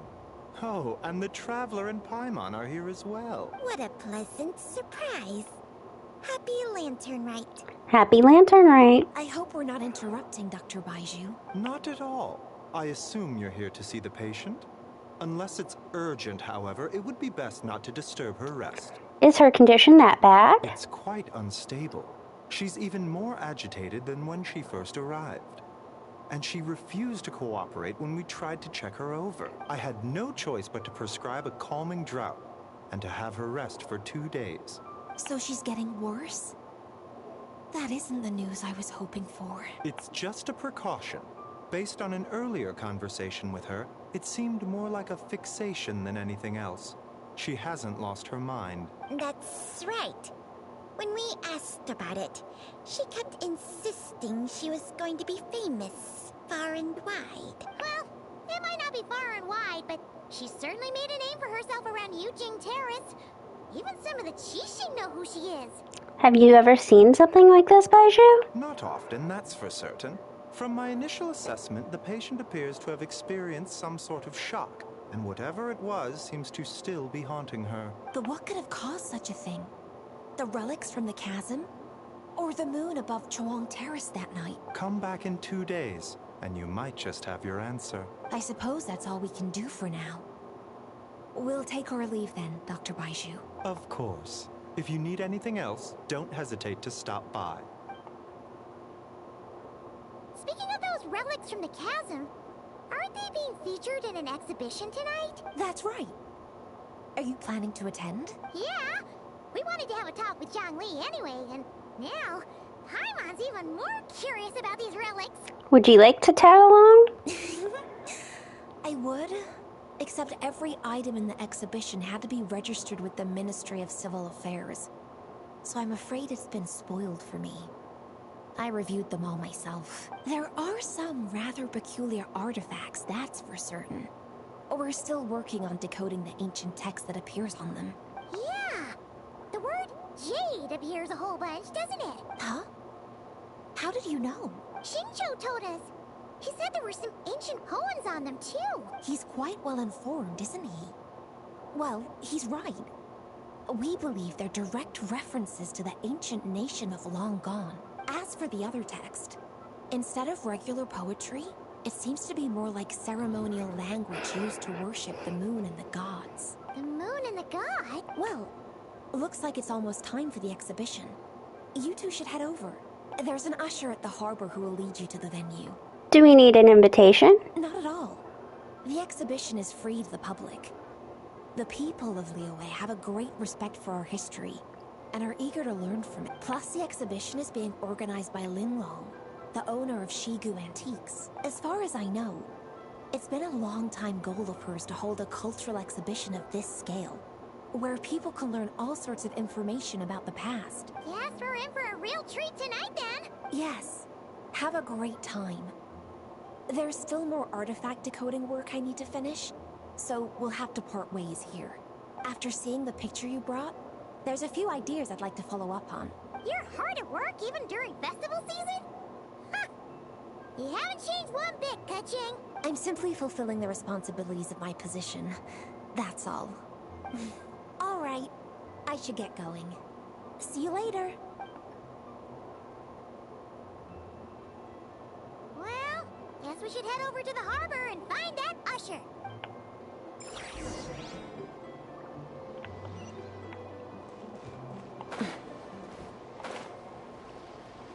Hopefully once I get through the exhibition, that'll take care of Linglong.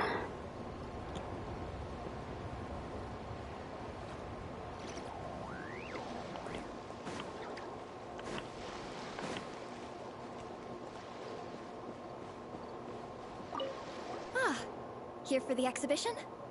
I can take you aboard. Yes, please.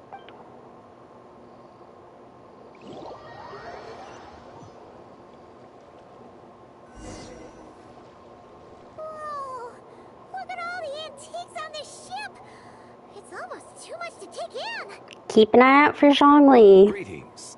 I trust you've been well since last we met? Uh-huh. Speak of the devil.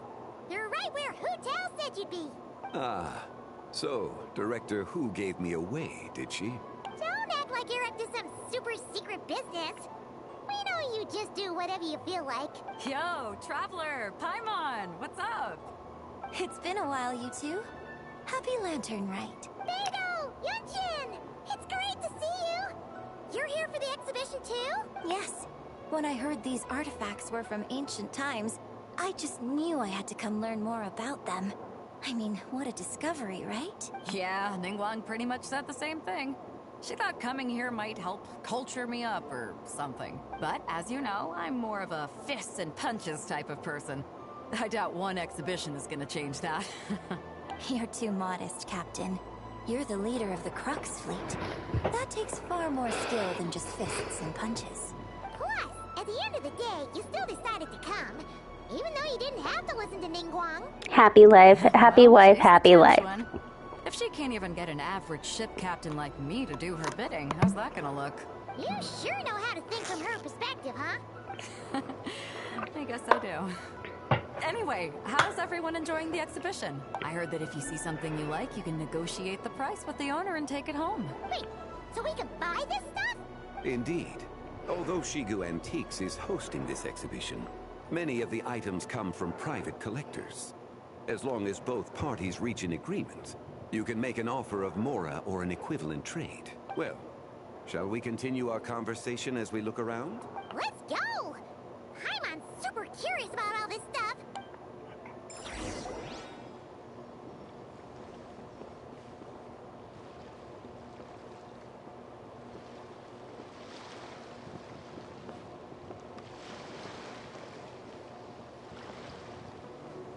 It's a nice little pot thing.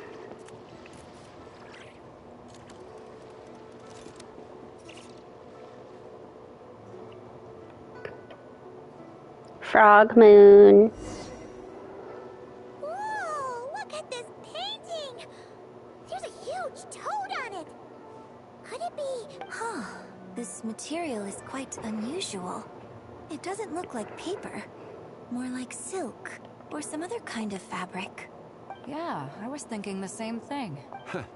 Well spotted. This is a painting of Jianzhu, the Moon Devourer, made primarily with mulberry silk. Such craftsmanship is rarely seen in modern-day Liyue. Ha! Jianzhu the Moon Devourer! Paimon knew it! That toad made it super obvious.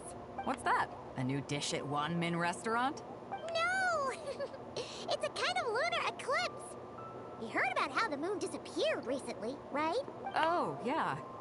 You're saying a toad did that? That's what the legend says. So, nothing to do with food then. Noted. And the figure next to the toad, is that the White Horse Adeptus? From the stories I've heard, her palace lies on the moon. That would seem to be a logical assumption. Was this excavated from the chasm? No. In fact, this item was discovered in Chenyu Vale, and many years ago at that. Oh, so it's from Chenyu Vale? Actually, that's not quite right. You see, this painting is primarily comprised of mineral-based pigments, such as cinnabar and azurite, which are usually found within stratified rock. This suggests its place of origin may very well have been the chasm. You could have just started with that. You're as knowledgeable as ever, Mr. Zhongli. I had only ever heard the legend of Jianzhu the Moon Devourer. But now, seeing it depicted in this painting, I wonder, if I purchased it, perhaps it could serve as inspiration for a new opera. Though I'm not quite sure who the painting belongs to right now. A splendid idea, Miss Yoon.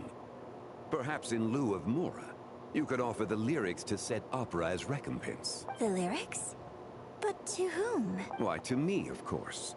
I am the owner of But this I want the painting. Wait, so you're one of the private collectors of the exhibition? No wonder you knew so much about the painting. But lyrics in exchange I want for the painting. It's not fair. Could never possibly be Beat her up, Paimon. I don't know about that. I'm Steal that painting and start flying for Mondstadt, Paimon. Actually, start flying to Inazuma. In my possession, this painting is nothing but a lifeless artifact. In your hands, however, it could be transformed into a new piece of art entirely. Quite a worthy exchange, no? But I'm not sure when I'll be able to finish writing it. It certainly won't be ready this year. Allow me to be equally forthright, Miss Yoon. This silk painting is merely a copy I made of the original work. There is no need for such concern over its value. Huh? So it's a fake? I had no idea you were such a skilled artist, Mr. Zhongli. I pride myself on having some knowledge of antiques, but I didn't notice anything that would point to it being a replica. You never cease to amaze me, Mr. Zhongli. You flatter me. All that said, Miss Yoon, you must accept. Truly, I insist. Huh. He's gone from handing out fake Mora to fake paintings now, huh? Your kindness is impossible to refuse, Mr. Zhongli.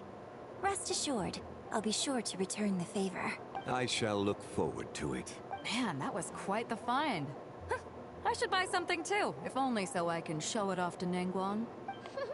Let's keep going and see what we can find.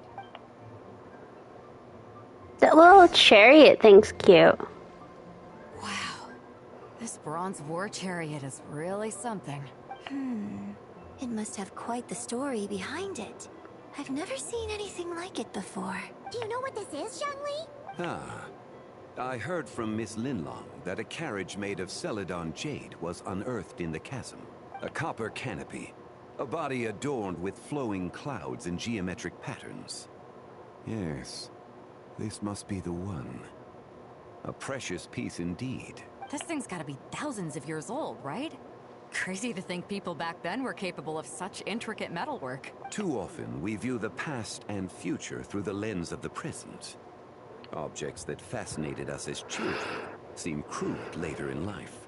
And that's only after a few decades or so of separation. If one were to stretch time across hundreds or thousands of years, one might discover that time is not always a force that pushes things forward. It would seem the people of that era managed to create a remarkable civilization in their own right. Makes me want to get my hands on this even more. Ningguang's gonna be so jealous, don't you think? Has this war chariot caught your eye, Captain Beidou? Oh, you must be Linlong from Shigu Antiques. Nice to meet you. This exhibition has been amazing so far. Well, that's all thanks to supportive patrons like you and Mr. Zhongli, of course. As for this war chariot, it was discovered by an archaeological team sponsored by Huishan Hall. The price comes in at 90 million Mora. How much? 90 million? Woo, looks like my eyes were a bit too big for my wallet. Quite a bargain. A bargain? 90 million Mora could feed Paimon for like 1,000 years! And if you actually went on an eating spree that long, perhaps you'd be considered an antique worth that kind of Mora too. What, 90 million? Nuh-uh! Paimon's worth way more than that! Well, if Mr. Zhongli thinks it's a good deal, I'm sure it's worth it. Beidou's putting way too much faith in Zhongli. What if he's only here to drive up sales? I'll take the chariot, Miss Linlong. Someone will come by with the payment. Quite the discerning eye you have, Captain. After the exhibition ends, I'll have someone deliver it to the Alcor. Actually, could you send it straight to Yujing Terrace? I'd like for the Tianquan to see the proof of my discerning eye for herself. Understood. Great. Yunjin and I both found something. What about you three? Want to keep perusing? Don't worry about the Mora. Wanted the painting. I appreciate your kindness, Captain. But I'm afraid I have some private matters to discuss with Miss Linlong. In that case, don't let us keep you, Mr. Zhongli. Right this way. Traveler, Paimon, perhaps you would like to accompany me. What? So you can show us another bargain antique that's so far out of our price range it's not even funny? Other people are always demanding Mr. Zhongli's time, but it's quite rare for him to extend an invitation himself. I wouldn't pass up this opportunity if I were you, Paimon. Yeah, just don't forget to come aboard the Alcor for a drink later. We should at least check it out. Yes, you're right. Taking a quick look anything. Let's go!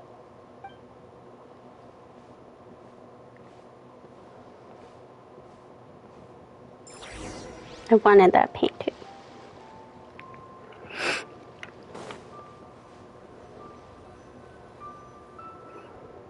These are all the jade pieces that were found, Mr. Zhongli. Wow! So many styles! What kind are these? These are a type of ceremonial jade. You're familiar with Chen Yu Vale's rain jade, right, yes? Yes. Yeah! So these pieces are all used in the rain jade ceremony? Well, you may not know, Paimon, but before the rain jade rite came into practice, Chen Yu Vale was known for a different ceremonial tradition that also involved jade. The Bi is used to honor heaven, the Cong to honor earth, the Gui to honor the east, the Jiang to honor the south, the Hu to honor the west, and the Huang to honor the north. These form the 6 ritual jades. It's unfortunate, however, that Miss Linlong's set is missing both the Gui and Hu pieces. I know. These jade artifacts are from such an ancient time. It's proved difficult to track them down, even for our establishment. No matter. You happen to have precisely the piece I was looking for. Huh? This broken jade token? I didn't expect this to catch your eye, Mr. Zhongli. It isn't one of the 6 ritual jades. What is it? An affect belonging to an old acquaintance of mine. An old acquaintance? One of your collector friends, Mr. Zhongli? You could say that. Traveler, take a closer look. It's got the moon on it.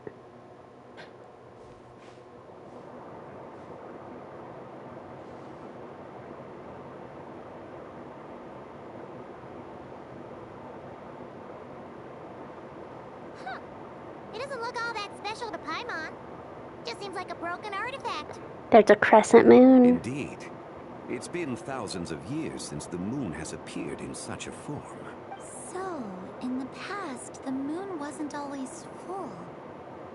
Then, could this missing chunk be from when Jianzhu devoured part of the moon? It's worth looking into. Your insight is invaluable, Mr. Zhongli. I had no idea how special this piece was. Since it has caught your interest, allow Shigu Antiques to cover the cost. That is far too generous, Miss Linlong. Not at all. I've always wanted to give people a chance to appreciate these snapshots of history. So, holding an exhibition like this has been a lifetime wish of mine. And it never would have been possible without your help, Mr. Zhongli. I merely put in a good word with a few acquaintances of mine. And it had a profound impact. Without your recommendation, I doubt half of these collectors would have come to the exhibition. So, on both a personal and professional level, I owe you my thanks, Mr. Zhongli. Wow! Zhongli actually did something useful for once.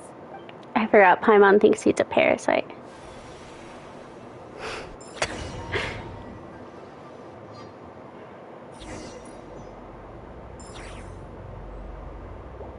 God, we're gonna have to go so far. What just happened? How did I get here?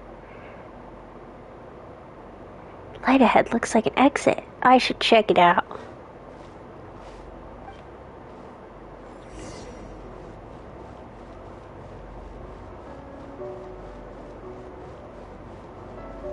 Three, 5, 7.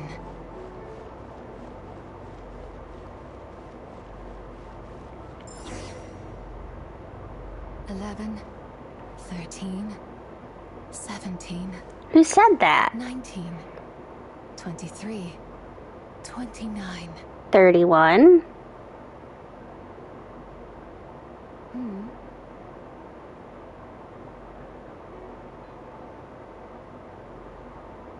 You also enjoy counting in such a fashion, lost child? The same loneliness as them.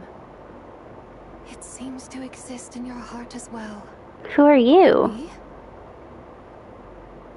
I'm sorry, I don't remember. What is this place? The shadow of the moon? Or a dream of time? I'm sorry. No one has asked me such things before.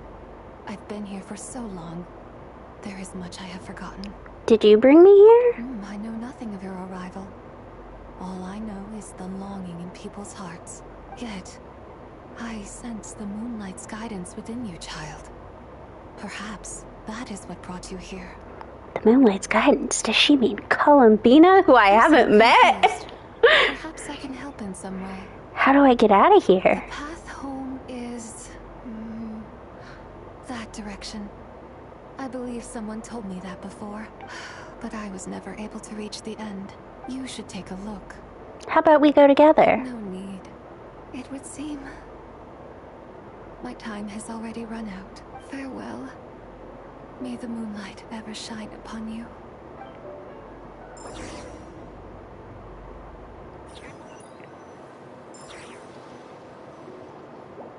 Wow!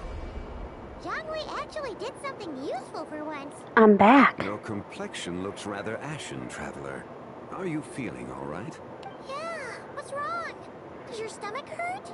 I was just in the strangest place. What are you talking about? You were right here the whole time. Ah, I see. I'm afraid we must take our leave, Miss Linlong. My friend has taken ill, and I must escort her to get some rest. Of course. Traveler, Paimon, please, come with me. Ah, yes. Regarding the payment for the Jade Token. Charge the expense to the Wangsheng Funeral Parlor if you would. Oh, Hu Tao's gonna be so pleased with that.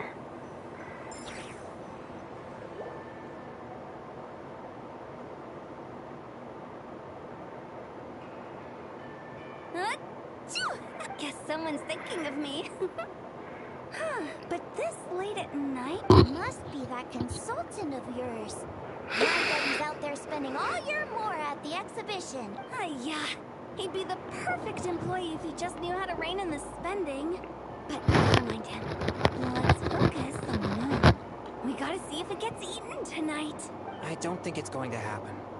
We've been out here all night, and the moon's the same as ever. It is quite late, and Chongyun's getting tired. How about we head back? We can come back another time. Head back? Already? Actually, I do have a new dish I'm testing out tomorrow. And as part of my New Year's resolution, I'm trying not to oversleep. All right. Guess it just wasn't meant to be. Let's go.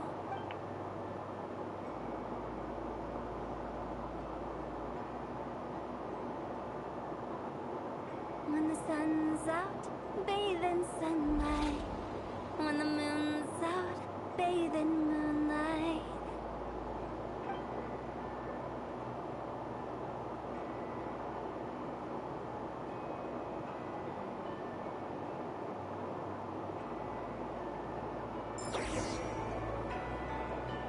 Uh-oh. Wait, aren't we going to rest? Why did you bring us here? Because I imagine the Traveler would like to know what just happened to her. Oh, right.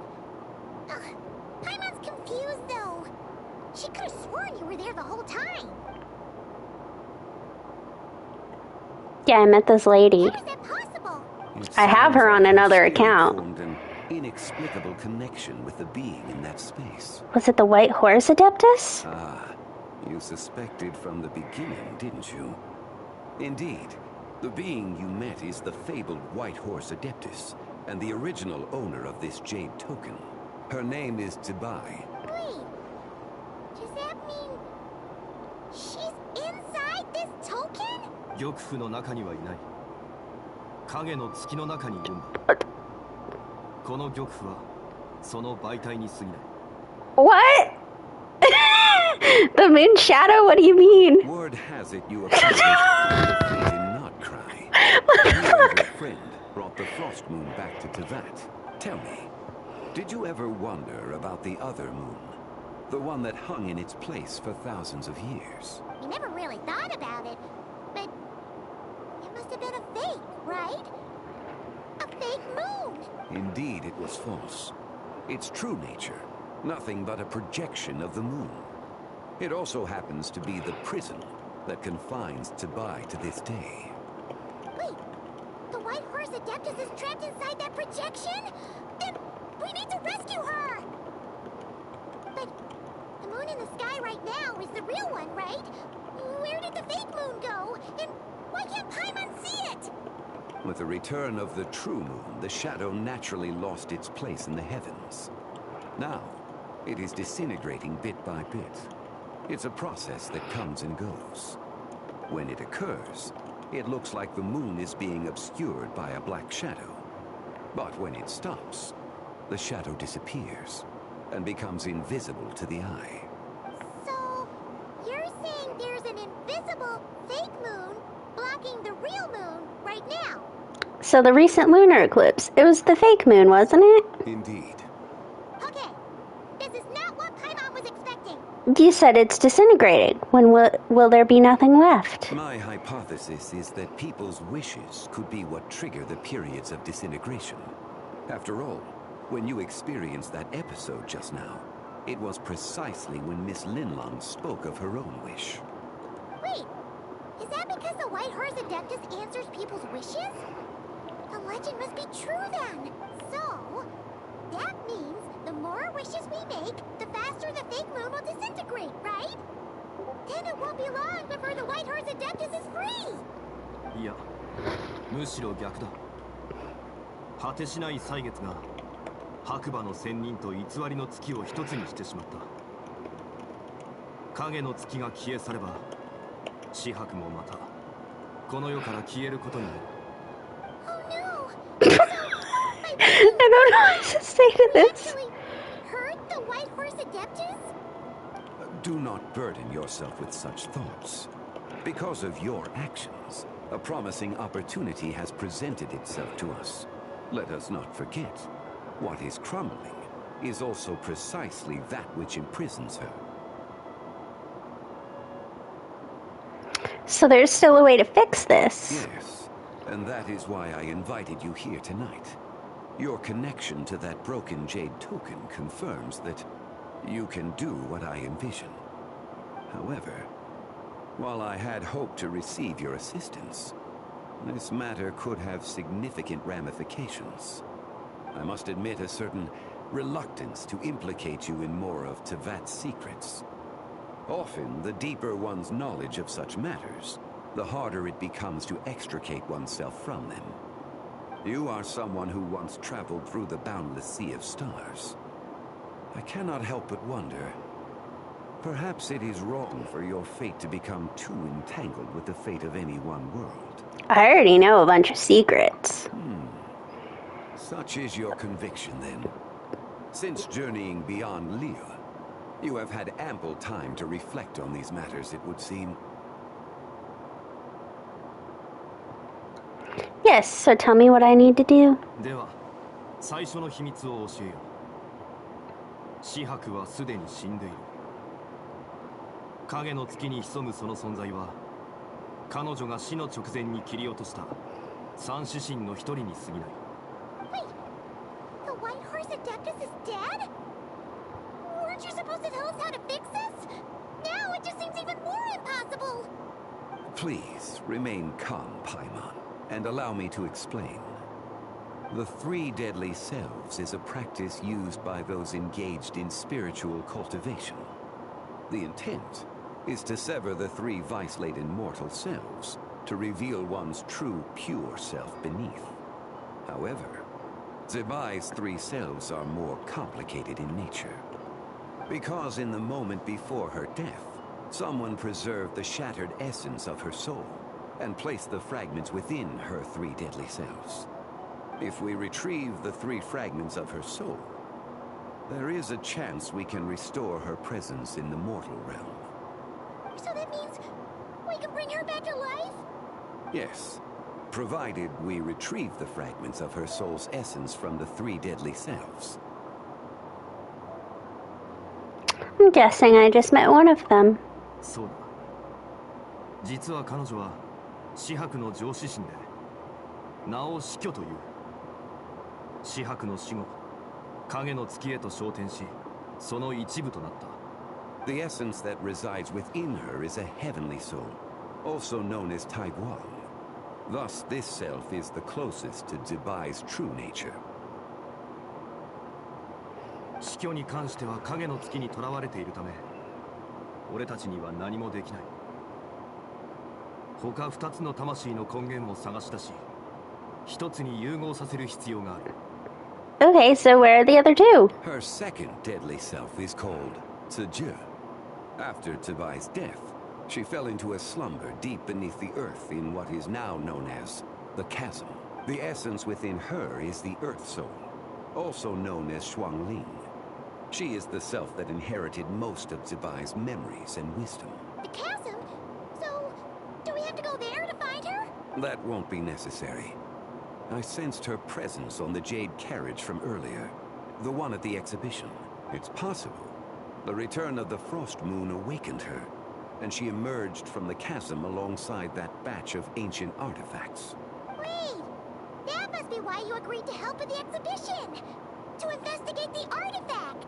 Indeed. So in truth, Miss Linlong was the one who helped me. Well, what about the last deadly self? The third deadly self is Zichao. The essence within her is the human soul, also known as Yojing, Zibai's shade. Thus she is the most free-spirited among the three. She lent me her aid during the Archon War, 1,000 years ago.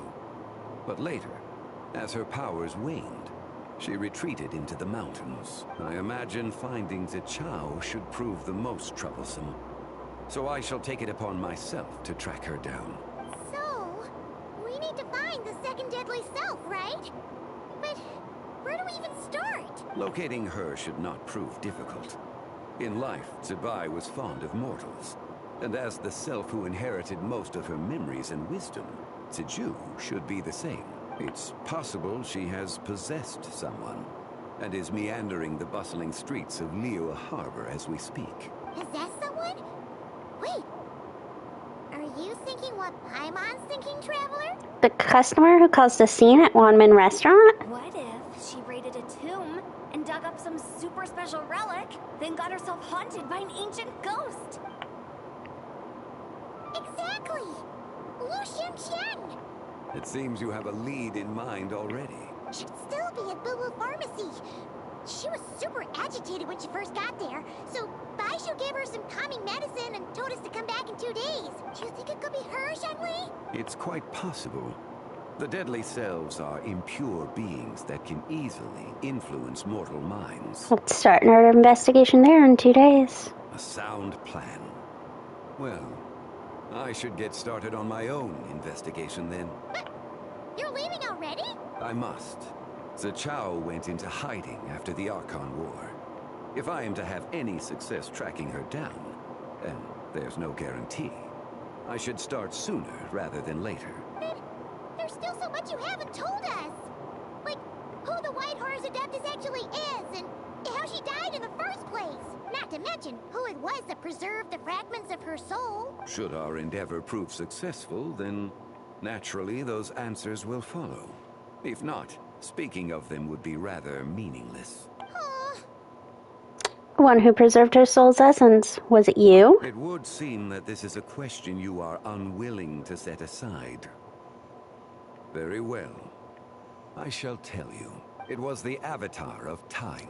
Istaroth. Ah, so you know of her existence. The ruler of time saved her soul. Indeed. Preserving what remained of Zibai's soul in the moment before her death. Only the power of time could be capable of such a thing. However, there is no telling what effect it has had on the three deadly selves. In other words, you must exercise caution when seeking out Tzu.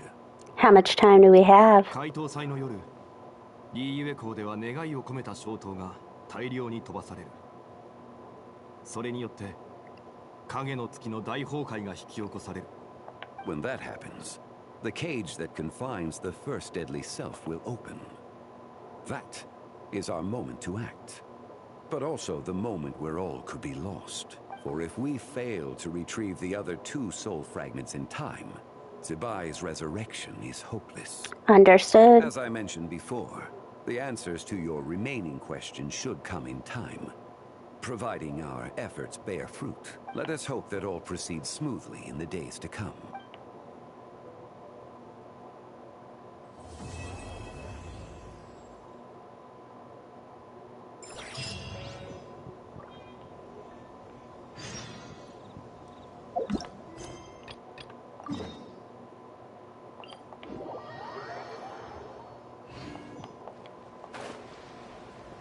Huh?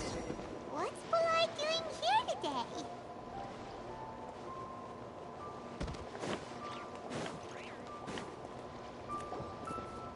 Look, your asking price for this batch is just too high. I can't buy in at this price. How am I supposed to turn a profit? Come on, hear me out. I'm telling you, this is the single best batch of Sunsetias ever. You won't find anyone who disputes that. I accidentally dropped one into a well, and even the water turned sweet. Even so... Alright. I'll let you in on a little secret. The boss of Second Life also wants to buy from me, but I haven't responded yet. If you won't take him, I'll just have to partner with them instead, and neither of us wants that. Okay, well, when you put it that way, I'll accept your asking price. I'll take all your stock. Don't sell a single one to Second Life.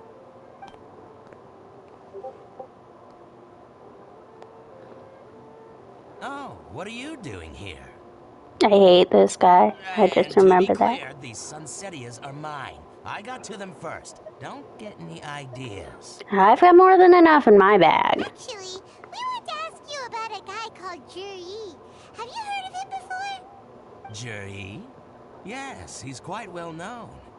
I've heard a story about him. They say he was born into poverty. His parents died when he was young, and he was treated cruelly by the local community. One of his neighbors was terribly rude to him all the time, but Juri never retaliated. And when his neighbor went bankrupt, he even helped support the family. He returned cruelty with kindness, injustice with peace offerings. A gentleman of talent and character, and... oh, how did I not notice him sooner? In fact, maybe I'm not too late. If I could hire him to be the brand ambassador for Wanyo Boutique. Oh, he sounds like a decent man. We can finally breathe a sigh of relief. Why are you asking about him anyway? You aren't looking for a brand ambassador too, are you? Well then, in that case, the higher bidder takes the...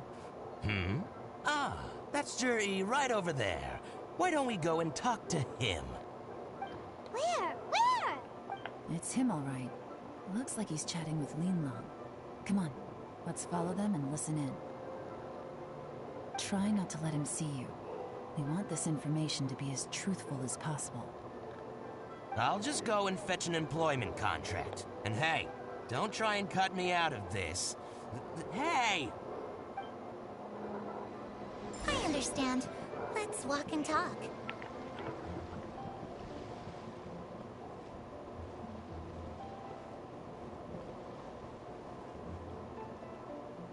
So, you were looking to buy a wineware set? Oh, now I can see that you're a connoisseur, so I won't bother trying to con you. I trust you understand our shop quite well?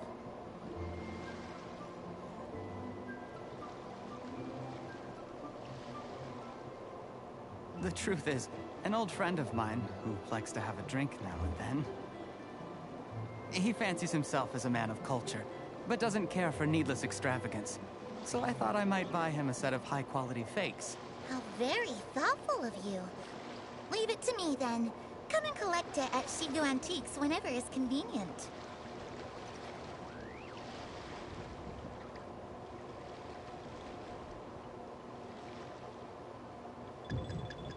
Thank you very much, Miss Lee. What's the hurry? Don't get too close, or he'll see you.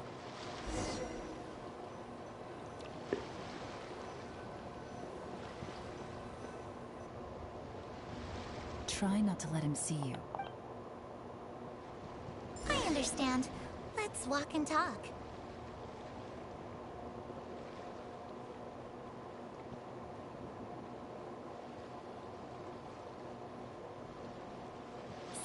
you're looking to buy a wineware set? Oh, now I can see that you're a connoisseur, so I won't bother trying to con you. I trust you understand our shop quite well?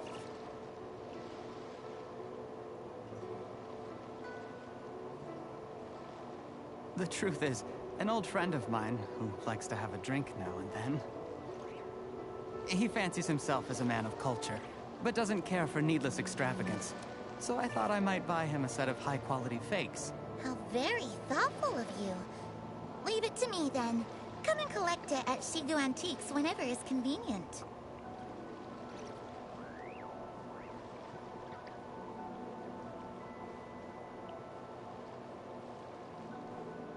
Thank you very much, Miss Linlong.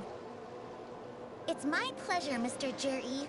These days, it's quite rare for someone of your standing to still keep up with their old friends. It's nice to see. I'll be sure to pick out a good set for you. You can count on me.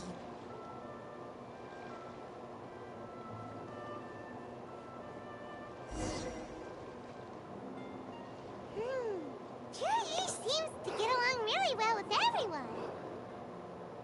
Are you satisfied now, Yelan? Seems like everyone thinks Juri's a great guy. We shouldn't jump to conclusions just yet. Let's go check out the wharf where he usually goes fishing. Do we have to? Paimon, hiring for the government is serious business. Dig up some dirt on Juri because you want to be Tianchu yourself, are you? Maybe I am, maybe I'm not. But hey, if I do become Tianshu, I'll look out for you guys.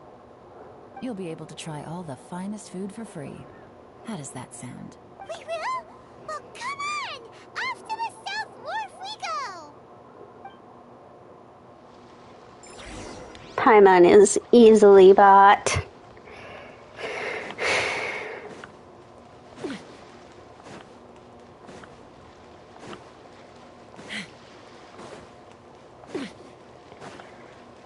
Let's fly!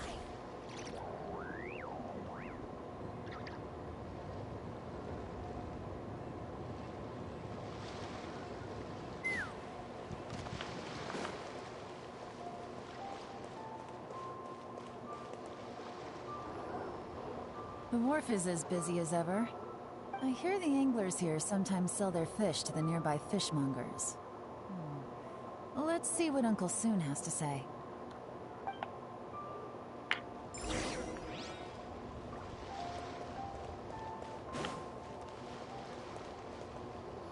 Welcome.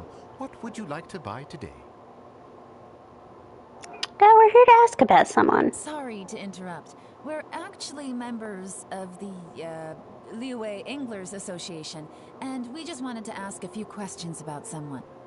We've heard about this young man called Juri, who's supposed to be a fantastic fisherman.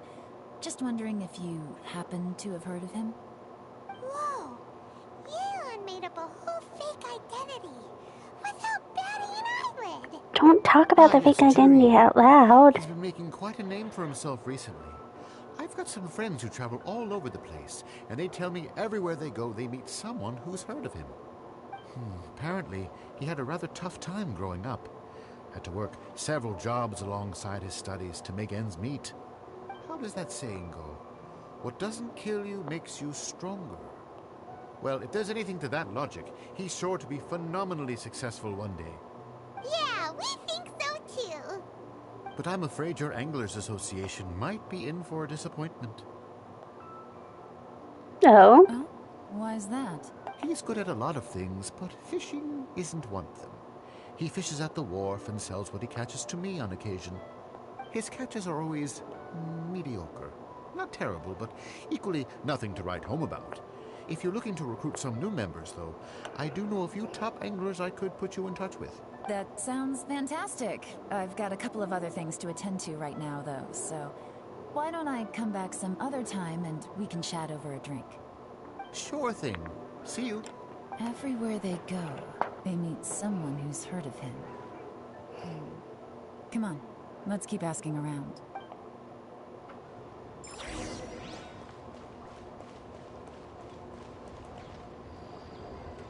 Here to buy some fish? It's 300 for one or 3 for 1,000.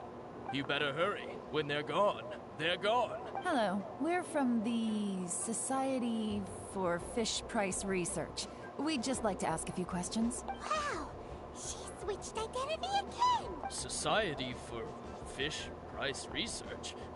I haven't done anything illegal. Stay out of my business. Please, don't worry. We're just here to conduct a simple survey. We've heard about a certain Jur-E who's been selling fresh fish at low prices in this area recently. Do you know anything about this? So this isn't about me. You should have said something, you know. I know the guy. I can tell you what I know. I haven't heard anything about him selling fresh fish at low prices, but it wouldn't surprise me if it was him. Oh? Why is that? Because he's so poor. His parents died when he was very young, and his alcoholic father still owed a huge amount of debt. No one wanted anything to do with him. He was still a kid when he first came to the wharf. His clothes were ragged, and he had a bandage wrapped around his head.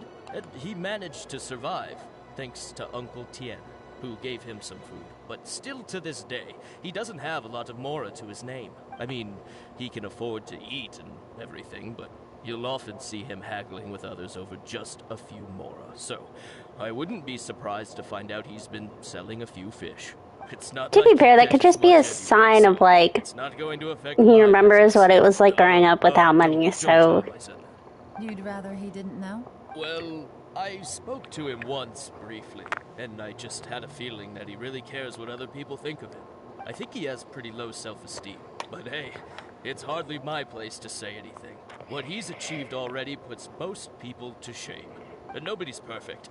I just wouldn't want to upset him, that's all. I see. Well, thank you for sharing that with us. Not a problem. And just for the record, there's absolutely nothing wrong with the price of my fish. The more times you say it, the less convincing it becomes. Especially when you're selling one for 300 but 3 for 1,000, which means... Mora to his name. Okay. More for one fish.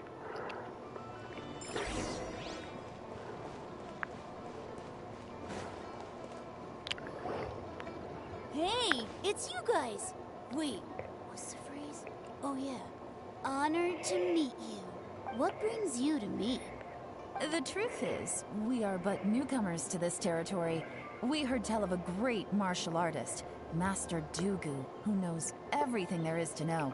Hence, we sought you out to ask for your guidance. Really? Hello! I know everything there is to know? But of course.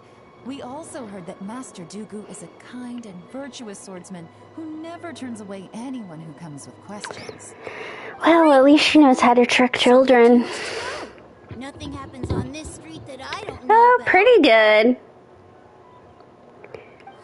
Jerking me around a lot with quests running into each other. Listen, it seems to have made his day. So, Master Dugu, have you heard of one by the name of Jur-E? Sure have. You mean that guy that all the grown-ups are talking about these days? I've heard many tales of Jur-E. For example, I can't remember. Probably because it's nothing that important.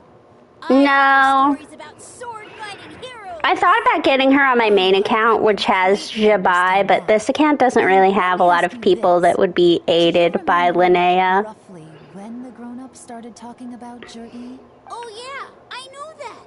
It was about 2 or 3 months ago. Before that, people always used to talk about Jur-E in a kind of nasty tone of voice.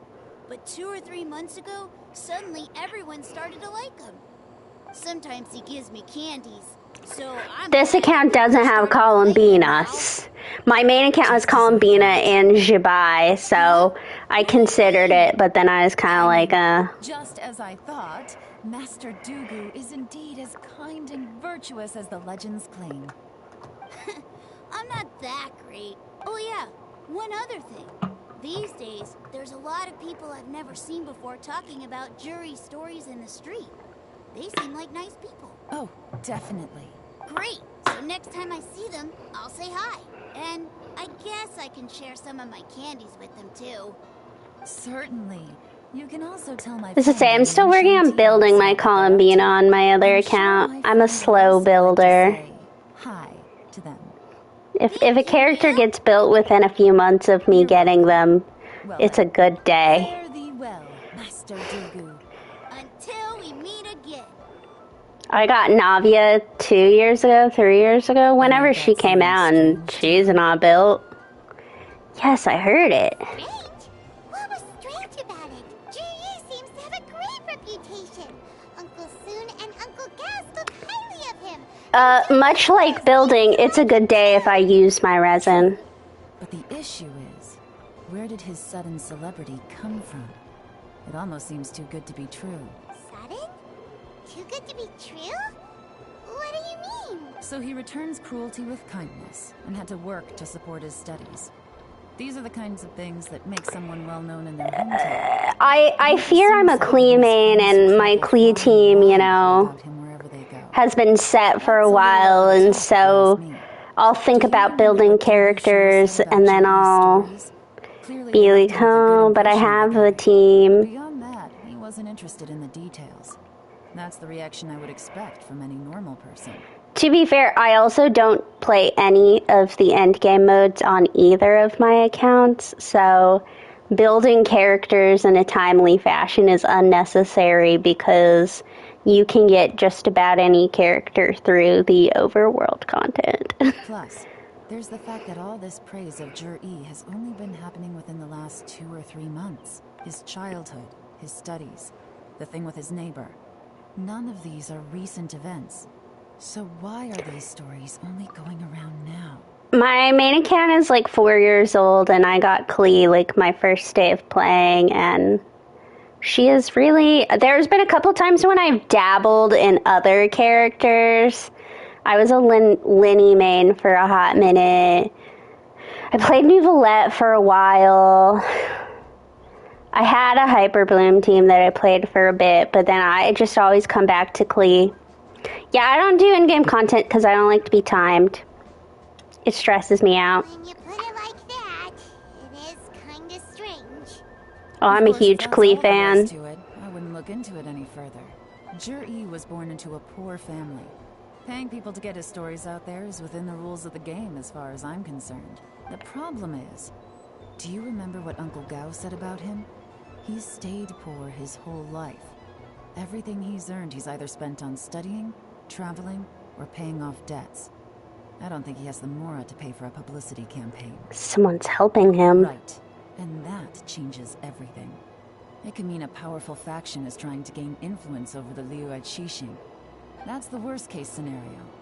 But all too often, the most pessimistic speculation that she's Pyro? Someone's trying to gain influence over the Qixing? That she's Alice's child and you really like Alice? I don't know. Even if we asked Juri about it, surely there's no way he could yeah. First, we need to find out who's supporting him. Don't worry, I've got a plan.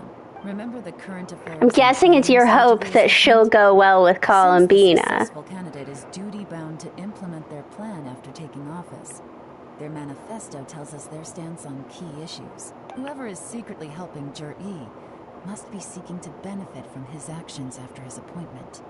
So, we should be able to find some hints in Jur-E's manifesto on who we're dealing with. Come on, let's get back to Yansheng Tihao.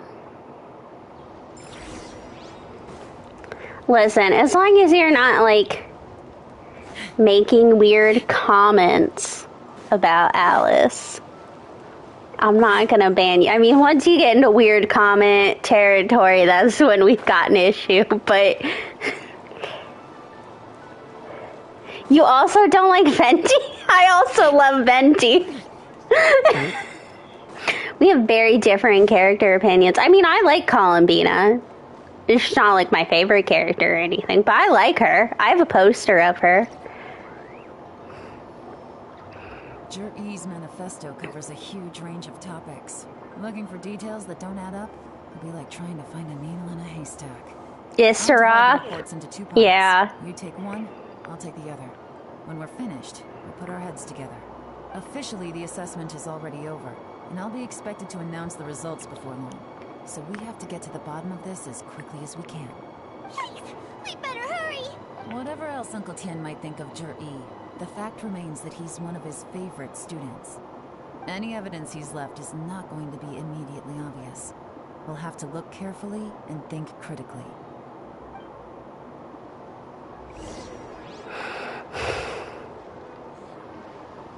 All right.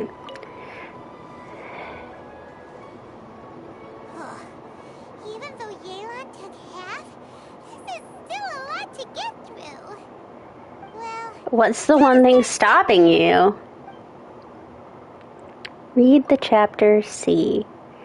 Due to a variety of factors, sea storms have become stronger in recent years. I suggest we set up a special patrol unit with sea monsters. The fleet should consist of the following. Coastal defense. Rock. Much of Leeway's folklore suggests that Rex Lapis left a great deal of wealth in the mountains of Leeway. However, due to obstacles hindering the excavation operation at the chasm, many projects have been called off. The workers of the Black Cliff Forge have been idle near the Golden House for a long time now. They should be given the right first refusal if any suitable projects arise. Roads. The treacherous terrain around Hongguang Stone Forest and Qingyun Peak means the area has weak transport links. The sheer mountain peaks are connected only by rope bridges. They're dangerous to walk on and wholly unsuited to the transportation of goods. These areas are rich in medicinal herbs and ore deposits. Building a road network around the mountains would be beneficial for everyone. Welcome to the cult. I doubt that the Tsaritsa will have a child model. Like, we haven't been given an image of her model, but we've been given like a silhouette-y type image of the Tsaritsa at one point from, I believe, and she does not appear to be a child. So, I think you're okay there. let's take a break. Meow! There's a cat. Looks like I'm the first one back, as usual. To be fair, on the She Had a Lover, it's still unconfirmed.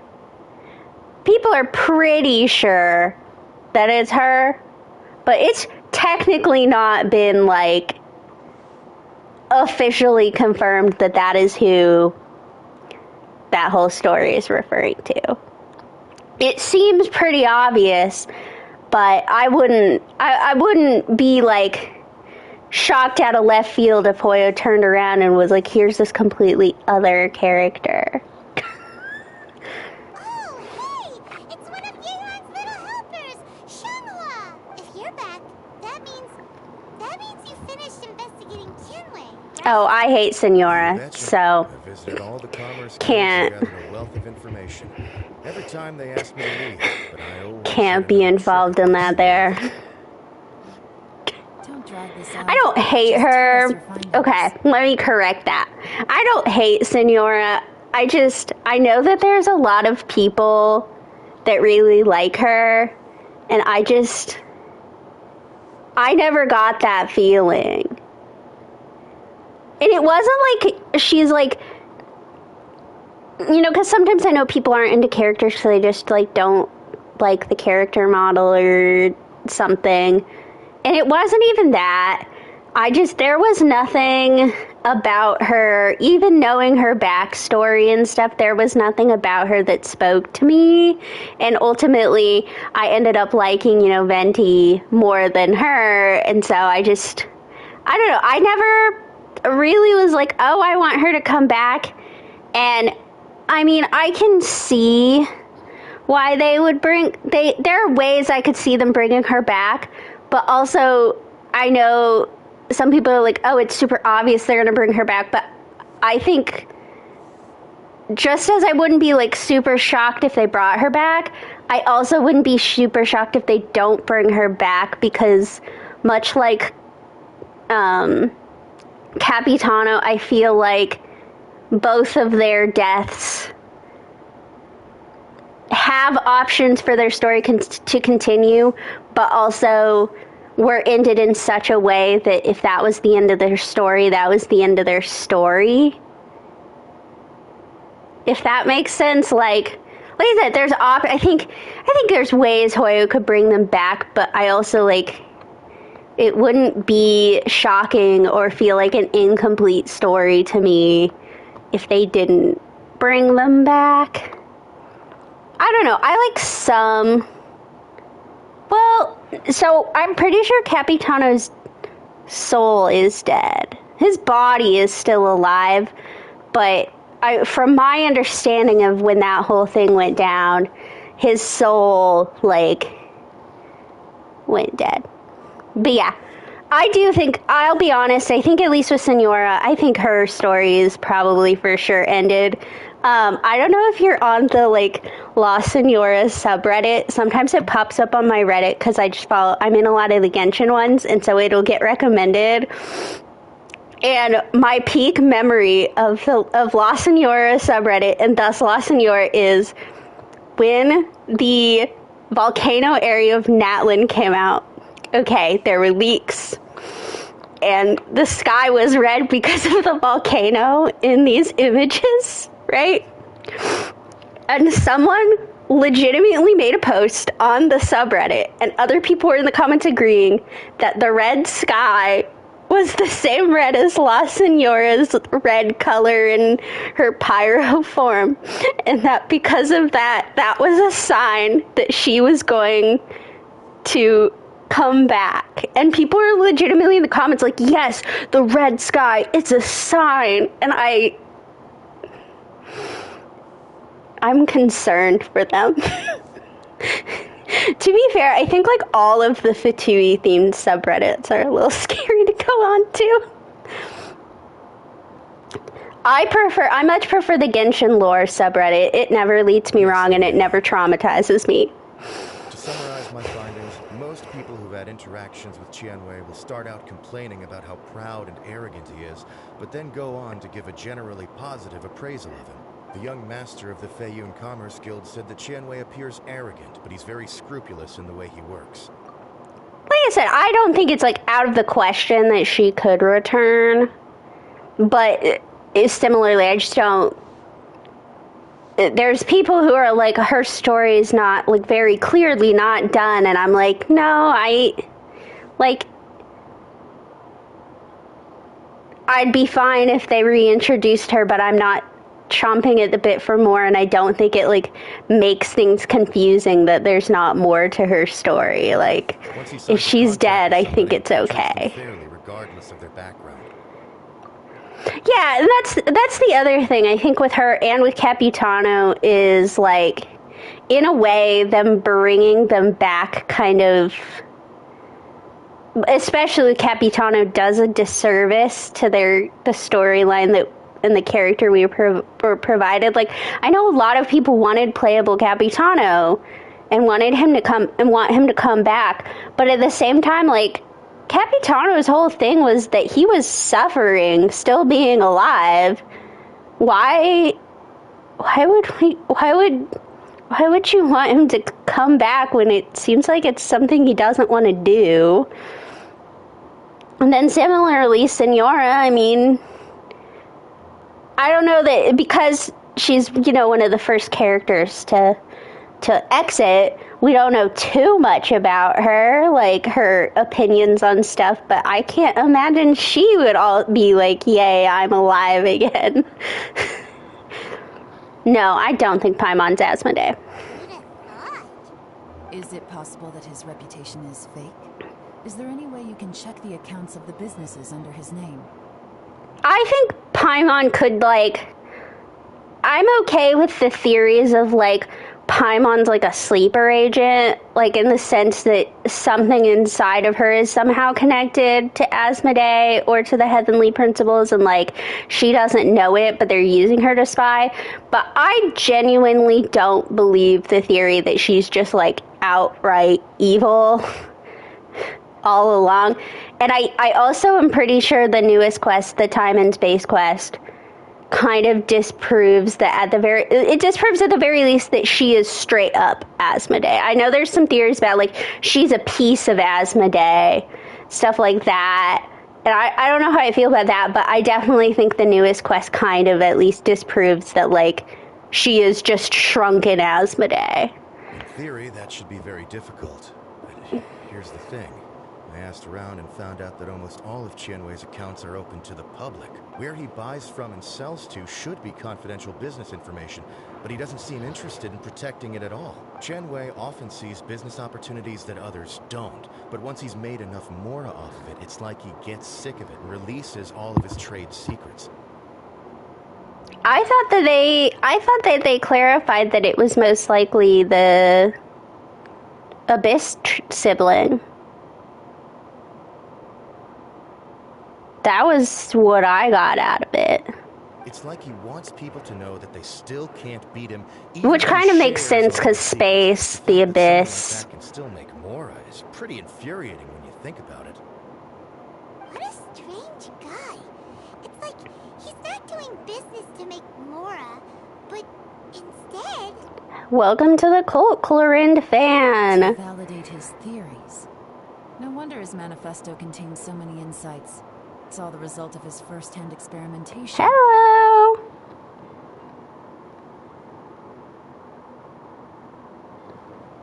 I'm back! Huh? How come you're here? Why do you think? Obviously, because I possess superior skills, and am always one step ahead of the competition. Well, when you're the competition, at least. You... Ugh, whatever. I'm not getting into an argument with you. If I hadn't had something else to take care of on the way, I would have been back long before you. Lady Yelan, I have finished investigating Mingbois. Well, we're all ears. The Ministry of Civil Affairs says that Mingbois struggles to get his words out when he gets nervous. Alright, I'll be back tomorrow. I'm hoping but after a few days of getting to this and the Kooky hangout is the last things I want to do before moving this account onto Sumeru. So hopefully I'll be back with Sumeru tomorrow. In your opinion, was the Ministry of Civil Affairs' appraisal of Mingbois at all exaggerated? But thank you for joining and talking. It's a fun time. I don't believe so. Mingbois is someone who has slowly but surely earned the reputation he has today. Oh, so I should have clarified earlier. This is my second account, and it is with the express purpose of streaming 100% in Genshin. So I'm doing like everything in order, and it's great.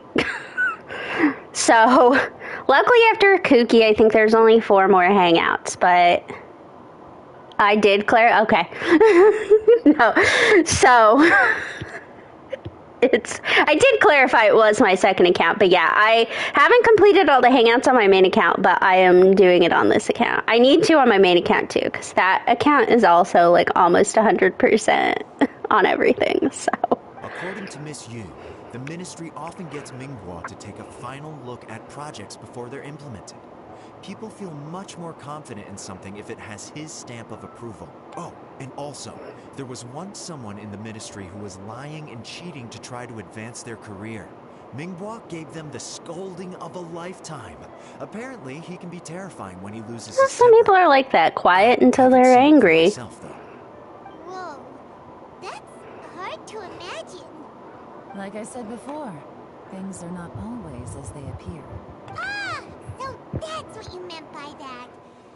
I'm starting to get it now. Thank you both. You're free to go now.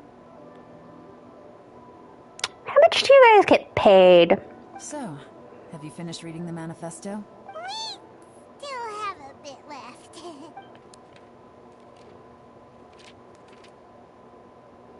Traveler is not like me. I read really fast. Problems looking at the individual entries. The only one that strikes me as a little unusual is the Qiangshu Pool redevelopment plan. What's that? Qiangshu Pool has always been home to many secrets. Plus, Ajdaha once wrought havoc there, so there are even more secrets buried deep underground. At some point, a rumor began to go around that there is great treasure buried beneath Qiangshu Pool.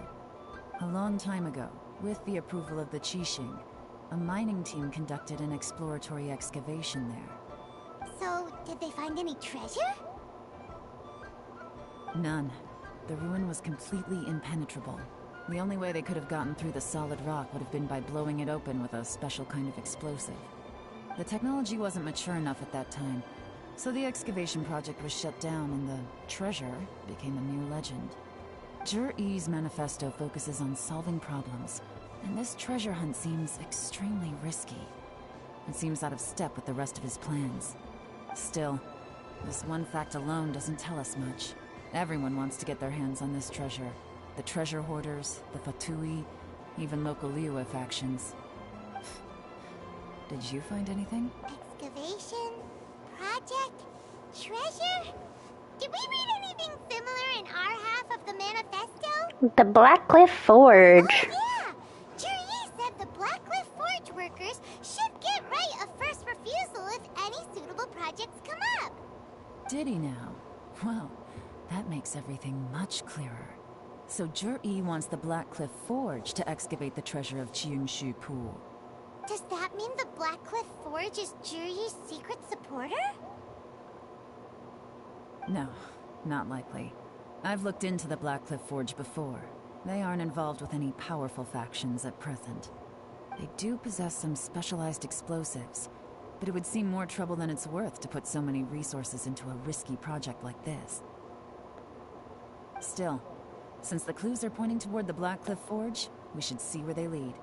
We may well find something new. God, people have been wanting the Blackcliff Forge Both turned out to be completely different than what we thought. What about Jur-E? Is there another side to him too? for years, and it Pharmacy today? Fingers crossed we learned something useful. has continued to be non-existent. I mean, it doesn't, like, this is the only existence of the Blackcliff Forge, unlike Dornmanport and Chenyu Vale. Rain. My hair and feathers are gonna get soaked. Time for some preening when I get back. Here you go. Here's the Blackcliff Forge. Look around for clues. One day it could. Nothing of note happened today. Nothing of note happened today. Payday. 3 new recruits joined. Can't believe people are willing to join us at times like this. One of the newcomers is very skilled. He got made the team leader. Nothing of note happened today. What's this? A diary? From the back, it looks like a ledger, but it seems they also use it as a site log. We don't know who wrote it, but it's interesting, don't you think? These newcomers, who could have sent them? You think they're suspicious? Yes. Look, it says right there, one of them's already been promoted to team leader. At this rate, by the time the Qiangshu Pool redevelopment plan is ready to roll, they'll be the technical backbone of the team. That'll give them You a should chance to fix take up a some of lot their evidence carts. they can Their copy into carts secret are texts or laying steal on the any treasure they ground. find underground. Imagine if we didn't suspect anything. By the time Jur-E recommends the Blackcliff Forge for the excavation project, at most we would maybe do a fresh background check on the place. No red flags if all they did was change some key staff. And even if we decided to vet the staff individually, they'd have had more than enough time by then to come up with fake identities. That's the advantage of planning this far in advance. It was a clever move. When you put it like that, it all makes sense. If we hadn't found this out, someone else would have stolen the treasure. So, who's really behind all this? That's a question for the newcomers. But let's start with that worker over there for now.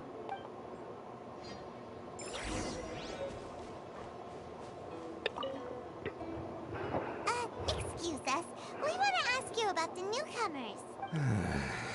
You want them to teach you or something? Do we look like minors? These newcomers are in tip-top shape. Fast learners, too. They're picking up all the skills unbelievably fast. My only complaint is that they're always going out drinking at night.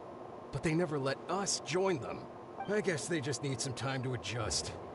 I'm sure we'll get to know each other over time. They go out drinking. This area isn't exactly renowned for the nightlife. I'm guessing it's a long trip to the nearest tavern. You got that right. They tell me they go all the way back to Liyue Harbor to drink at Wanmin Restaurant. It rained after work today, so they actually stuck around at the site for a while. But as soon as the rain stopped, they went out drinking again right away. Hey, you're only young once, right? I say, if they can hack it, let them at it. Interesting. Let's go talk somewhere else. Looks like our hunch was on the Mora. These newcomers are very suspicious. Drinking in Liyue Harbor, huh? Some cover story. I'll wager they've been going to intelligence updates. Good thing it rained today. It means they'll leave footprints. I doubt they'd give themselves away that easily, but let's follow them and try our luck.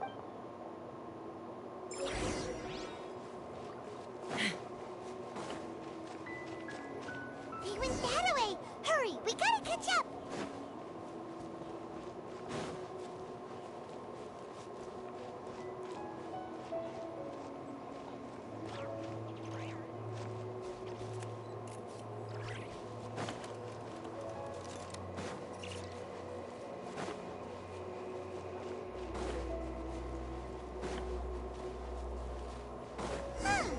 These footprints are heading towards Liyue Harbor. Maybe we were wrong about them.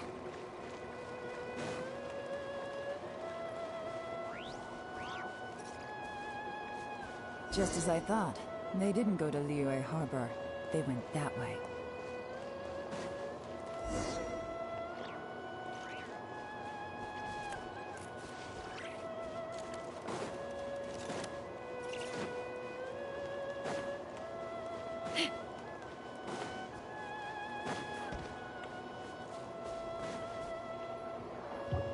The footprints stop here, but judging from the direction, I'm guessing their destination was that abandoned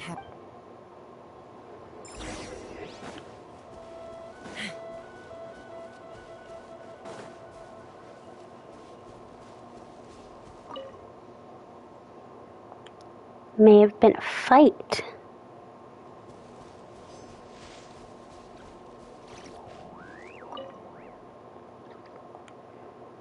Bamboo mat. Someone slept here. Fire.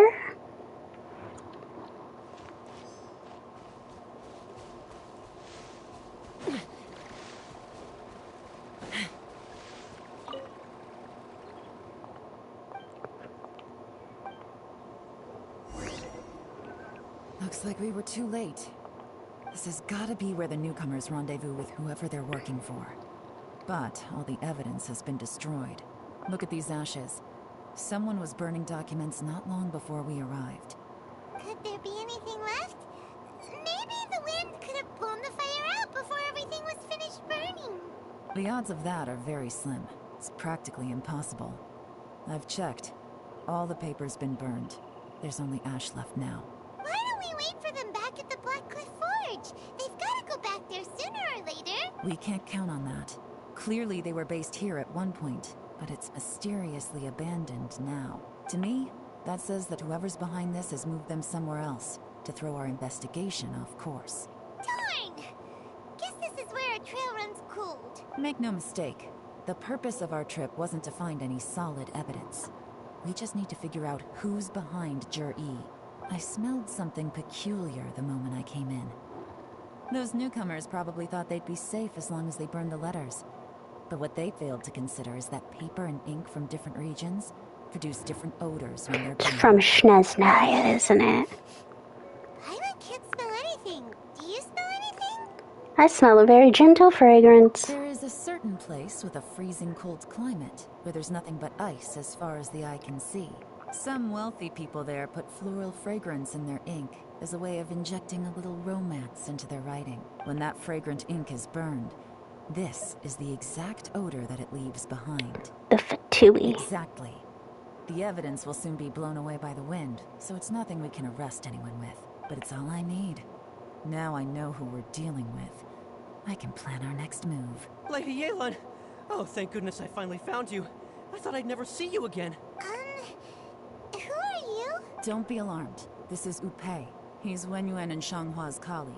I sent him to look into Jur-E's regular contacts. Since Jur-E likes fishing, Upei thought he might know some of the fishermen and sailors, so he took a boat out to sea to ask around. I left him a note at Yanshang Tea House telling him to look for me at Blackcliff Forge when he got back. If there'd been an ambush waiting for us there, it means we'd have had some backup. So, what did you find out at sea? Forgive my incompetence. I'm afraid I've come up empty-handed. I asked all the fishermen multiple times, but none of them had any interactions with Jur-E before. Then the waves got so choppy I ended up falling overboard. Fortunately, someone managed to drag me out. When I got back, I heard that you'd gone to Blackcliff Forge and might need backup, so I went straight there as fast as I could. Didn't even stop to change my clothes. Well, Uncle Tien said that Jur-E once bought a recipe from one of the fishermen. Did you hear anything about that at all? What? That's news to me. No, that's not possible. It's absolutely not possible. Lady Yelan, I'm telling you, I spoke to every single fisherman out there, and none of them mentioned anything about a recipe. Interesting. Then I wonder how that even more wonderful fish soup came about. Fish soup? What fish soup? Nothing. Our priority right now is to find a way to get our hands on some solid evidence. Well, any suggestions? Catch them red-handed when they meet. Not a bad idea. Upe, what do you think? Honestly, I've already tried following Jur-E, but the guy's too cautious. Never meets with anyone suspicious. Okay, so tailing's out. No, we'll still need to tail him. But first, we need to do some groundwork. Groundwork? When you've worked in intelligence for a long time, you'll understand that no one can stay on high alert forever. Especially when he thinks he's about to win. Tomorrow morning, I'll announce his victory at Yuehai Pavilion. Take a guess what you think he'll do next. Be sure to arrive on time. You won't want to miss the show.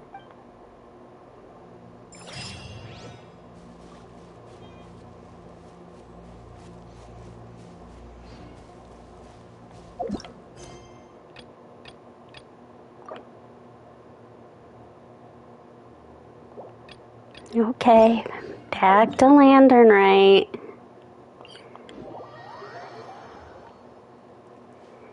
Beginning to think I'm gonna have to do cookies tomorrow before I hit up Sumeru. Take me up.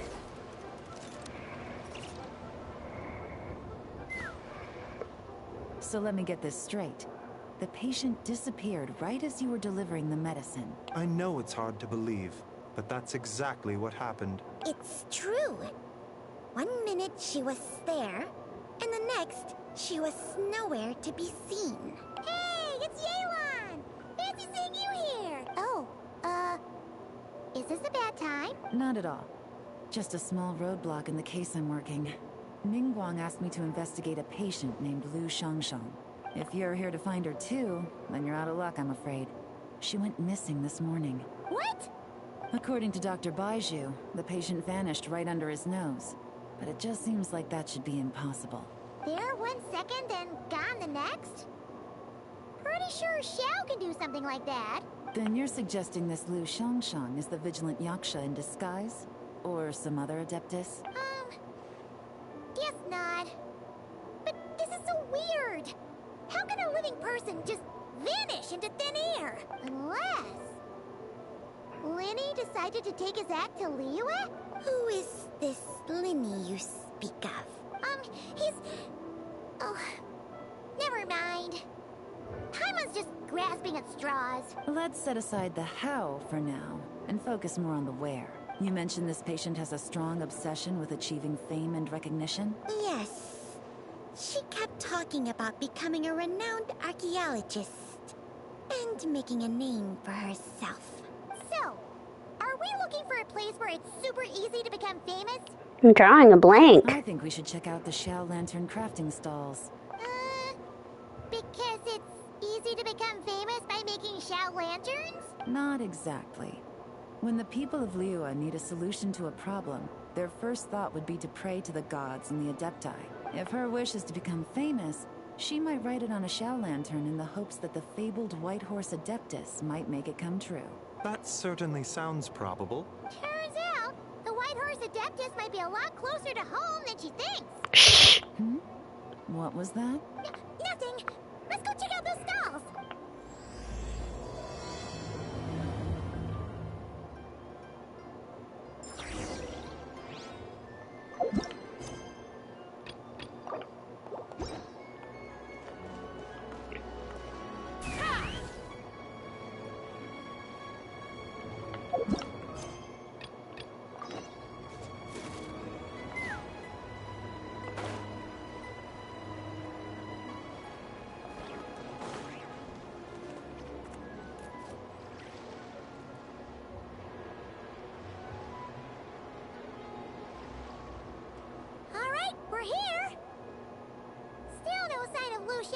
though.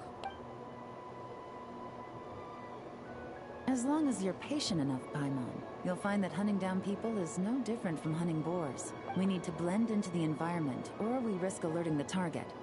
So as far as everyone here is concerned, we're just ordinary tourists. Oh, okay. If we need to blend in, then let's make some shell lanterns and write our wishes down, like everyone else. What's your New Year's wish, Yelan? I haven't given it much thought. Now's the perfect time to think about it. Oh, and it can't be work-related. You gotta take a break once in a while, right? You're always digging out this suspect, tailing that criminal, hunting down this gang or that, which is super amazing and all, but it's gotta be exhausting. Yeah, you should think about yourself every once in a while. Really getting into this, huh? You said to blend in, right? Come on! It's all part of the act! So you gotta think of something! Then I suppose it'd be to go traveling the next time I get the chance. Traveling? That's our bread and butter! Wanna join us? Thanks for the offer, but my desk is piled high with reports on your exploits. And that's not quite the kind of traveling I had in mind. I was thinking more the lie down and do absolutely nothing kind of travel. Ah! Something a bit more easy and breezy, right? Hey, wait! We know just the place!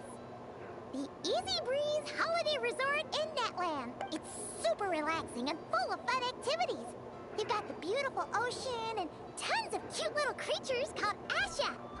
Seriously, you gotta go! I suppose I'll have to check it out. Hey guys, happy Lantern Night.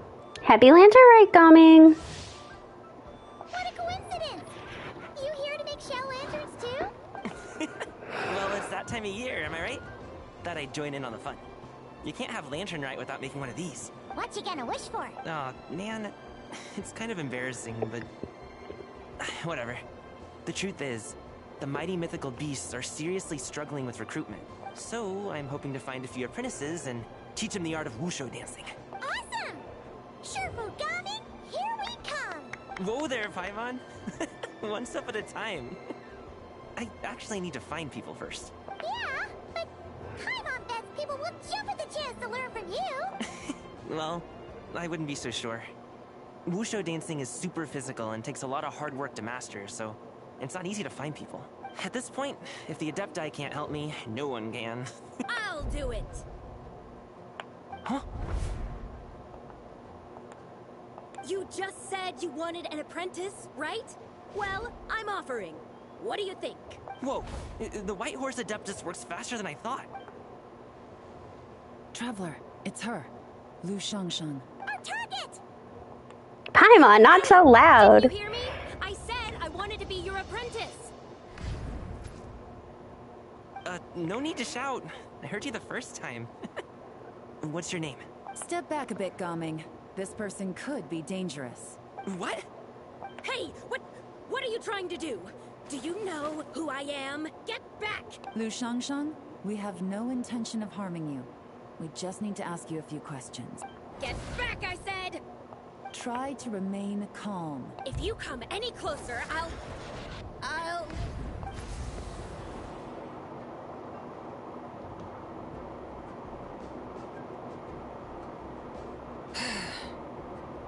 What the? Little wisp of a being.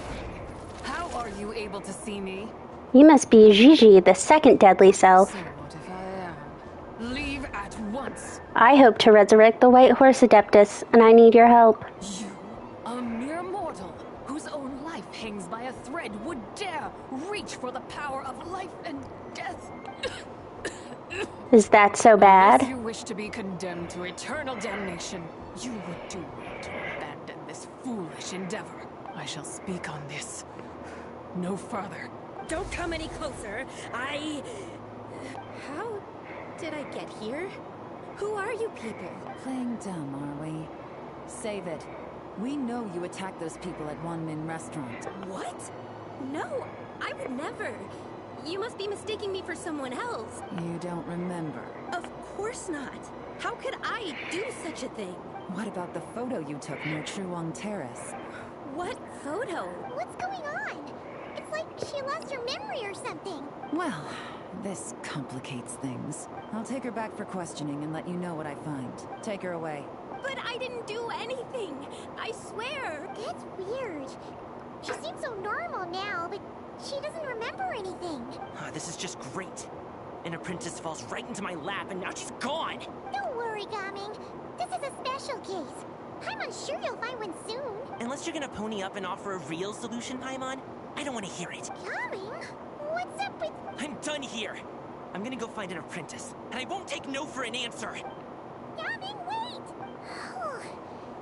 Is it just Paimon, or was Gaming acting super weird just now? He might have been possessed. How do you know? Whoa! So you saw the second deadly self? And you think she moved from Lu Xiangxiang to Gaming? It's possible. Uh-oh. And we better find him before something bad happens. Let's go! Okay.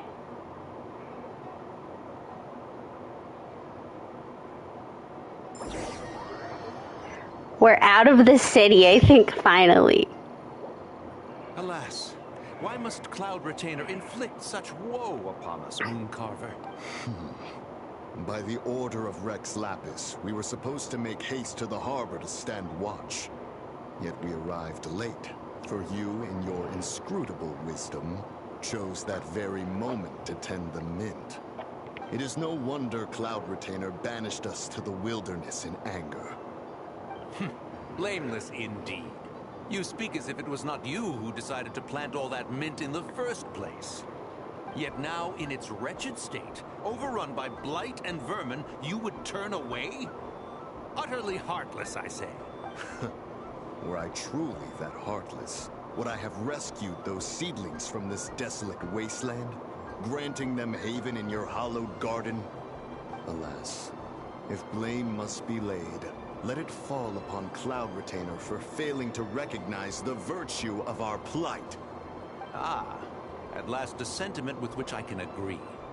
If ever Cloud Retainer is away, we should steal into her abode and plant a veritable field of mint. A tempting little ruse, is it not?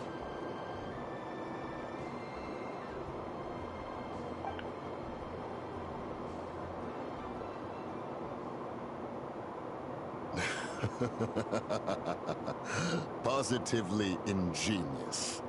Please stop chasing us. Just let us go. Get back here! If you keep running, I'll kill you! Please. We don't know anything about wushu dancing. Just leave us alone. What? You think I'm not good enough to teach you? Just agree to be my apprentices, and then we can talk. That child looks somewhat familiar. Ah, it appears to be the wushu dancer from Liyue Harbor. I have seen him perform on occasion. Come, let us take a closer look. Has trouble befallen you, young one? Perhaps we can offer aid. Oh, thank the gods!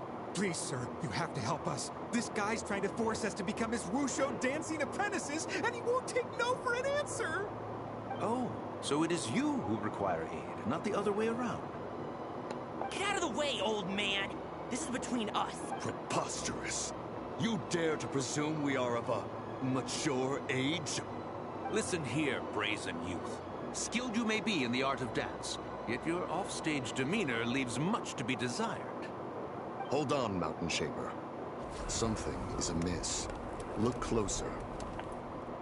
Huh. Indeed, he bears the mark of something unclean. It spells trouble. You there, depart at once. Hey! You drove off my recruits, old man! You'll just have to take their place, even if you're a bit on the decrepit side. Years it has been since a being has dared speak to us in such a manner. Now let us see what evildoer has sought to use you as its puppet, young one. You two, you're Adepti! Does that strike fear in your soul? Whoa! Two Adepti recruits just fall right into my lap? That white horse sure knows how to grant a wish. Coming! Slow down! Wait for us! Jeez, take a hint, will you? I told you to stop following me! Don't hurt him, please. Paimon, keep your distance from this youth. Evil has taken a hold of him. We know! It's one of the white First Adeptus' deadly selves. She's possessing Gaming. The White Horse Adeptus' deadly selves? Could it be that Rex Lapis called us to Liyue Harbor for this very reason? Hey! What are you two whispering about over there? Who's gonna be first apprentice and who's gonna be second? It doesn't matter. I'm not the kind of Sufu who plays favorites. Insolent spirit! Be gone from this child at once!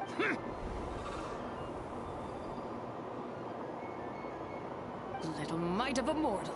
Getting in my way again, I see. You don't look so good. This is no concern of yours. You want to fulfill people's wishes. I can help. No. Only by doing it myself. Will I find peace? Otherwise, rage will consume me. If I lose control, all will turn to dust. What is the source of your anger? The curse of time. The memories this body holds. Come no closer. This is your final warning. Insolent spirit! Be gone from this child at once! Not again. Traveler and Paimon? And two Adepti? Where are we? Weren't we just making Xiao lanterns in the harbor? Gaming! You're back! Ah! Sun is most scorching. Agitation stirs within me. I require cooling mint to beat this heat. And speaking of, Cloud Retainer has scorned this verdant wonder long enough. It is time for her to feel its wrath. The wrath of mint!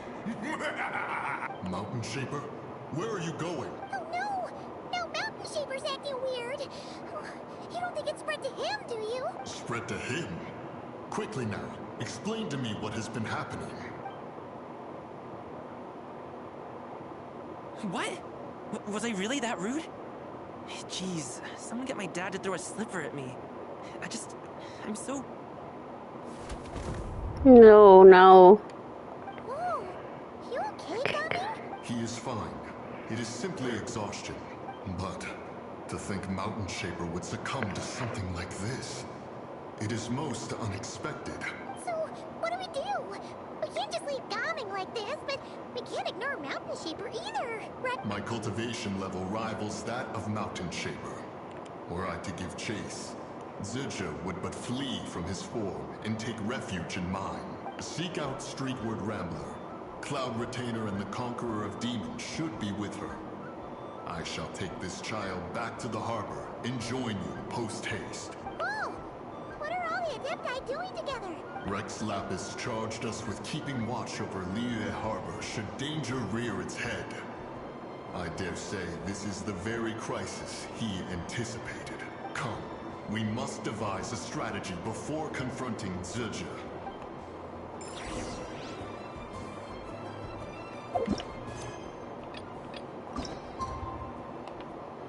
Oh, thank God.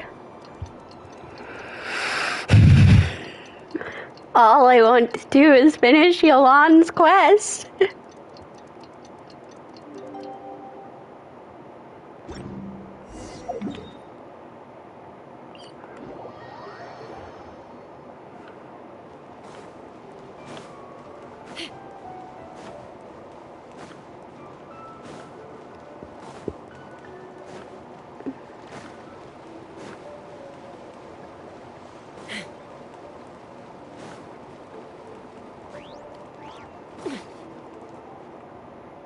The White Horse Adeptus?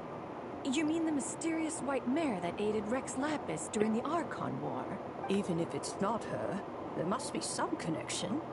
She always avoided us back then, and I never knew why. Rex Lapis's recent trip seems to be related to this person as well.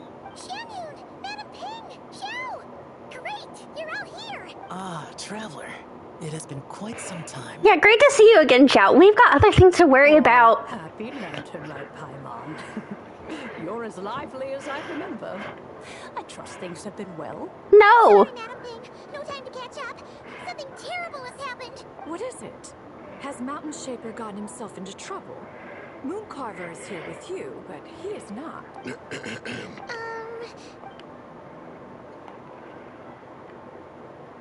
The Wrath of Mint? That old fool dares to utter such... That's what you're focused on? Yeah, really our biggest concern here. So, even a mere deadly self of the White Horse Adeptus was able to possess Mountain Shaper and affect his mind. No wonder Rex Lapis told us to gather here and await his orders. Mountain Shaper's cultivation is inadequate. He was caught unprepared. Were it one of us, Zizha would hardly have found a vessel quite so ready for the taking. Hey, that's not what you said earlier. Where is Mountain Shaper now? A question that hardly bears pondering. Obviously, he intends to plant mint in the vicinity of one's abode. Ah, then he poses no great threat. We might as well let him be.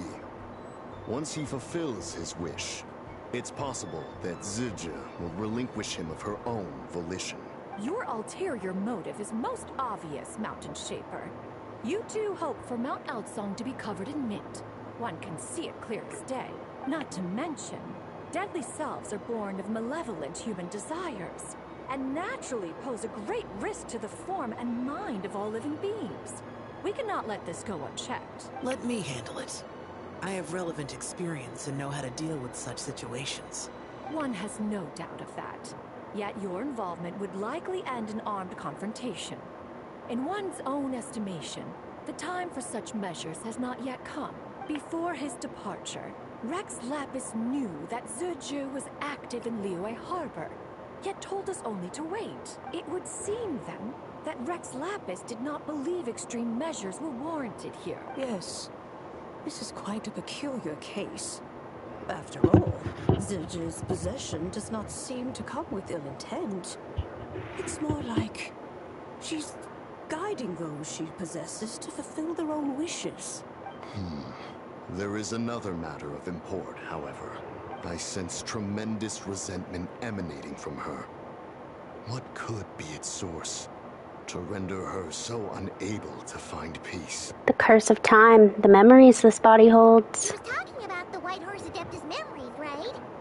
From what the Traveler said, it seemed like she was about to explode with rage. But with Rex Lapis away, if we wish to understand that which occurred in the past, we shall have to ask her directly. She also mentioned the curse of time. What could that be about? Perhaps erosion. Indeed. We are of the same mind. I heard that ancient clans in the mountains once regarded the White Horse Adeptus as the daughter of time. It seems there was some truth to that, after all. The daughter of time. Cursed by time? Time does not treat everyone equally. The longer you dwell in this world, the more it takes from you. Then what do we do? One has devised a solution. What is it? Based on what you have told us, it seems that Zizha is in the habit of leaping to a different host when provoked. One's plan is for us to block all escape routes while you confront Mountain Shaper, forcing Zizha to reveal herself. Then, if prior experience stands, she will have no choice but to possess you. However, not only are you able to sense it, you are also unaffected by the peculiar state of stasis. In other words, in that moment, you would have the chance to either subdue or persuade her. That is akin to walking straight into the lion's den. Allow me to go instead. No, you already tried to sacrifice yourself. Why doesn't Paimon try first? After all, even if she got possessed, it's not like she would pose a danger to anyone. Yeah, but you might eat so much you become a literal ball. Paimon's wishes aren't all food-related, you know. One would not suggest this course of action if one had any such reservation. Time and again, the Traveler has proved immune to Zizha's influence. Consider for a moment why that might be. Because I bear the Moonlight's guidance. Oh yeah! That's what the first deadly self told you, right? Perhaps your time in Nodcry left you with the blessing of the newborn Moon Goddess, Traveler. And this White Horse Adeptus clearly has a profound connection to the moon. Indeed. I see. Have you other concerns, Conqueror of Demons? I was just trying to fathom why Rex Lapis left without explaining the situation in detail. But now I think I understand. Rex Lapis entrusted this matter to the Traveler, which means in his estimation, the Traveler must be the key to its resolution. So I have no other concern. I trust Rex Lapis, and I trust you. Leave it to me. Then we are all in agreement on proceeding with this plan? Very well. We should depart at once, lest we lose our chance. Let us see whether that old fool truly dares to face one's abode with Mint.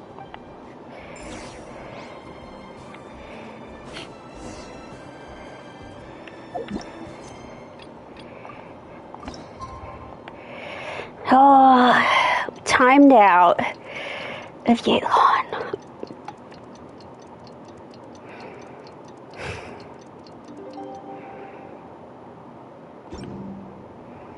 It looks like we're all here. Well then, time for me to announce the results of the assessment process. I won't drone on about the importance of the Tianshu role. Suffice to say that Uncle Tian entrusted me with the monumentally important task of assessing the candidates. And now, it falls to me to give him a satisfactory answer. All of us here know the score. Don't beat around the bush, just get on with it. Qianwei has many pioneering ideas, but some of his plans are lacking in detail, and he easily gets into testy exchanges with other people. Mingguo is reliable, but not quite ambitious enough, and because of his personality, he struggles to win people over. In contrast, Zhi is evenly balanced across the board, and enjoys an excellent reputation in Liyue, after much consideration. I have decided to recommend Zhi to the Liyue Qixing. What? Oh, congratulations. Thank you. Honestly, I'm a little surprised to hear my name being announced. In my estimation, all three of us are worthy candidates for the Tianshu position. As your competitor, I've become keenly aware of your great talents. Would either of you entertain the possibility of working with me in the future? And taking on some of my workload? I'll have to see. I'm in a bad mood. This is the last thing I want to be thinking about right now. I don't mind, as long as I can help. Okay, well, that's all from me. Zhi, you'll have some preparation to do. It won't be long before you're informed of your official appointment. I hope you will work hard and make Uncle Tian proud. I will live up to the Tianshu name. On this, you have my word. I should go. I need to pack my things, and then I think a celebratory meal is in order. Would anyone like to join me? Count me out. I'm not in the mood for a celebration. Zhi seems pretty relaxed now. This would be a good time to follow him. Hey, Traveler, tell me something. What exactly does that guy have that I don't? If you can't answer that, I'm not accepting this result. I, also wouldn't mind knowing. Oh no, if we get stuck here, we won't be able to leave. Follow him. Yes, ma'am.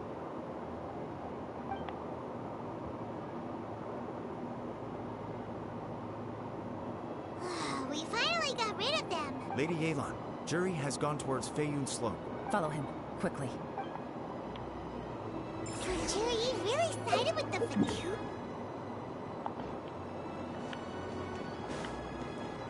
But Uncle Tian thinks so highly of him. Why would he do this? Difficult to say, but everything should become a lot clearer when we find him.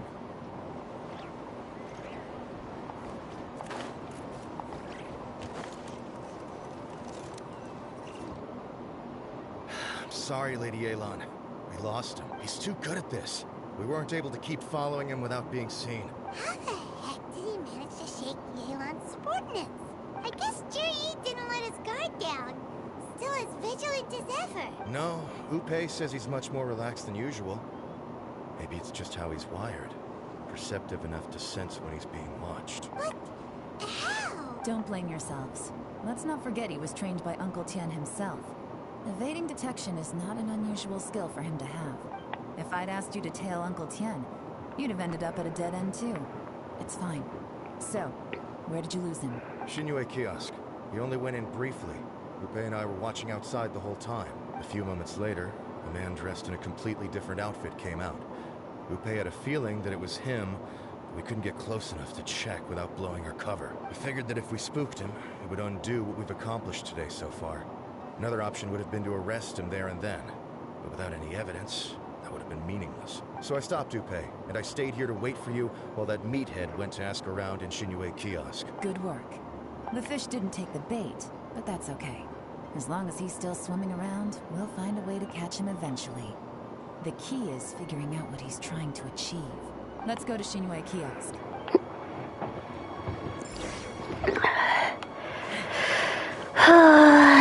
We would like in.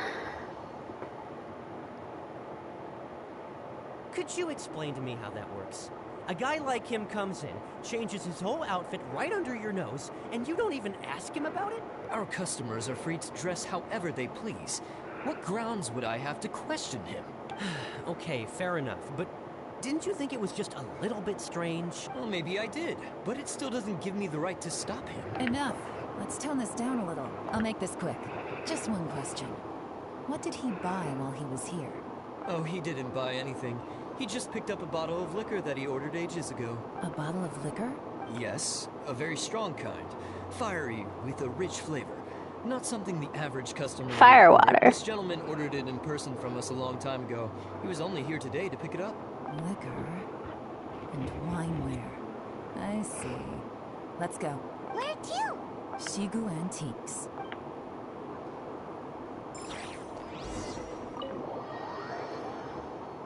I got nervous we wouldn't be able to go to Shigu Antiques until we finish Lantern Night because she's running the exhibition, and you can go to the ship, I think. Sorry to bother you.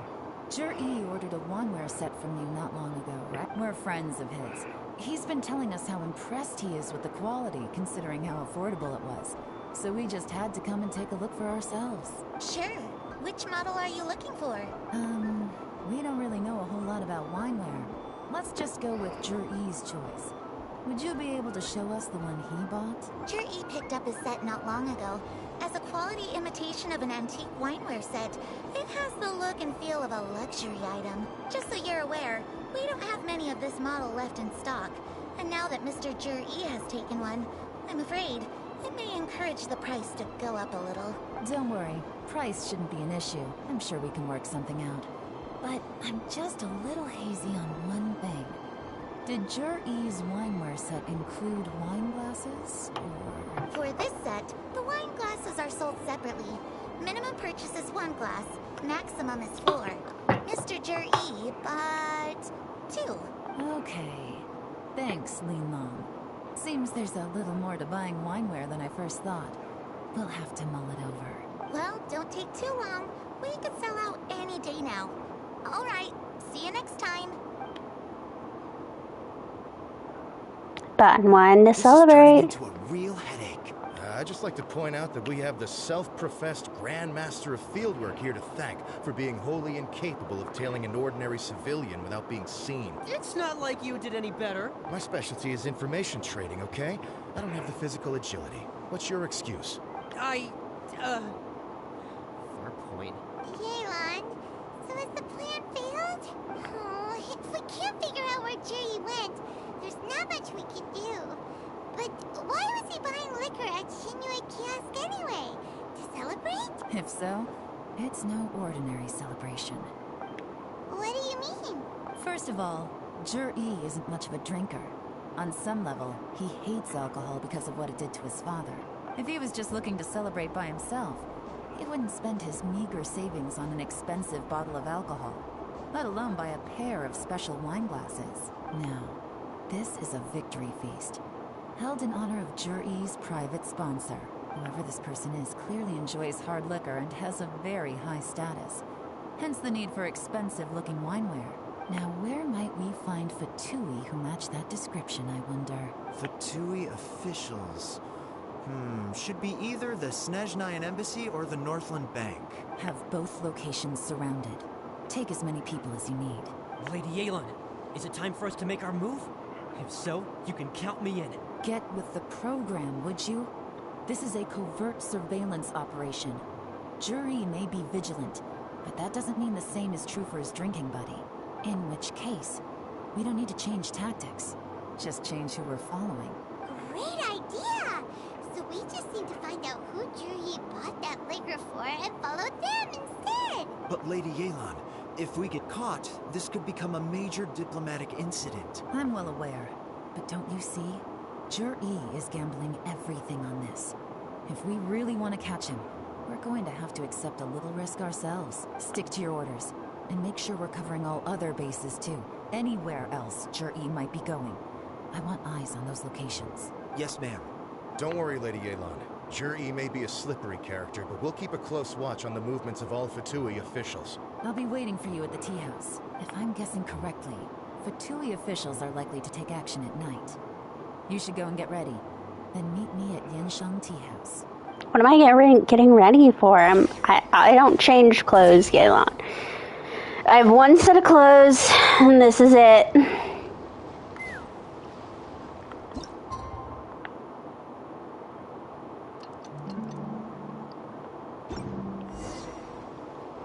Perfect timing. Wenyuan just sent word that the Fatui ambassador, Yusupov, just left the embassy alone. He's heading in the direction of Qingshu Pool. Qingshu Pool? That's the place Jerry mentioned in his manifesto. It looks like that's where they've arranged to meet. Sensible choice, I'll give them that. Qingshu Pool is always crawling with monsters. Most people wouldn't dream of going there. It's one place they won't need to worry about being seen. Oh no, we gotta go get them! Let's go. If my hunch is correct, we just might hit the jackpot this time.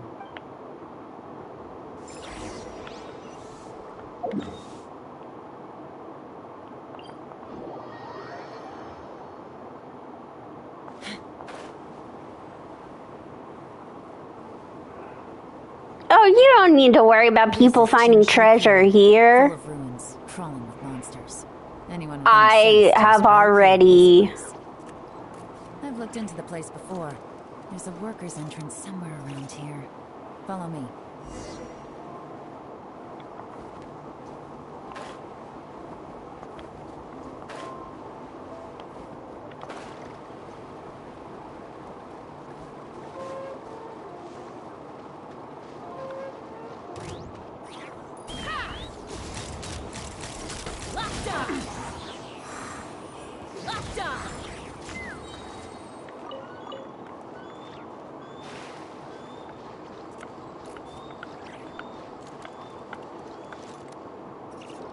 There's been some work done on this place in the past, but it's a bit of a labyrinth inside.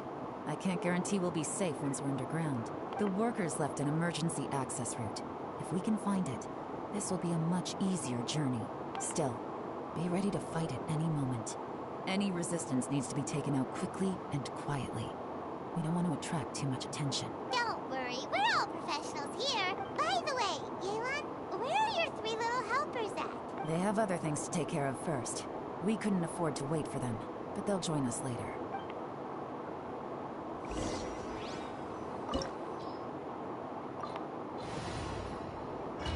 Once again, hoping we don't actually need Geo.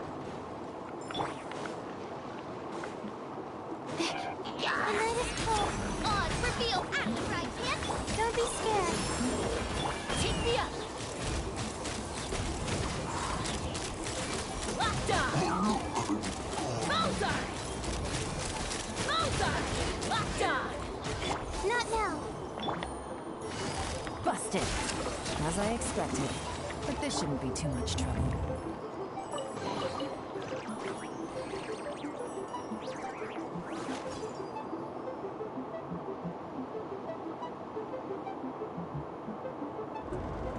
I see that? That's gotta be the Fatui ambassador here to meet Ji. Looks like he went through that door. Did he not hear it's fighting those monsters? Emergency access route, right? Come on, let's hurry.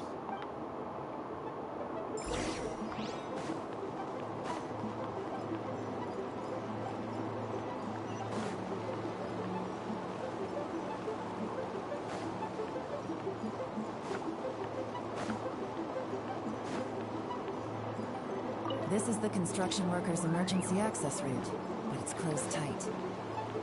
Trying to break through would be risky. Let's see if we can find another way.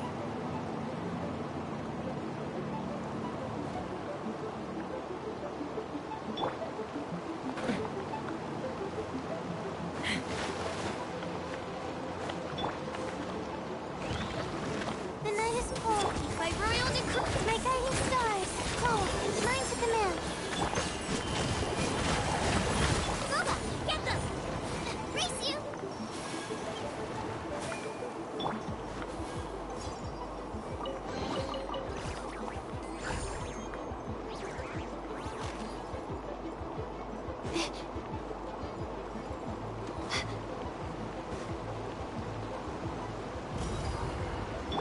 Let's fly!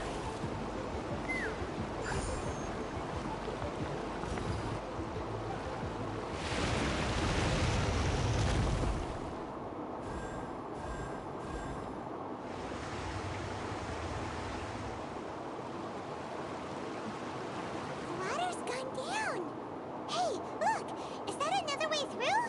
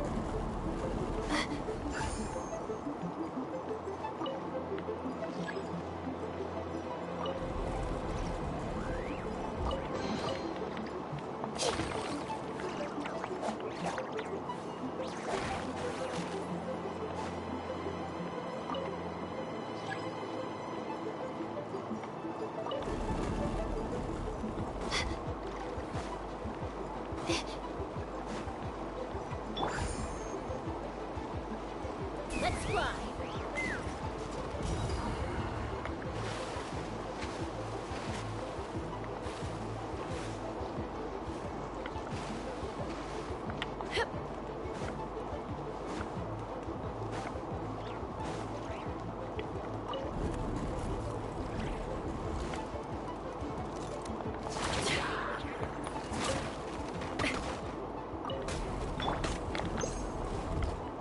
The night is cold. Oz reveals something nice and spicy. Hold on to your hats. Take me up! Bullseye! Open fire! Open fire!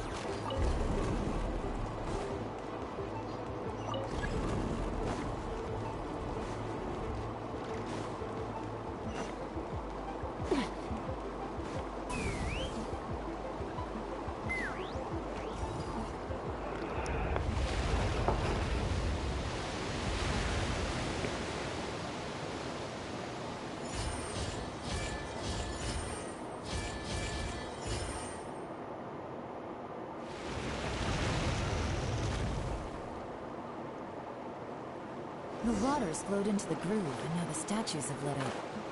Okay, now we should be able to move the statues.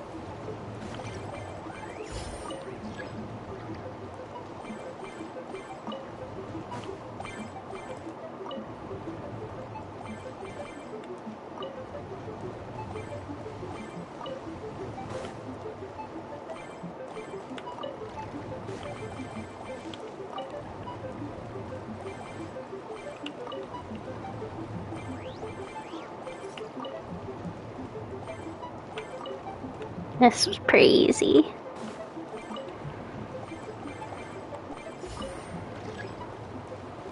The door is open. Let's go. We should be nearly at the bottom now. Let's wrap this up.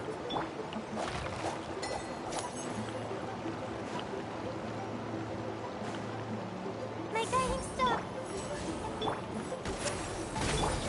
A little slow on the uptake here.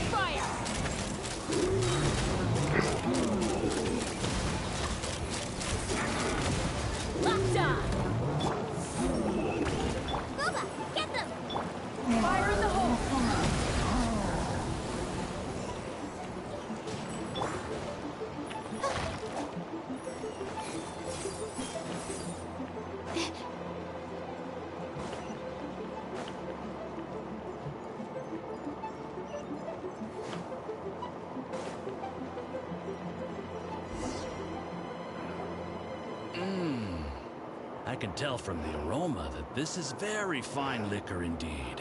I'm impressed. Come on, bottoms up. After you, of course.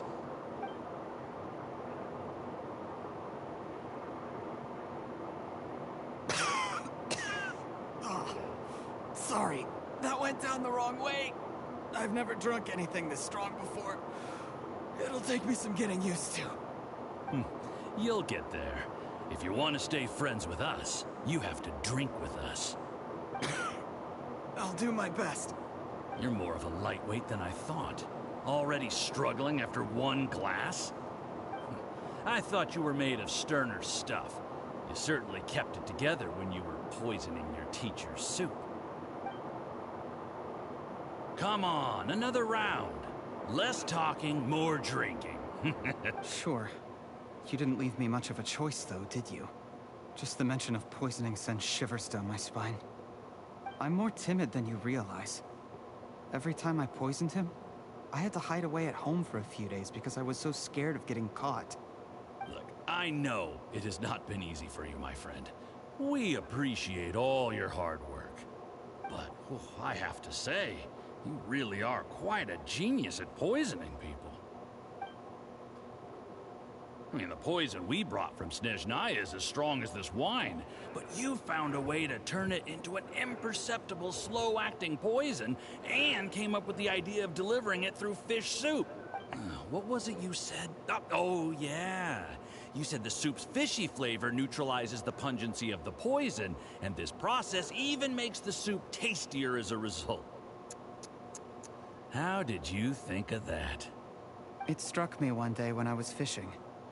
I'm lucky it did. Otherwise, I'm not sure I would have been able to fool Uncle Tien.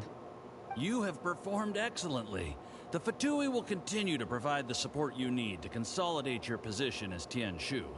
Of course, this is as long as you continue to do as we instruct.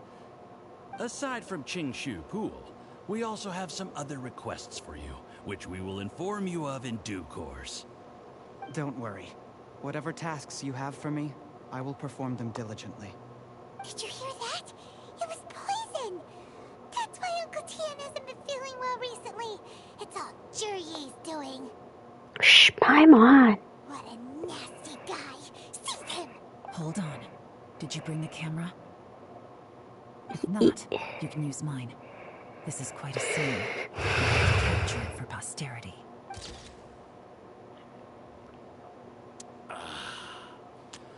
Excellent liquor. We've, seen no progress on the diplomatic front, and everyone has been eyeing up the treasure of Qingshu Pool. It's been a real headache for me. But soon, everything will be taken care of, and I can report back on a successful mission. Thank you, Juryi. I remember when I first saw you. I knew right away that you would make a good partner for us. Hey, do you still remember what I said to you? How could I forget? You said a lowly commoner like me could never be seen as a serious candidate for the Tianshu, no matter how hard I work. The only way is for you to shine bright in the Tianshu's darkest moment. I think you were absolutely right. Yes. Under normal circumstances, the gap between you and other people could only ever grow wider over time. Just look at your two competitors. Qian Wei had wealth. Ming Boa had reputation. But you had nothing. You were just another nobody. And that's why I decided to help you. You know, there's an old saying in the Fatui. Give a starving dog a bone, and it'll guard your home for the rest of its life. Yes. I cannot thank you enough for your generous support. You know, the best thing about you is that you do as you're told without complaining. Hey, keep up the good work, and I can assure you, you'll never have to worry about Mora again. Heck, when you're not in the company of the Fatui, you'll be able to throw your weight around as much as you want. How about that? Uncle Gao said that Jur-E has low self-esteem. Seems he was right. He was worried that whatever advantage he might have now will diminish over time. So the Fatui persuaded him that he should act while he can. Do you have any more film in the camera? Plenty. Ready to use it. Tonight's grand finale should be coming up any minute now. How well this goes for us depends on how Jur-E plays his hand. Ooh, is there any more alcohol? Go on. Fill me up. I'm in a good mood today, and I'm gonna drink my fill. Make sure to get me home safely afterward. There's only a little left. Here, I'll fill your glass. If you like it, I can bring you some more next time. Whoa, this is the good stuff. It is great. Huh? What the?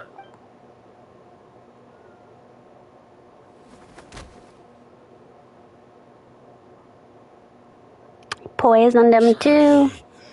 You poisoned my wine? But when? You seem surprised, Mr. Yusupov. How could you? How could I not? I've sacrificed years of my life studying and reflecting to prepare myself for this position. And in the end, I even had to poison my own teacher. You really think I'd put myself through all that just to become your little puppet? I don't want to bow down to anyone ever again. And that includes you. You imbecile. It's the Fatui who got you to where you are. Do you understand? If I disappear with no explanation, the embassy will come after you. They'll get to the bottom of this. Mark my words. Do you see the haystack in the corner? Underneath it is a pile of explosives. And next door in the dark room are the 3 undercover agents you sent to infiltrate the Black Cliff Forge. I'm gonna stay here till I see you slip into unconsciousness. Then I'm gonna set this on fire. Once the flames burn through the hay, they'll ignite the explosives. The ruins will collapse, and everything will be buried. What do you hope to? I took the liberty of leaving some evidence of your contact with the undercover agents at the Black Cliff Forge. It won't take long for people to join the dots. 2 missing person cases will become one as the truth gradually reveals itself. The Fatui planted undercover agents in the Black Cliff Forge to steal their signature ruin-grade explosives. Their plan was to blow through the solid floor tiles in the dead of night and seize the treasure of Qingshu Pool. But things didn't quite go to plan. Mistakes were made that led to the accidental deaths of the entire crew. Faced with the overwhelming evidence, the embassy won't investigate this any further. In fact, they'll be only too happy to blame it all on a rogue operation by you. It explains why you acted alone, while exonerating the rest of the embassy of any liability. Of course, none of that will have anything to do with me. When all of this comes to my attention, I'm afraid I'll have no choice but to cancel the Qingshu Pool redevelopment plan immediately. I guess then, I'll be Tianshu in my own right, with a clean record and well out of the Fatui's reach. Jur-E, do you really think you're gonna get away with this? The Fatui has a record of everything. That includes the poison, all interactions between us, even my trip here tonight. After I die, they'll come looking, and they'll get to the bottom of this. A record? Oh, you must mean the one in the hands of your second-in-command, Theophon? How do you know about that? Because when you contacted me, I also made contact with your associates. I have Theophon to thank for providing me with the poison I used on you today. He'll help me tie up all the loose ends. After all, your untimely demise comes with a few perks for him. He has been eyeing your position for a long time now. That traitor! Jur-Yi, you... Shh, shh, shh, shh, shh. Relax. It's over. After tonight, everyone gets what they want. And anyone else in the know is either my accomplice or about to be taken out of the picture. Sweet dreams, Mr. Yusupov.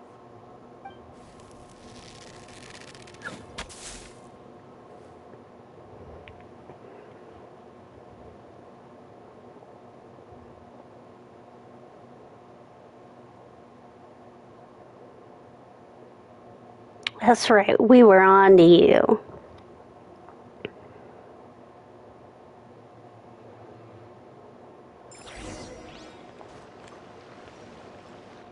I did a little surveying on the way here and found that you'd left yourself 3 escape routes in case things went south. I have them all surrounded. If you're thinking of trying anything, save yourself the effort.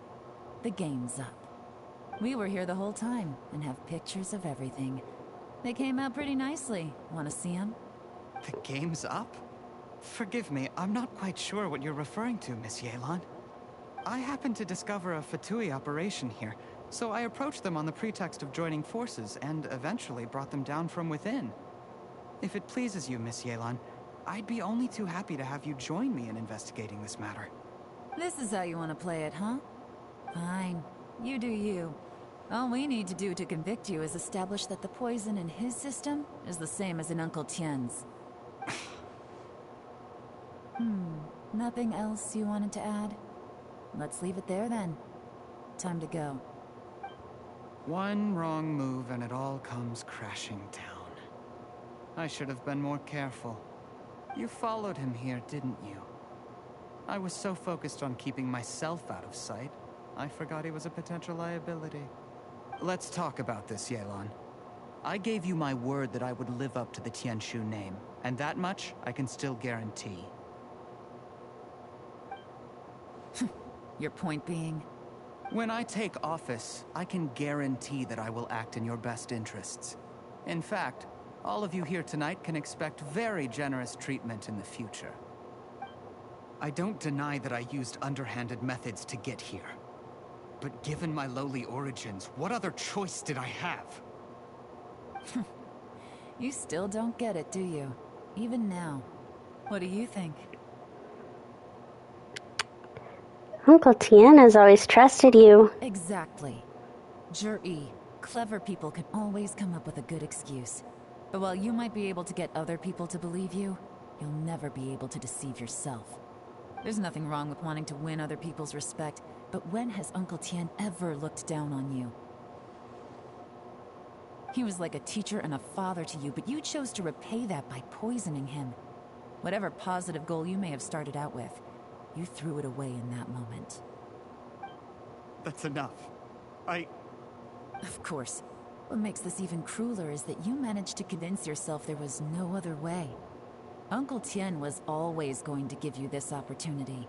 Even if you'd done nothing at all. Out of everyone in the world, he is the one who trusts you the most. So much that he drank your fish soup without doubting you, not for 1 second. That's enough. That's enough. Life is like fishing. It cannot be rushed. Whatever you do, impatience will accomplish nothing. I was just like you once, desperate to prove myself. Only later did I realize things do not always turn out the way you plan. But you have to keep calm to carry on. You're still young. Be patient, believe in yourself, and don't look outside yourself to prove your value.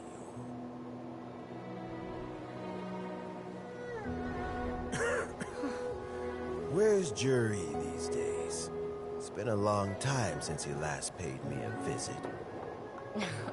Maybe he's just busy. Well, next time, if he doesn't bring a pot of piping hot fish soup, don't let him in. Whatever you were thinking about, you'll have plenty of time to mull it over in prison. You're going to prison for life. I almost forgot. If the Fatui find out what happened today, prison might not turn out to be the safest place for you. Trying to have friends on both sides, it has a way of turning everyone against you. But right now, I have an opportunity for you.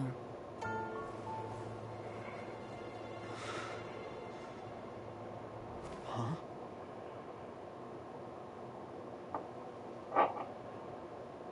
Sorry, things are about to get extremely busy for me. Let's meet at Yanshan Tea House tomorrow morning. I'll have someone remove the explosives. Then, there's someone I have to go and see. Need our help with that? No, it could be dangerous.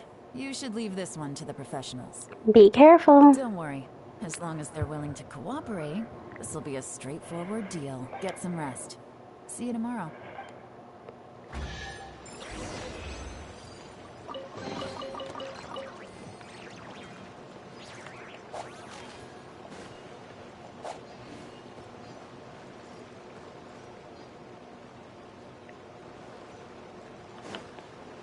I thought maybe I could light them on fire or something.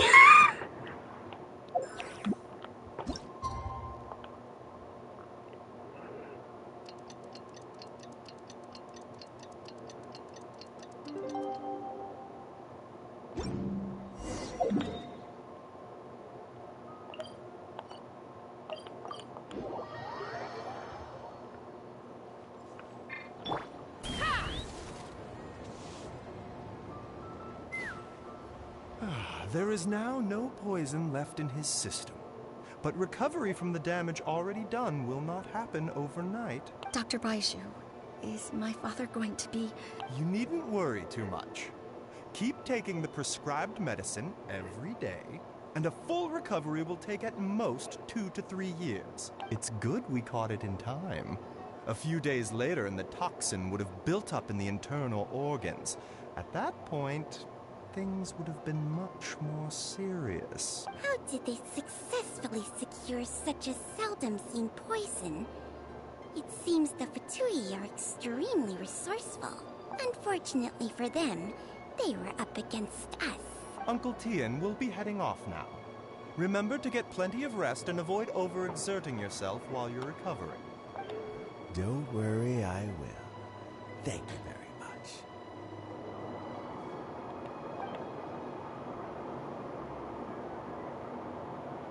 Ah, you're here too? Thank you for all you've done to resolve this situation. I'll have to make some tea in a moment. You simply have to try it. Are you feeling any better? Yes, the exhaustion seems to have gone. My mind is steadily getting clearer again. Luckily, it looks like choosing the Tianshu's successor is suddenly not such a pressing issue after all.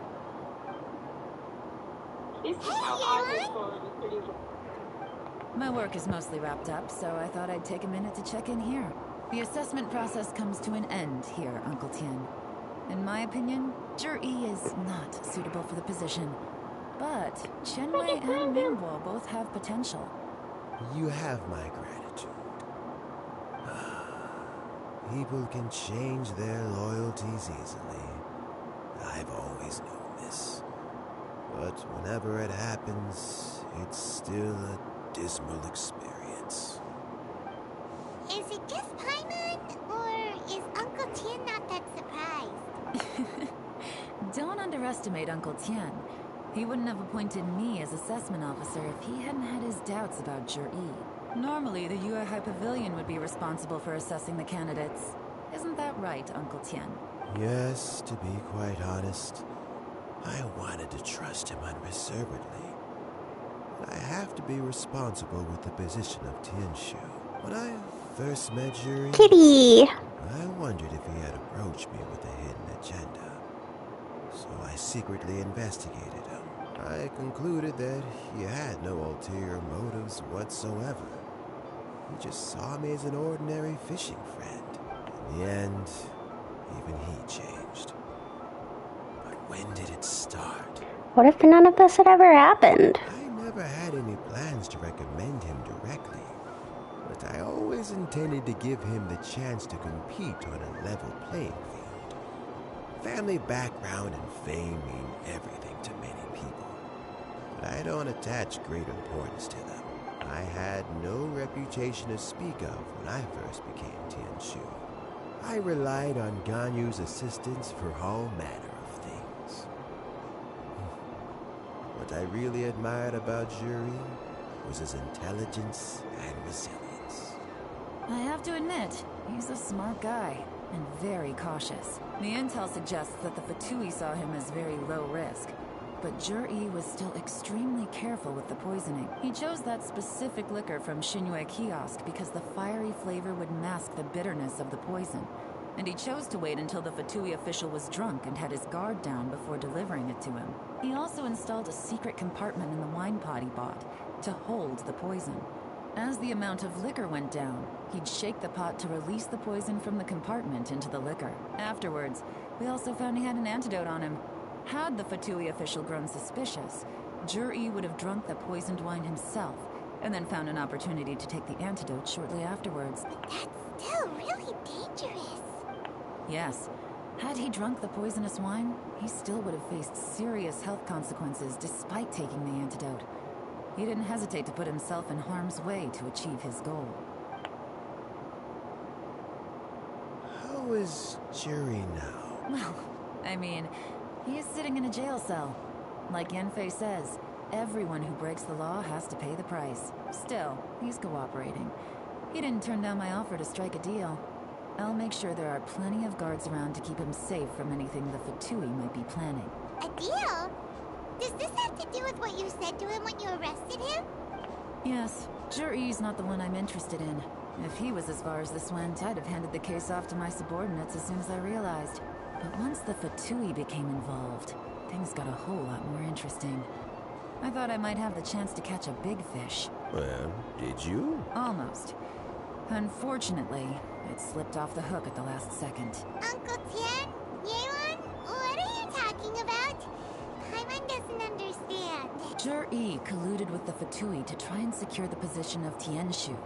Or, to put it the other way around, the Fatui made an attempt to interfere in the Tianshu selection process. With Yusupov in our hands, and a statement from Jur-E, we could afford to continue with the diplomatic offensive. Also, we'd be able to gain control of Theophan, Yusupov's second-in-command. Then we'd have a pawn in the ranks of the Fatui. Pawns like this can be major assets. They open up all sorts of new options. So this was your real plan. Why else did you think I was investing so much time and effort into this case? So, okay, well, did your plan succeed? We got halfway. The first part went off without a hitch, and we passed all the information on to Lady Ningguang. But when we tried to make contact with Theophan, he was gone, along with all the evidence. The Fatui must be spying on us. Otherwise, they'd never been able to respond so quickly. I found out from other sources that the Harbinger, Regrator, got involved. The Fatui's main forces aren't concentrated here. Regrator was only treating this as a peripheral concern. It's a pity that Theophan got away. But knowing which Harbingers are still looking at Liyue is something. It gives me a starting point for my next mission. I have to ask, Yelan, do you have any desire to take over the position of Tianshu yourself? I remember you showed some interest a few days ago at Yenshang Tea House. In my estimation, you are more than competent. Oh, that. I was obviously joking. I prefer my current life. There's danger and there's excitement, although it'd still be a behind-the-scenes role. As Tianshu, I wouldn't have the chance to get involved in anything truly clandestine or face any real danger. All right, I'm done here. Time for me to go. I'm heading off again in a few days, and I still have to prepare. Where are you off to this time? As you might have guessed, it's for me to know and you to find out. But I'm sure if you keep going as you are, getting yourselves involved in other people's business all the time, you're sure to get caught up in another misadventure before too long. Maybe I'll see you the next time danger beckons. Until then, keep your wits about you. A lot of people are watching you for a lot of reasons. If you have any more questions, just ask Uncle Tian. After the recent turn of events, I'd say he owes you one, wouldn't you?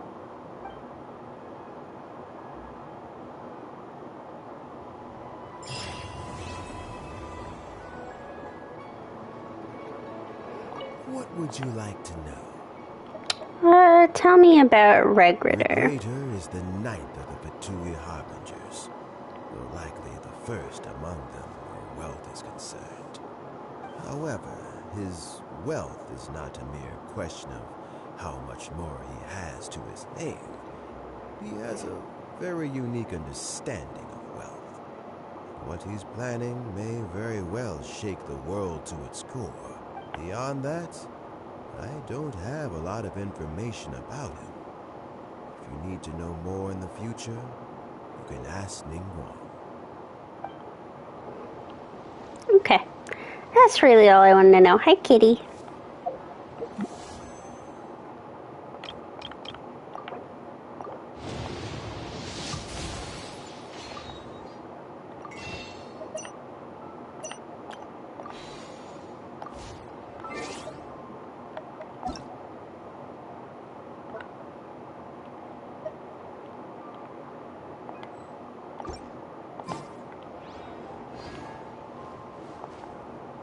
Okay.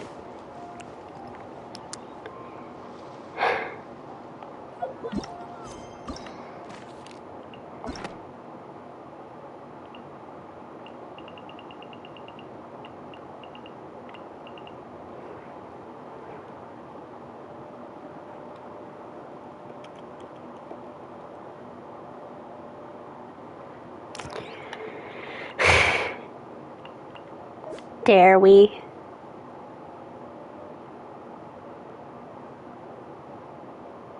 Yes.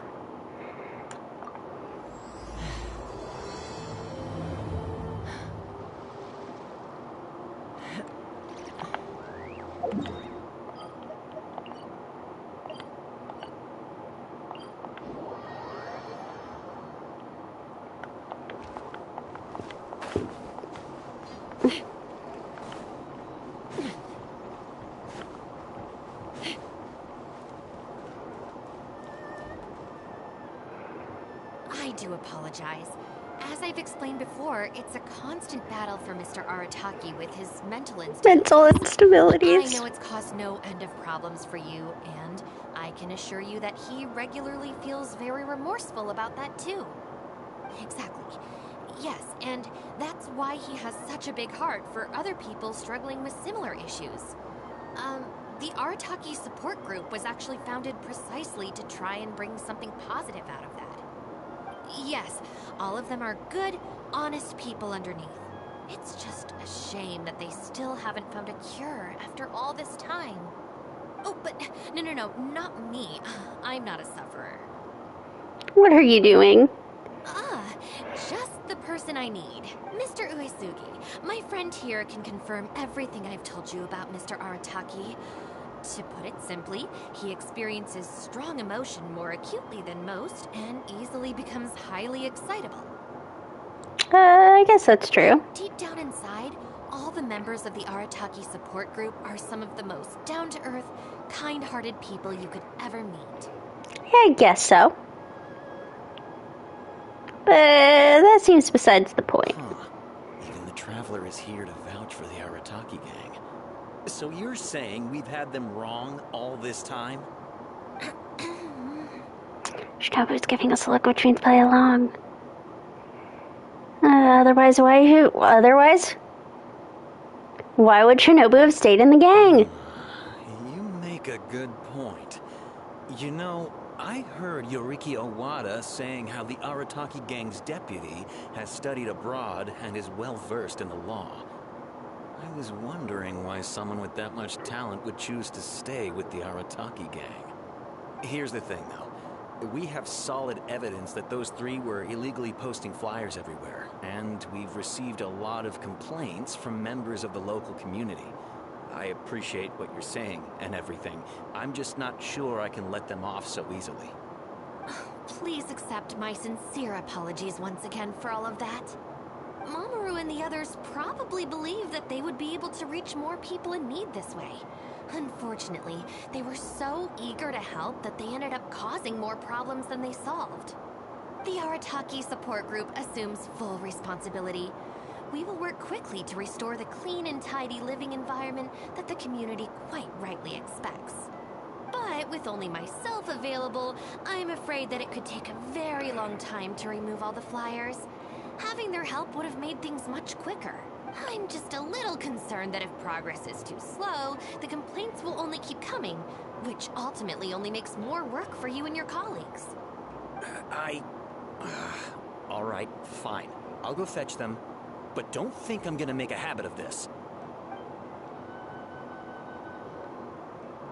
Finally! We're saved! Hey, hey! I knew Shinobu wouldn't abandon us! What up? The Arataki gang is back in town! Sorry, they're getting a little overexcited at the prospect of being able to serve the community. All right, guys. Make sure you get every last one of those flyers back, okay? And don't forget to apologize to the residents and ask for forgiveness. I assure you, there won't be any problems. Yes? No problems. We'll be sure to get the job done. I really hope letting them go was the right decision. They better not cause any more trouble.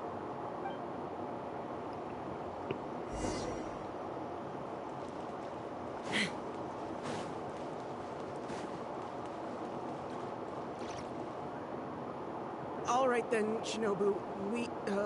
We'll go apologize then? Yeah, we'd better be quick or... Not so fast. Last month, you almost got the fire brigade out when you were roasting lavender melons.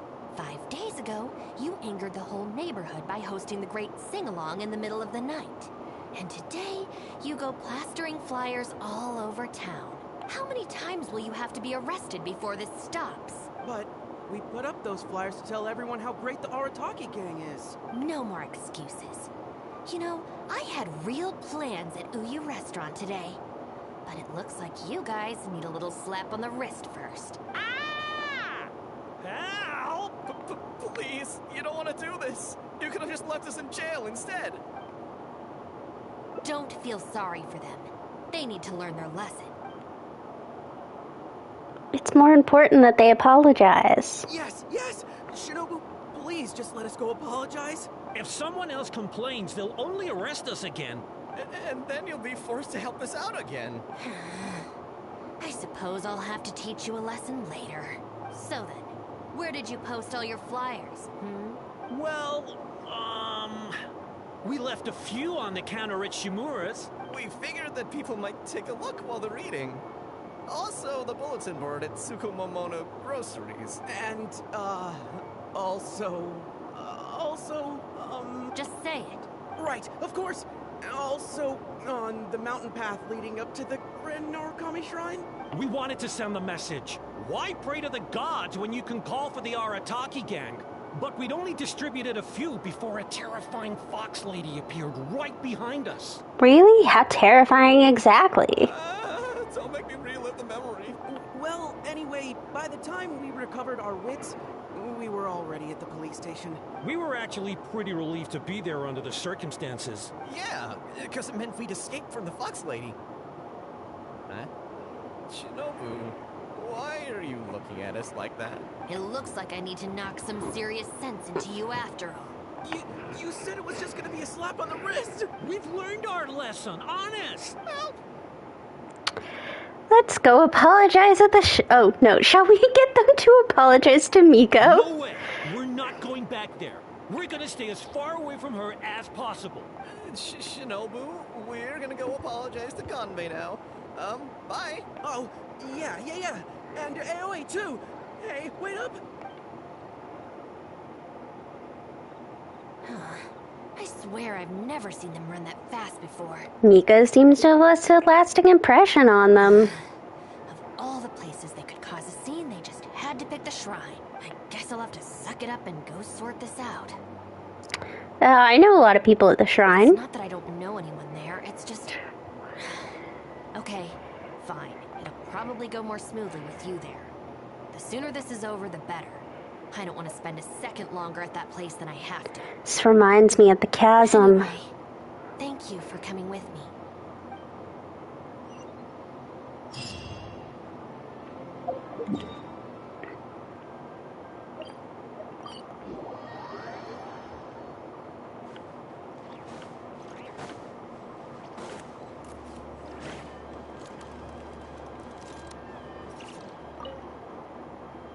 Well, hello there, little one. Oh, I see you brought a special guest. Lady Guji, I'm here to apologize on behalf of the Arataki gang. We will remove all the flyers and compensate the shrine appropriately for any damages. I hope Lady Guji can forgive their appalling behavior. So that's why you're here. Yes, that is a tricky situation. This is the Grand Narukami Shrine, after all. Ultimately, their actions here are tantamount to disrespecting the Shogun herself. That's a devilish grin. So how about this? I've already assigned a shrine maiden to clear up your little flyers. So at this moment, we are a little understaffed at the shrine. You mentioned appropriate compensation. Perhaps you could fill in for this shrine maiden and greet visitors for the day, I'm afraid I have to refuse. Oh? Such a hasty refusal. Do you think that's wise? Goodness, who knows what Tenshukaku would make of this if they heard about it? I can't believe it. Looks like you'll have to play along. Very good. You've learned a lot since we last met. Otherwise, things can only get worse. So, I could deal with most people if they tried to exploit my weakness. Just not her. Okay, I'll be a shrine maiden for a day. But let me be clear that this is for one day only, and one time only. Also, I'm not wearing a shrine maiden's outfit. Not happening. Oh, well, that's a shame. What a pity. Hey, not you too. That settles it then. Now, there are already a few visitors at the shrine. Make sure you take good care of them. I know what I'm doing. Oh, she marched off quickly. So cold. Seems that I have no business left here. Hold on now. Would you like to be a shrine maiden for a day as well? Are you sure I'm qualified? It's my shrine. If I say you're qualified, then you're qualified. Besides, can you really bear the thought of leaving her here all by herself? But who knows what happens with Miko So here. you stay and keep her company, yes? Don't worry, you'll both receive ample compensation for your trouble. It'll be quite worth the wait. Especially yours, I assure you.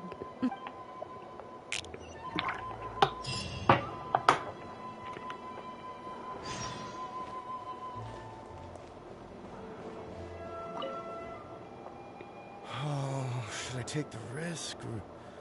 Huh? Who are you? We're shrine maidens. I sure dress different these days. I suppose this is the Grand Narukami Shrine, after all. I came across a potential business opportunity recently. They say that by financing an overseas merchant ship, you can make a 40% profit on your investment in 3 months. Several of my friends have already received their returns and want me to go in with them on a bigger investment. For some reason, I was feeling a little unsure about it, so I thought I'd come to the shrine and see what the great Narukami thinks. But the fortune slip I drew is neither positive nor negative. I'm at a loss on what to make of it. Most of the fortune slips in the shrine are pretty ambiguous. Could it be that our god wants me to come back and draw another slip tomorrow? And if the same happens again, then maybe the day after that? I mean, you'd be guaranteed a great fortune slip eventually. If you have all that time to draw slips, why not spend it on learning more about this merchant ship instead? I've heard of a scam where people make up a bogus investment and promise high returns in a short period. In reality, they just use the new investors' money to pay existing investors their profits. Once people see the early investors making their money back, scores of other investors jump on the bandwagon, and then one day the people behind it just pack up and leave with the money. Oh gosh, come to think of it, they haven't given me any specifics about the shipping route or itinerary. By saying it's overseas and being economical with the details, they can filter out the folks who actually take the time to do their due diligence. It's another common tactic used by many You scammers. should do a show with Hazo. Praise be to the Narukami. Clearly she has been watching over me amidst my confusion. Thankfully, I hadn't agreed to anything yet. Why don't you thank her first? Of course. Thank you, Shrine Maiden. Now that I think about it, I remember receiving similarly sound advice at this shrine in the past. That Shrine Maiden is long gone now, though. It's a real pity. Really? What a shame. But anyway, shouldn't you be getting back now to warn your friends? Oh, goodness, yes. I'll go and warn them all right away. Here's hoping he manages to stop his friends in time. Right. There's another visitor. Let's see what he wants. Hello. Aw, it seems even a change of scenery won't get the creative juices flowing. Who are you? We're Shrine Maidens. Huh. I guess I could give that a try. It was Mika's idea. Oh, this was the chief editor's idea? Then no wonder it's so novel. I, on the other hand, am all out of ideas. So I came to the shrine to pray for inspiration. Well, has it worked? Not so far. I guess I wasn't sincere enough or something. But I'm gonna come back tomorrow. I'm sure I'll stir the heart of our god eventually. Should be the readers' hearts that you're trying to stir. Have you ever thought about going traveling? Inspiration comes from life experience.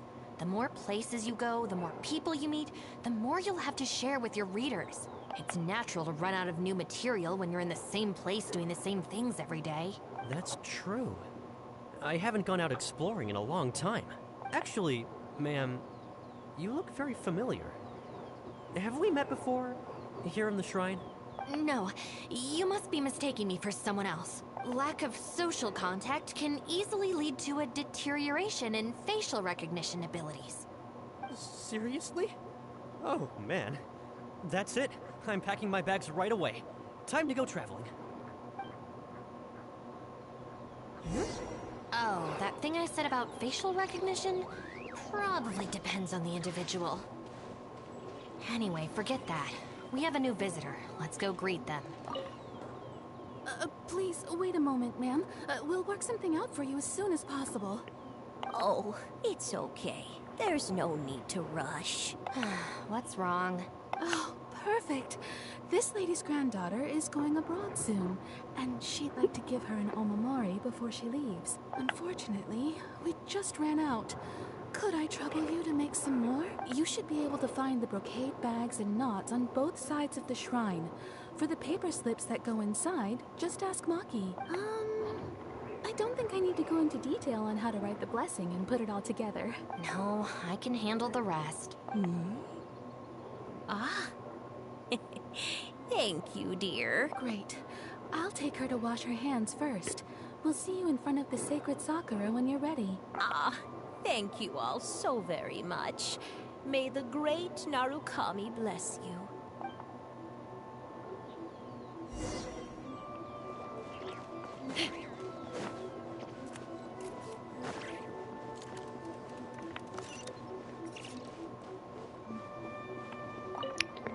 Hello, we need some fortune slips. For Omamori blessings? I have a few right here. Oh, but I'm afraid I don't have a pen. Don't worry, I got it.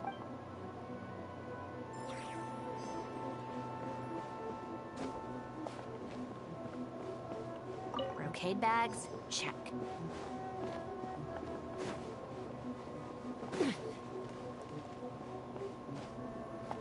Hello, Gendo.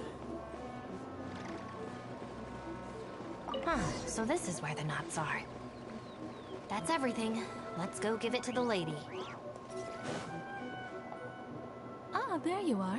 Is the omamori ready? Almost. I just need to write the blessing. 1 second. Here, ma'am. Please, come and pray over here. Oh, great Narukami.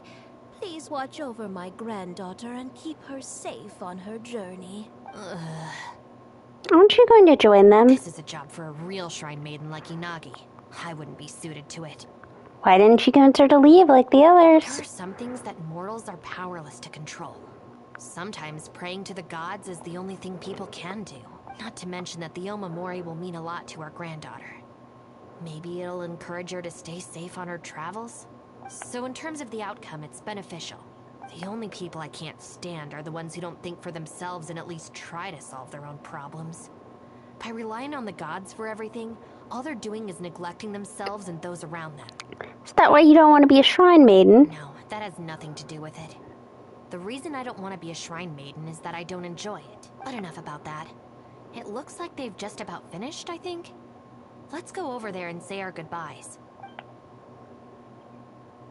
Thank you ever so much. When my granddaughter returns next year, I promise to bring her here so we can pay our respects together. You're welcome, ma'am. Make sure to watch your step on the way down. I will. Do you need any assistance on the way down? Don't you worry now. I've walked this path many a time before. Oh yes, I don't believe I've thanked you yet, have I? Thank you for the Omamori. I'll make sure that my granddaughter keeps it with her. You're welcome. Just doing my job. It's been a long time since we last met each other at this shrine, hasn't it? So, you finally came back? Huh? I think you've mistaken me for someone else. Oh, really? Well, perhaps my hearing isn't as good as it used to be. That's a point. She didn't seem surprised that we're shrine maidens. Although this is very strange. You sound exactly like another shrine maiden I remember. She didn't talk much, but I remember her voice very well. Oh. Anyway, I hope I can hear your voice again when I return with my granddaughter next year. She's gone. Seems like this wasn't your first time as a shrine maiden. Yeah, you're right. I once did a stint here as a trainee shrine maiden. It was arranged by my family.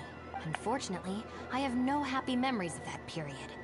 I just remember the way my family would nag me about etiquette and remembering the rules every time I left the house. And how they'd interrogate me every time I got back from the shrine to check that I'd been on my best behavior and hadn't upset any visitors. Not once did I get a simple, "Have a nice day," or "Welcome back." I couldn't take it anymore, so I quit. I was determined to be anything but a shrine maiden. So I studied bookkeeping, worked as an editor for a while, even sat for some exams to qualify as a chef. I wear this mask to stop people from recognizing me, because I don't want them to pry into my personal affairs. Okay, enough chit-chat. It's time to report back to you-know-who.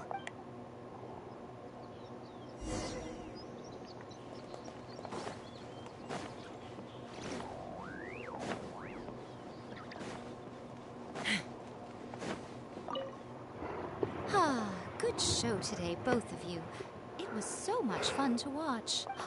Would you be interested in continuing to work as shrine maidens?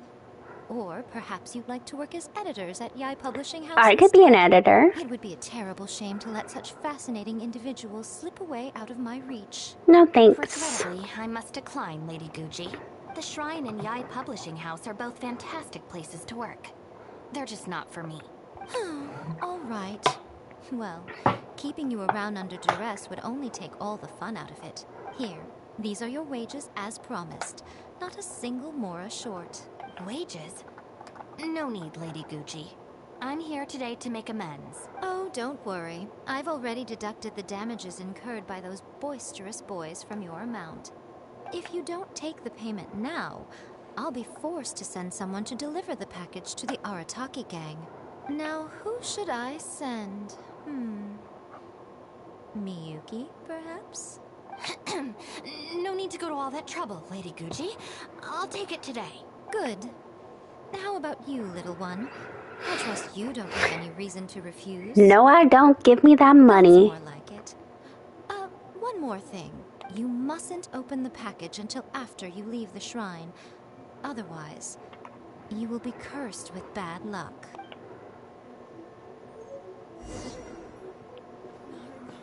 Please, see that he stays safe.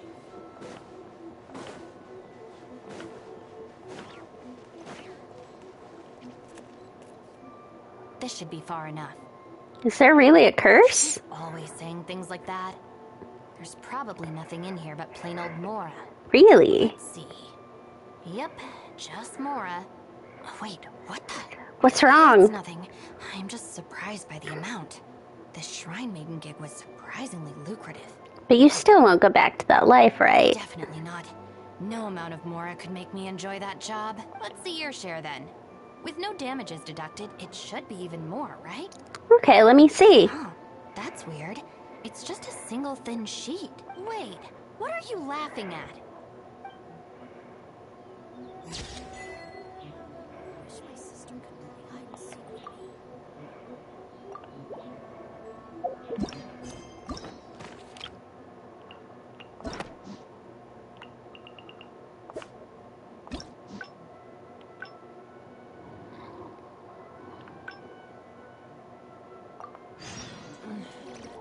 I'm a little out of practice these days. Any conflicts around? I'm in the mood for some peacemaking. Well, hello there, little one. Never let her lead you by the nose. Oh, dear me, don't you trust me? I'm heartbroken. You've clearly got some mischief planned. You're both impossible. Go on then, go lend a hand to the Shrine Maiden in charge of removing the flyers. You can have it your way. Take down all the flyers and that will be the end of it. Is that accommodating enough for you? Yes, suspiciously so. I agree. This seems out of character for her. Still, getting rid of the flyers should be the Arataki gang's responsibility. Even if there's a catch to this, it can't be as bad as being a Shrine Maiden for the day. Thanks for sticking with me this far. You can leave the rest to me. Do we have an agreement? Well then, no backing out now. The Shrine Maiden I tasked with cleaning up is just outside the shrine. You'll know her when you see her. She is your sister, after all. Miyuki? Let's leave it there, shall we? Work hard now. So she still got me in the end. I hate to have to do this, but please stick with me for a little longer. Also, as of right now, you're chief advisor of the Arataki gang. Chief advisor? I'm sorry, it's all a bit complicated. Come on, let's go outside and find her.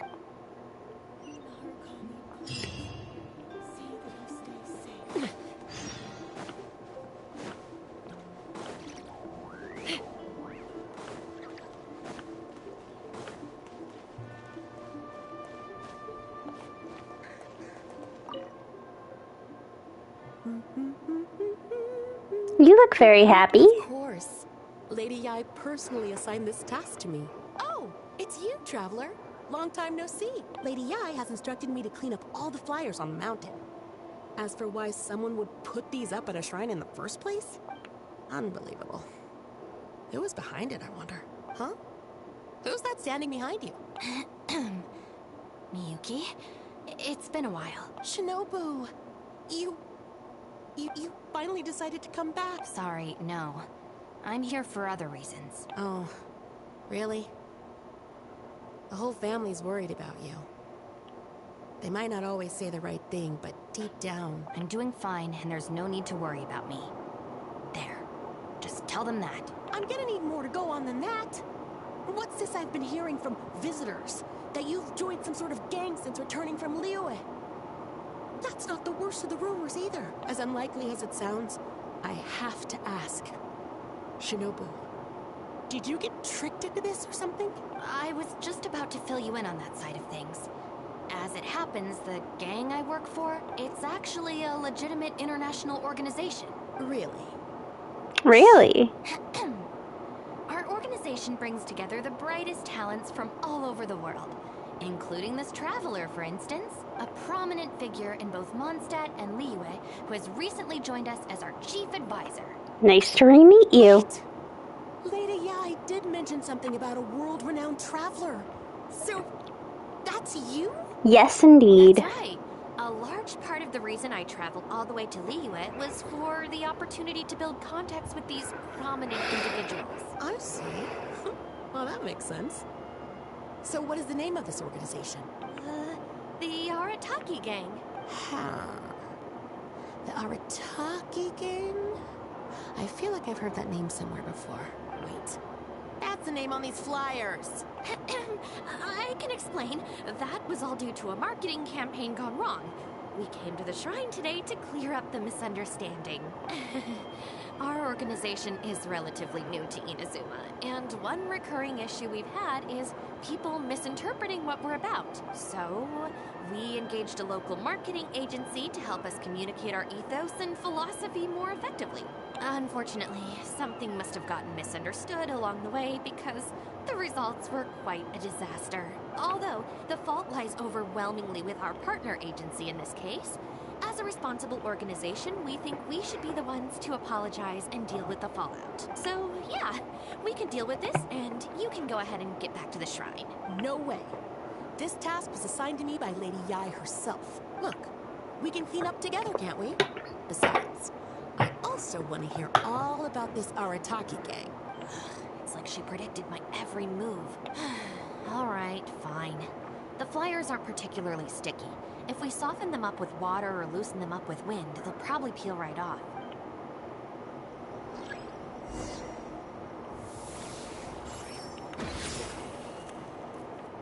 Stick it to the man. Join the Arataki gang. How do I put this? The artistic style of your marketing material is very... It's largely inspired by the abstract style, which is very popular in Mondstadt right now, and also incorporates elements from Liyue's inkwash paintings. We paid Top Mora to hire a professional artist for this, and while the finished product is a little, avant-garde, that's exactly in line with the Arataki gang's spirit of being fearlessly creative and radically disruptive. I see.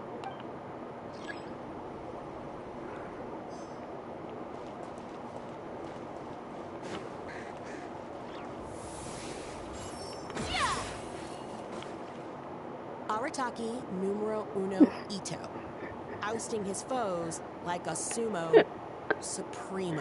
This Arataki Ito, is he your leader in Inazuma? I've heard a few rumors. Mr. Arataki is a pioneering genius and the face of our organization. Naturally, plenty of our competitors seek to smear him. Mr. Arataki is generous and easygoing by nature and is reluctant to get bogged down with fighting spurious allegations. Plus, the fact that he is an Oni can make certain topics a little tricky to navigate. Nevertheless, we still reserve the right to sue for defamation if it comes to it. Really? Wow, that sounds tough.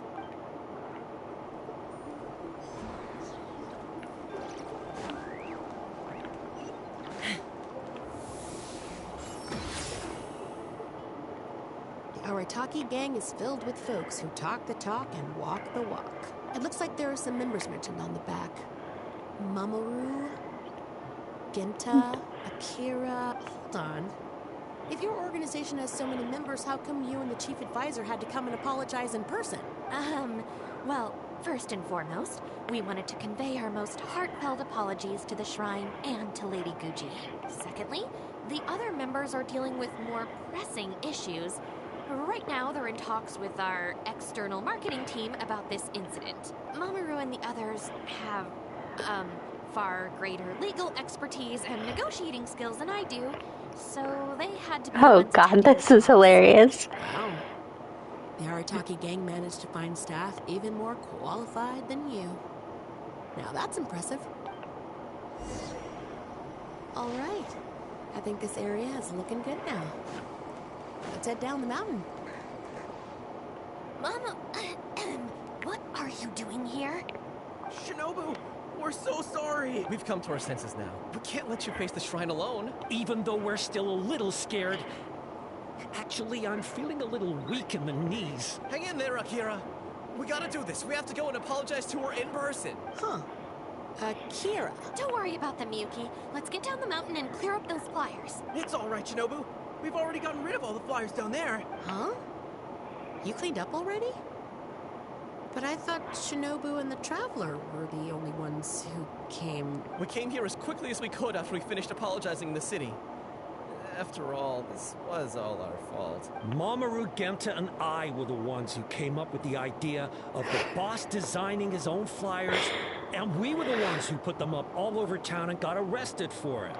So it just seems wrong to make Shinobu face that woman at the shrine all by herself. Mamoru and Genta? Arrested? The flyers were designed by the boss? What the hell's Busted. going on here, Shinobu? Does this mean that the rumors I heard are true? Yes. Most of them, anyway. So, what happened? Did you get tricked into joining them? If the rest of the family hears about this, oh, goodness gracious. No. I joined of my own free will. It's not as spectacular as I was making it out to be. But I'm happy with what I'm doing. Go ahead and tell the family if you want. Tell them everything. I don't think being a member of the Arataki gang is anything to feel ashamed about. Even if you drag me back kicking and screaming, you know I'll only find a way to escape again. Uh-oh. I have a feeling we've messed up again. Is she going to turn Shinobu in? Hey! We're the ones who messed up the shrine. Shinobu had nothing to do with it. Oh, there's a... Where's that other lady?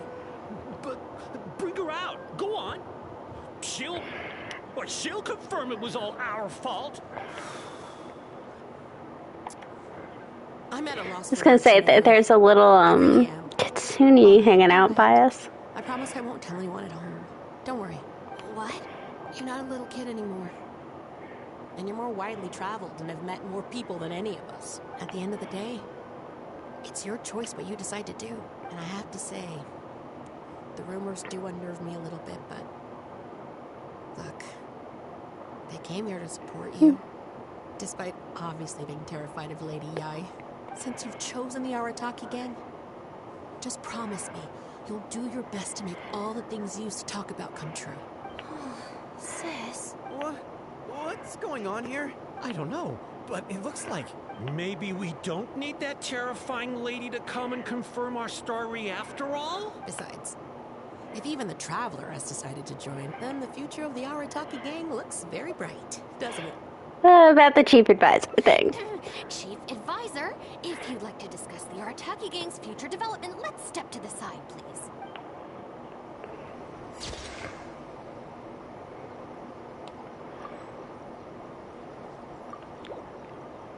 Hey there, little one.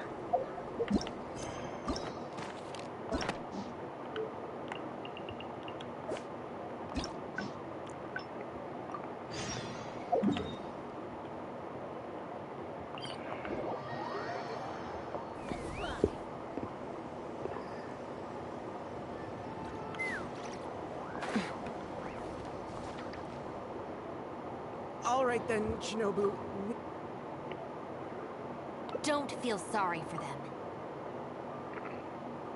Oh, then allow me. Really? Punishment isn't necessary to teach them a lesson. Rules? You're saying we should lay down some rules for the guys? The Knights of Favonius have a handbook, and the Millelith also abide by a strict contract. It's true. Having a clear set of regulations and penalties could help establish behavioral norms for our members. Is that really why I can never get them to change? Because the Arataki gang doesn't have any written rules and regulations? Hey, are you getting this? What do they mean? I'm not sure, but it sounds like it doesn't involve us getting beaten up. You could write an Arataki gang handbook for them to study. Let me think about it. The Arataki gang handbook. Study? They're not gonna make us memorize a whole book, are they? No way! I take the beating over that. Hey guys, Shinobu seems distracted. Maybe we should slip away while we can. Yes. If we can make them learn the rules by heart, it's sure to have some amount of influence on their behavior. But knowing what they're like, to really get it into their heads, I'll have to assign plenty of homework assignments and give them pop quizzes each day. Huh? Where'd they go? I didn't see. Well, given that this way is Tenshukaku and the police station, you can bet they'll have fled in the opposite direction. Who knows what chaos they'll cause next if we leave them to their own devices? I'm gonna need your help. Let's catch these kids before they do something stupid.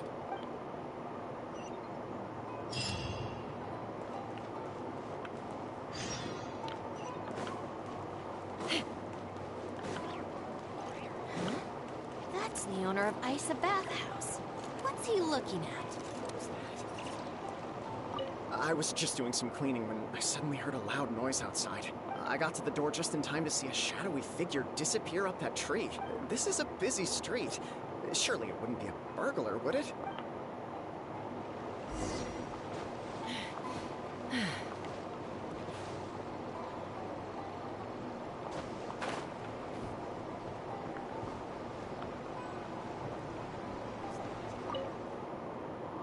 Come on, get up. What are you crouching there for? Ah! Shinobu! What are you doing up here? Hey, what do you think you're doing climbing up on someone else's roof? Oh, sorry. Coming down.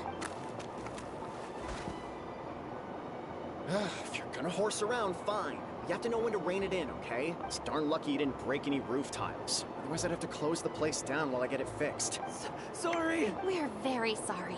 I will be much stricter with him in the future. If, on closer inspection, you do find any damage, please come to Hanamizaka and ask for me.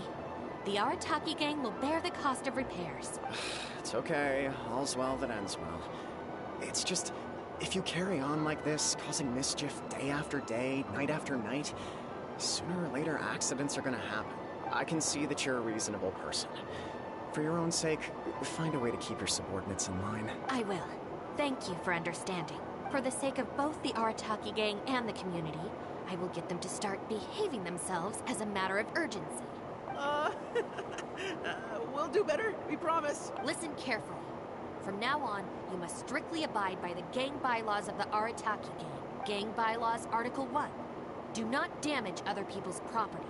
In case of violation, the member shall compensate the victim for their full losses, including the cost of repairs, lost business hours, and, depending on the situation, compensation for emotional distress. If the offending member cannot immediately afford to pay the compensation, the Arataki gang will extend to the member a loan for the full sum, on the condition that they take on paid employment and repay the loan within an agreed time period, including interest, of course. As a further security, all of the offending member's gang assets, including Oni Kabuto and Genius Invocation TCG cards, will be frozen until the loan is repaid in full. Not the TCG cards. Oh, I'm sorry, I get it now, I promise. Good. Then no more violations in the future. Now, where are Genta and Akira? Boss said that a fellow gang member is a brother from another mother, and we should never betray the brotherly bond. If they violated the gang bylaws and you're withholding knowledge of their whereabouts, you'll be punished as an accomplice along with them. Hanamizaka! They went to Hanamizaka! I saw it with my own eyes. Let's go. I hope they haven't caused any trouble. Shinobu, you can see I've learned my lesson for real this time. So, maybe... Shut up and get a move on. If you try and run away again, you'll only have yourself to blame for the consequences.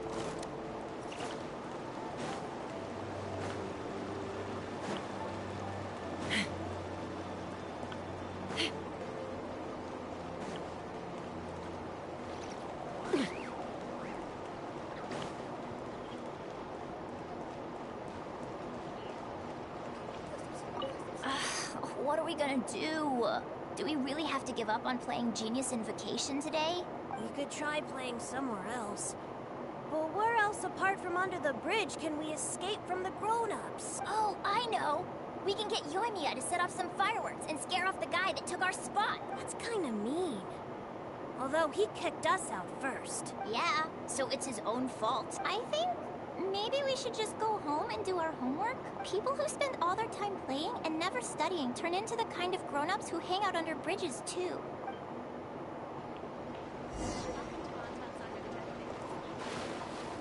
You. Why are you still hiding here? Come on out. Oh, Shinobu. Whoa! The guy who stole our spot, he came out. Sorry, we're coming up. I'm sorry. I shouldn't have stolen your spot. Well, at least not without a fair fight first. Let me make it up to you.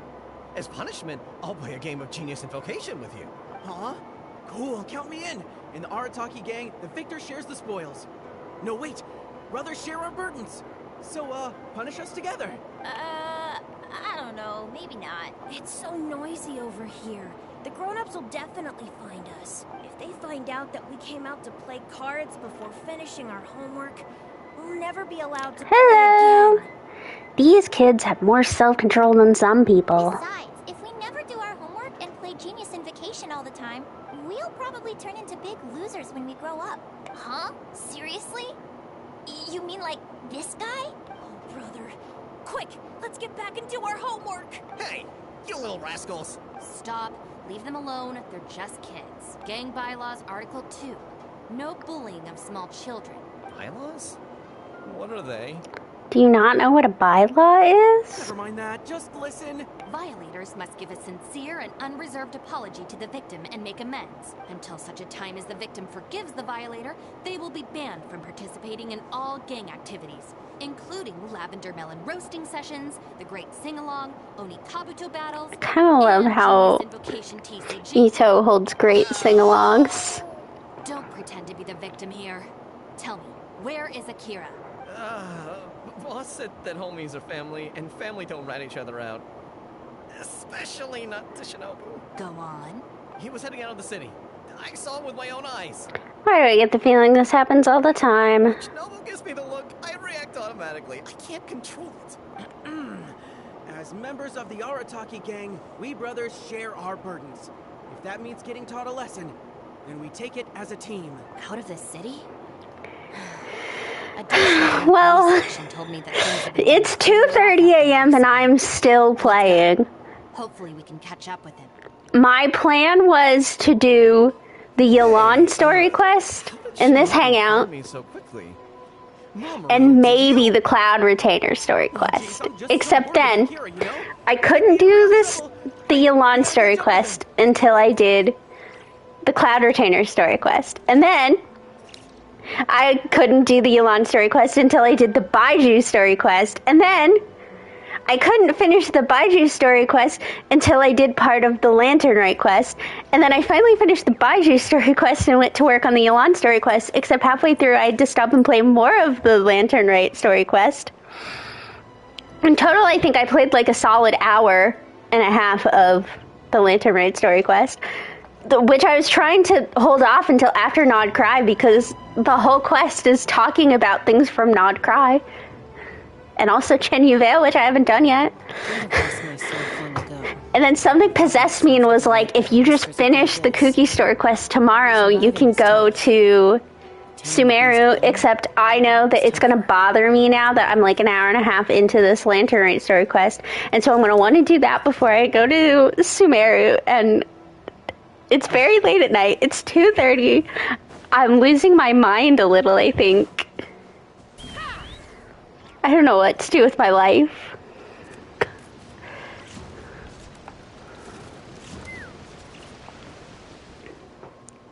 I'm going crazy. I swear, I've never known Akira to run so fast before. I can't keep going. I think I'm actually... Other than that, though, not much. Something on your mind? I heard from the police station about a group of Kairagi on the prowl outside the city. He'd still have to be very unlucky. Well, anyway, the best we can do is find him as soon as possible. There's a lot of terrain to cover here. I think we might have to split up. I'll get Mamoru and Genta somewhere safe and tell them to stay put. Then, I'll go south, you go north. Sure thing. And I know that none of them are actually required to go to Sumeru, but in my efforts to, you know, do things in order, or somewhat of an order, I've obviously gotten myself into this mindset. I wonder if I can hide in this box. What you looking at? Ah! Shinobu! Please have mercy! Shinobu isn't here. Huh? Oh, you scared the heck out of me. I was so sure she'd be with you. Oh, boy. This is lucky. What are you doing here? I closed my eyes and I just ran and ran. And then I tripped and fell, and this is where I ended up. And what do you know? It's the perfect hiding place. Even comes with these huge boxes. If I can squeeze myself inside one of them, Shinobu will never find me. Ah, don't sell me out. Boss said our gang is our clan, and... Yeah, I know. Nice. So you know how we roll. Anyway, please help me empty out one of these boxes. Kairagi might show up. Kairagi? Wait a second. This sounds like Shinobu trying to scare me out of hiding. Even if it's not, I still feel like I'd rather face a bunch of Kairagi than an angry Shinobu. I ran so far this time. Shinobu's gonna be furious with me. Yeah, I think I better stay in hiding for a while. No, come with me. I'll make sure Shinobu goes easy on you. You will? How do I know you mean that? Because you're my brother from another mother.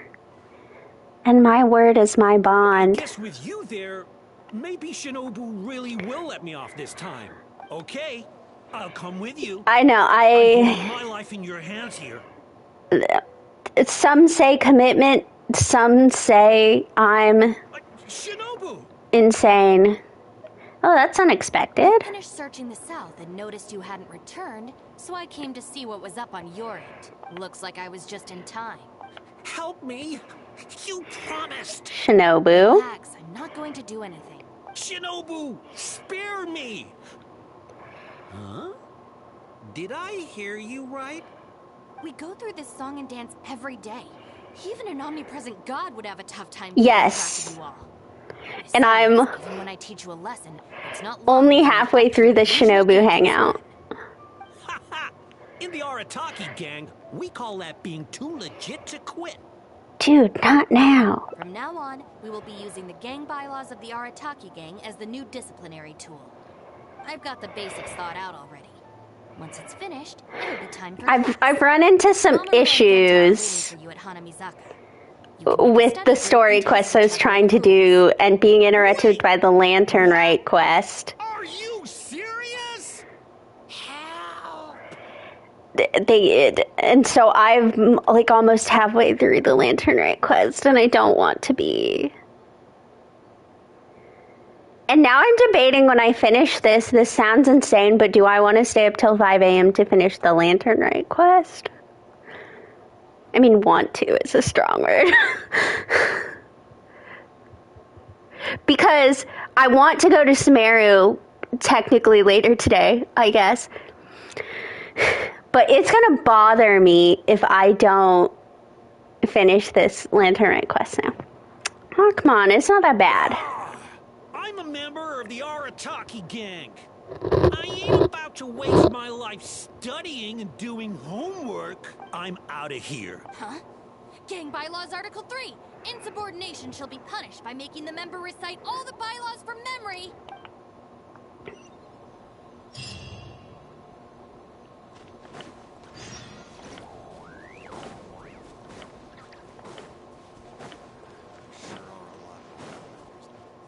John Doe was playing You cards whispering about Outlanders? Are you whispering about me? and proceeded to steal his opponent's cards. Which article of the gang bylaws did John Doe violate? You kidding me? He was mad about losing, so he robbed a kid? Which gang is this John Doe punk from? We gotta go teach him a lesson. Yeah, everyone knows don't hate the player, hate the game. Who does this clown think he is? Just answer the question. Also, John Doe is just a hypothetical character. This lesson is pretty legit. Welcome to the class. Are the gang bylaws doing the job? Pretty difficult to say so far, but at least the punishments I use in class will get them spending their energy on something meaningful. If it keeps them out of trouble, I'll consider it a win. What punishments? Very shortly. Hey, have you got an answer for me yet? The one about not bullying children. The only problem with 24-hour stream is I will make myself physically sick if I don't get sleep. I answer Article 1, and you answer Article 2. One of us has got to be right, so at least we won't get punished as hard. All right, Shinobu, we've decided... Wrong. John Doe violates both Articles 1 and 2 of the gang bylaws. Oh, there's a Clause 36. Clause 36 also apply in this case. As for your punishment, each of you must write out all the relevant rules in full 3 times. No.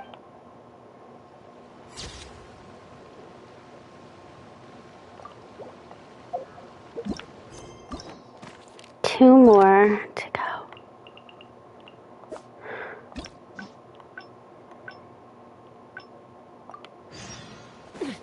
Let's fly.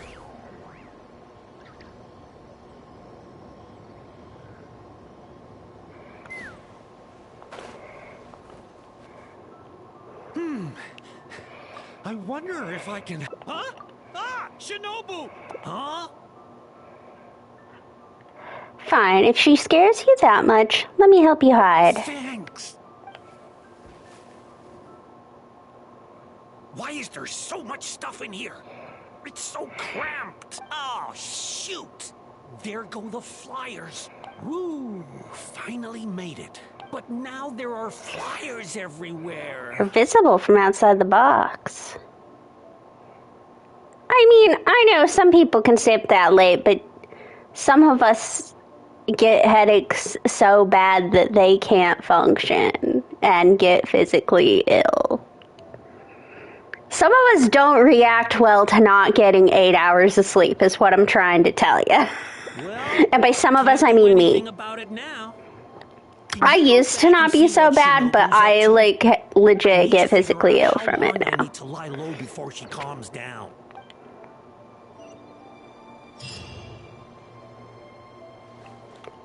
I mean, I usually get like 6 or 7. But, so I'm always exhausted anyway. Did you find anything? Nope. That's too bad. My search didn't turn anything up either. I just spoke to a Doshin. Apparently, the Kairagi are smuggling some supplies and they've hidden them in this area. They could come back at any moment to collect them. I just hope Akira doesn't run into them. These smuggled supplies. What do they look like? I'm told they're stored in a few wooden boxes. What's wrong? You have this really weird look on your face right now. That's where Akira is. Never mind. Let's go.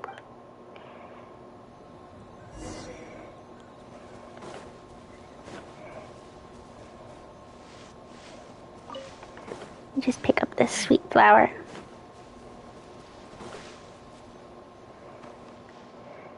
Is this the place?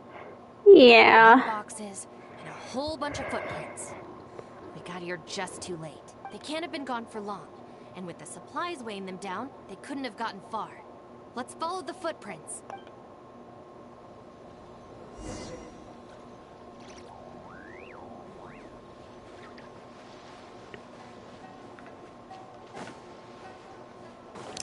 Following footprints is not a strong suit of mine.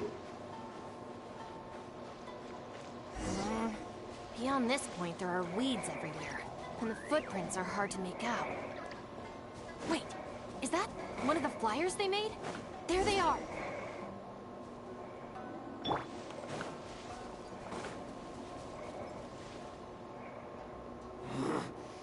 little brat! Where are the supplies? What did you do with them? Did you not see them all over the ground? I think they probably ended up in the sea?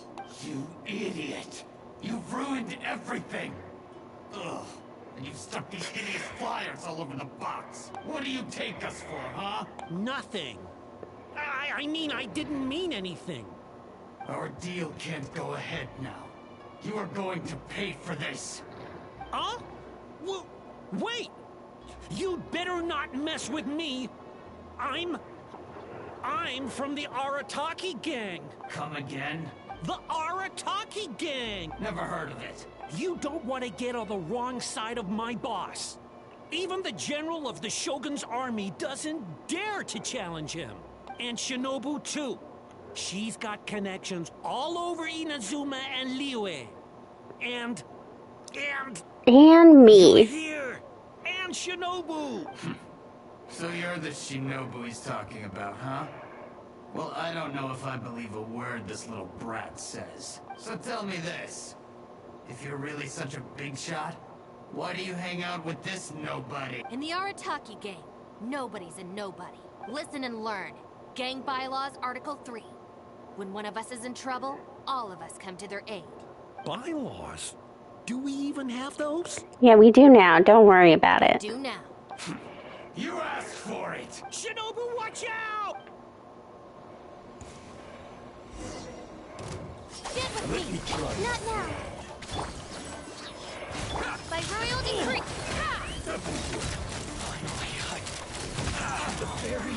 God, these are some weak Kairagi. Akira, what have you gotten us into? I didn't know they were gonna give them to the Fatui.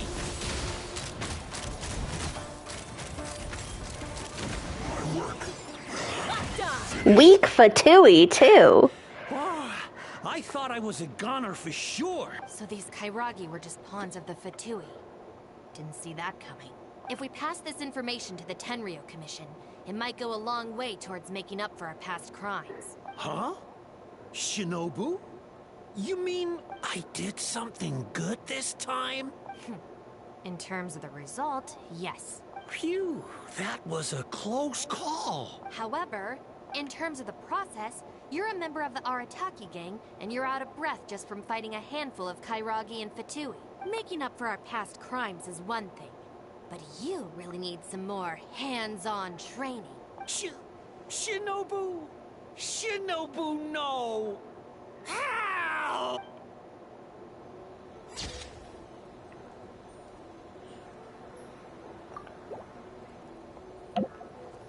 Okay. One last one. Give me a second. It's hot in my apartment. I've got to take my sweatshirt off.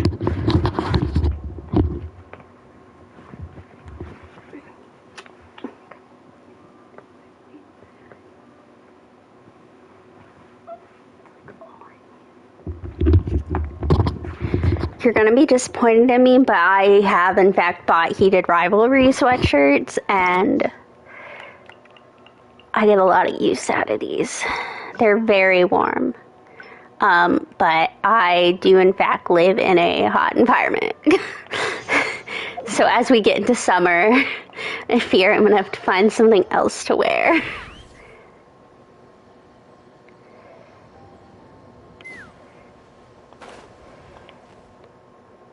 Alright then, Shinobu. Slowly back away. Serious? Shinobu, please! Calm down! Calm down!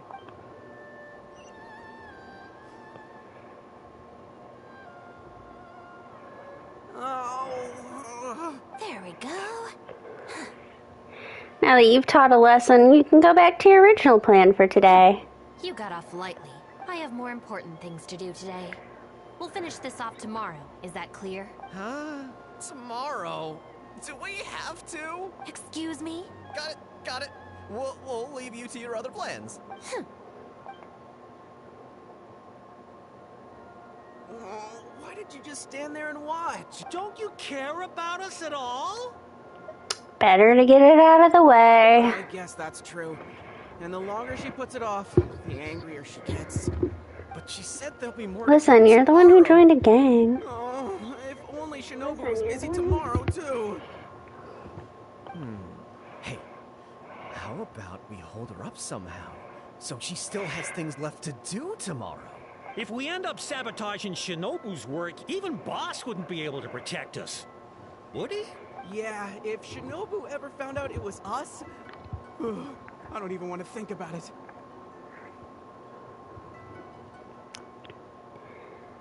I'd put a stop to it long before Shinobu ever found out. No way. We won't do anything bad. We're just gonna go and have a look and, hold things up if it's possible. I mean, we can't just sit here and do nothing, can we? If you don't trust us, why don't you come and watch? I don't want to be involved in this. There's nothing wrong with just taking a look. Who knows? Maybe it'll give us some other ideas. Also, if the Traveler's there, we can probably talk our way out if we get discovered. Okay then. From what Shinobu was just saying now, she should be heading to the Uyu restaurant. Let's quietly follow her and just see how it goes.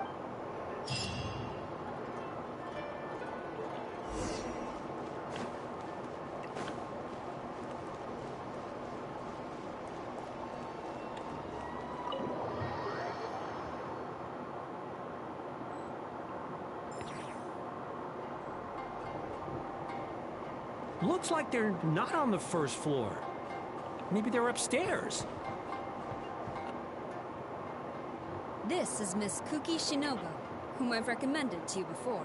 Hello, it's a pleasure to meet you. I'm Kuki Shinobu. I studied law in Liyue, so while I couldn't claim to be an expert, I do have a rudimentary grasp of the basics. From what I've heard, Miss Kuki, I'm sure you're being very modest. I'm looking forward to working together. I can assure you that she is exceptionally capable. All the Doshin from the police station have vouched for her abilities. Well, with such a glowing endorsement, I'm almost tempted to ask you if you'd like to start right away, Miss Kuki. You flatter me, Madame Norika. But perhaps we can discuss the role in detail over our meal before deciding how well I'm suited to the role. Oh, forgive me for getting ahead of myself. You're quite right, Miss Kuki. Let's continue this discussion as we dine, or the food will get cold. It's quite understandable to be hungry for top talent.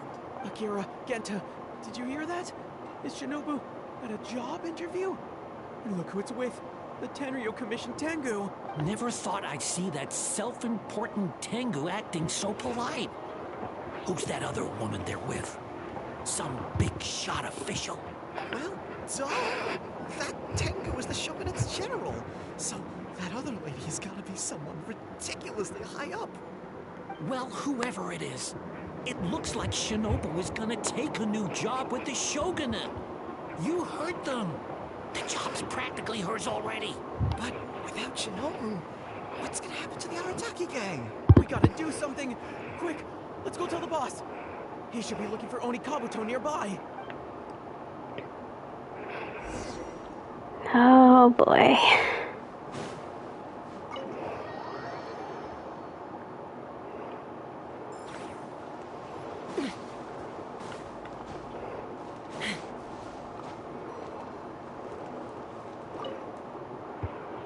Boss! Bad news, boss! Really bad! Oh, hey! What's with the panic vibes, huh? This is the Arataki gang, remember? It ain't bad news till we show up, am I right? So come on, what's up? It's Shinobu! Shinobu's gonna go work for the Tengu! What? Shinobu found a new job? You have got to be kidding me. No, it's true, boss. We saw her at the interview with our own eyes, didn't we? She was interviewing, but... That's slimy. I knew that Tengu had her greedy eyes on Shinobu. I mean, she's obviously jealous of the Arataki gang's top-class talent, but now she's trying to poach my people? Gah, that thieving Tengu! Shouldn't we ask Shinobu about this first? But they're already asking her for a start date! It's in the bag. The interview is clearly just a formality. Well, based on my experience of interviewing once every 3 days, I know for a fact that they will have been plotting this for a long time by now. Could all this be just a misunderstanding? There is no way she... Well, actually, you know what? You could be right. She does get treated pretty well in the Arataki gang. I mean, every time we win some snacks, she does get first pick. But I heard that a day's salary in the Shogunate is enough to buy a week's worth of snacks for the whole gang. Yeah, but still, in the Arataki gang, we have a more relaxed working environment, don't we? Seriously, have you ever seen that Tengu smile? No! She always has that same sour look on her face. But we seem to be the only ones who are relaxed, no? Every time we get caught, Shinobu's the one who has to come and get us out. Do you think maybe after we got arrested for posting flyers this time, Shinobu finally had enough? If it were me, I'd be looking for a new job. So, it's not a misunderstanding then? It's all our fault! We made Shinobu angry, and now she's found a new job! Boss, what are we gonna do? Without Shinobu, the Arataki gang won't survive! All right, you guys, come with me. We'll go door to door and apologize, and we'll tear down all the flyers. What? But boss, it took you months to make those. Don't you think I know that? I know what it took.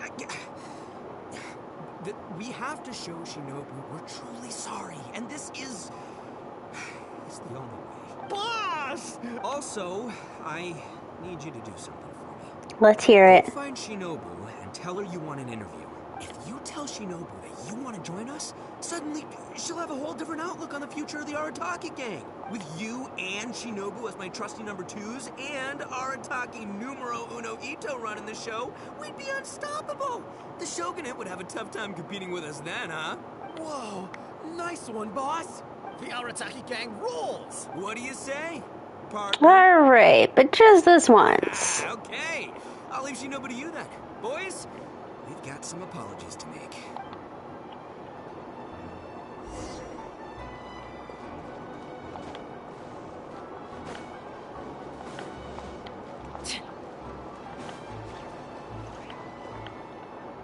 All right then. You can expect us to be in touch very soon to follow up, Miss Kuki. It's getting late. I should get back. I hope that the next time we meet, we'll be at the headquarters of the Tenryou Commission. Thank you. I'm truly honored. Huh? When did you get here? I just arrived. Whatever. What did you want? Have Genta and the guys caused a scene again? Actually, I came to request an interview with you. Interview? You want to join the Arataki gang? You haven't consumed any strange substances, have you? Of course not. So this isn't a joke. Huh. That kind of makes this even more concerning. It's not like you don't know the Arataki gang, so what's gotten into you? I mean, what sparked your interest in joining? I like the people. I see. Well, enjoying it from the outside is one thing, but actually being in the gang is a whole different story. I have to go into town to take care of some routine gang business. You can come with me. Consider it your internship. After that, if you still want to join us... Then I'm in? We'll see how it goes.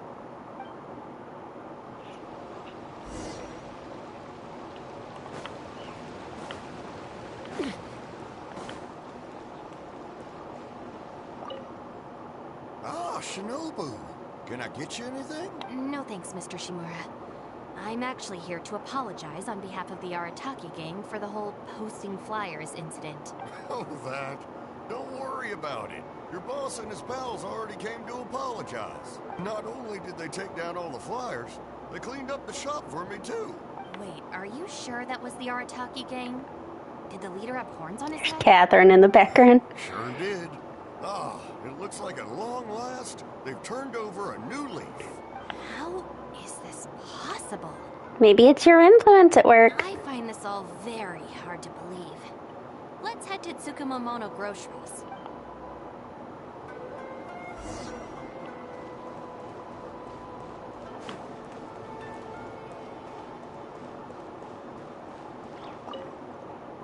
Welcome to Tsukumomono Groceries. What can I do for you? Sorry, Miss Aoi. I'm here on behalf of the Arataki gang regarding the incident with the flyers. Oh, the flyers? A bunch of guys came by and cleaned them up already. They also kept loudly proclaiming that they were going to compensate me in full if it was the last thing they did.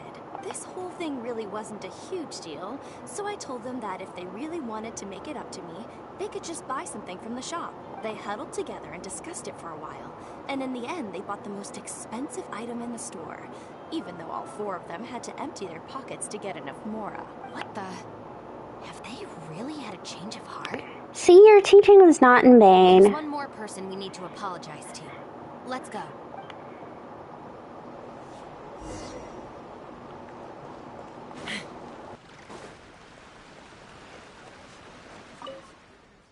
Hey, girl in the mask! Guess what? The guy with the horns came to see me, and he gave me back all the snacks he won off me yesterday. Wow, did he? Well, I also brought some snacks. You can take them too. Then you'll have extra in case they come to play cards with you again. No need. They promised they're never gonna take my snacks again. Is this really the same Arataki gang I know? No, I have to see it with my own eyes. Huh? Look, they're down there right now.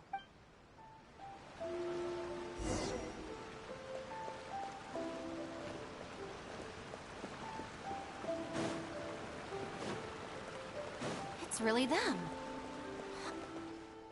Hey, are you posting flyers again? No, we're innocent. We're cleaning them up. You Tenryou Commission types. Maybe if you opened your eyes, you'd see that people can change. Ever think of that? Playing the blame game before you even understand the situation. No wonder you're always catching the wrong people. Sorry, Doshin. Please don't mind them. They're just a little overexcited. Ah! Shinobu and the Traveler! We're saved! I know how preposterous it sounds, but they have in fact been cleaning up the flyers. Numerous witnesses in this area can attest to that. But I just heard about a street gang who've been reported for posting flyers. And look at this thing. This is clearly the guy with the horns. Even the expression is identical. Oh, turns out this Tenryo blockhead's a real art connoisseur. Yeah, really captures my style, doesn't it? So, you admit it then? Right, that's it. You're coming with me to the police station. Wait, please. I can explain. What's going on? So sorry, Madam Norika.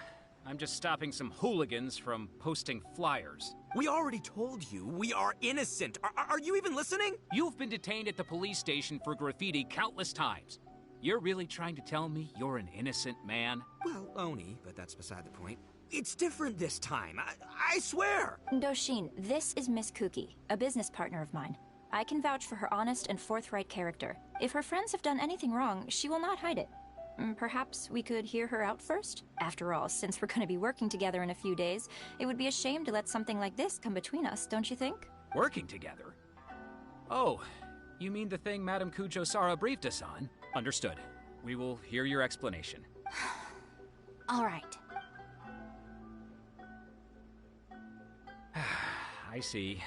So, you did post the flyers, but then you did the responsible thing and came back to clear them up. It seems I jumped to conclusions on this occasion. Please, accept my apologies. No apology needed. We know how much trouble we've created for you in the past. Well, I'm glad to see that the misunderstanding is resolved. Well, I will see you soon. I hope we can work together effectively. Most certainly, ma'am. Boss, did you hear what they said? This means Shinobu has already made her decision? Yep, looks like it's time for us to make a decision too. Move to the backup plan. Guys, chill. What are you up to now? Shinobu, thank you for everything! Hey, what's this all about? Shinobu, this is a parting gift from all of us in the Arataki gang. We all pitched in and bought you this from Tsukumomono Groceries. We know it's nothing compared to your salary in the Shogunate, but... A Naku weed bracelet? What am I supposed to do with this? Shinobu, don't forget about us when you're in the Tenryo Commission. We'll all try and be better people, and better Oni. We promise to stay out of trouble and not make your job difficult. Wait, who said I'm leaving? Also, Shinobu, when you couldn't find your snacks last week, the truth is, I ate them. And last month, I stole that toy we won, and when you came and asked me for it, I lied, and I told you it was broken. Hey, no crying. We talked about this. Send her off with a smile, all right?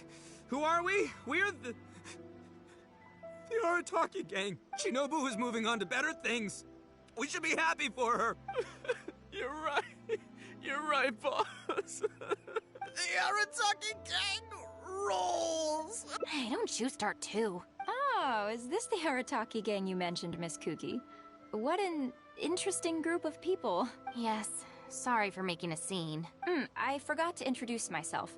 My name is Norika, a merchant who does business between Inazuma and Liyue. Recently, I've been negotiating a business deal with the Tenryo Commission regarding medical supplies.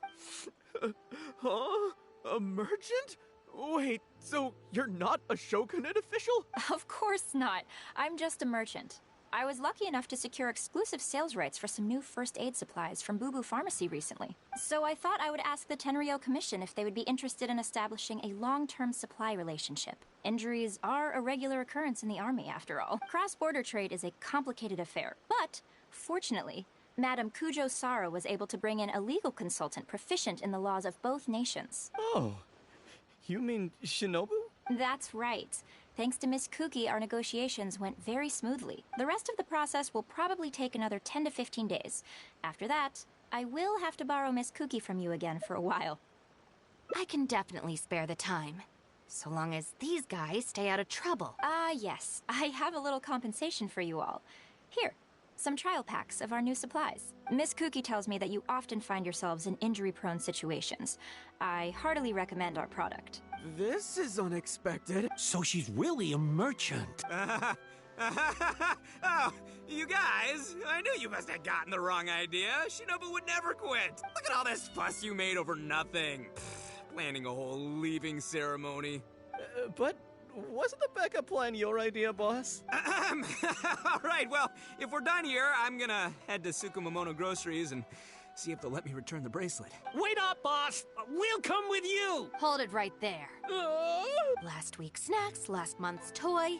What else aren't you telling me? Oh, the thing is, you see... You've all got your new first aid supplies. Don't you want to test them out? Run, run, run!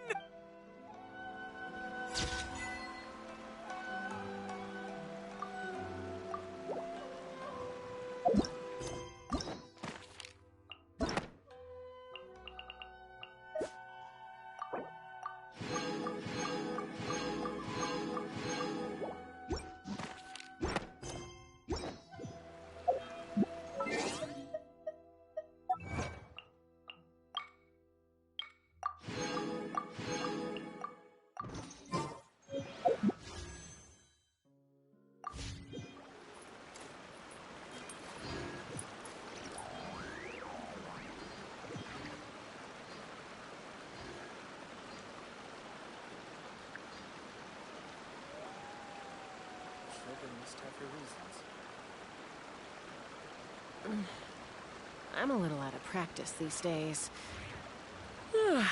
Any conflicts around? I'm in the mood for some peacemaking.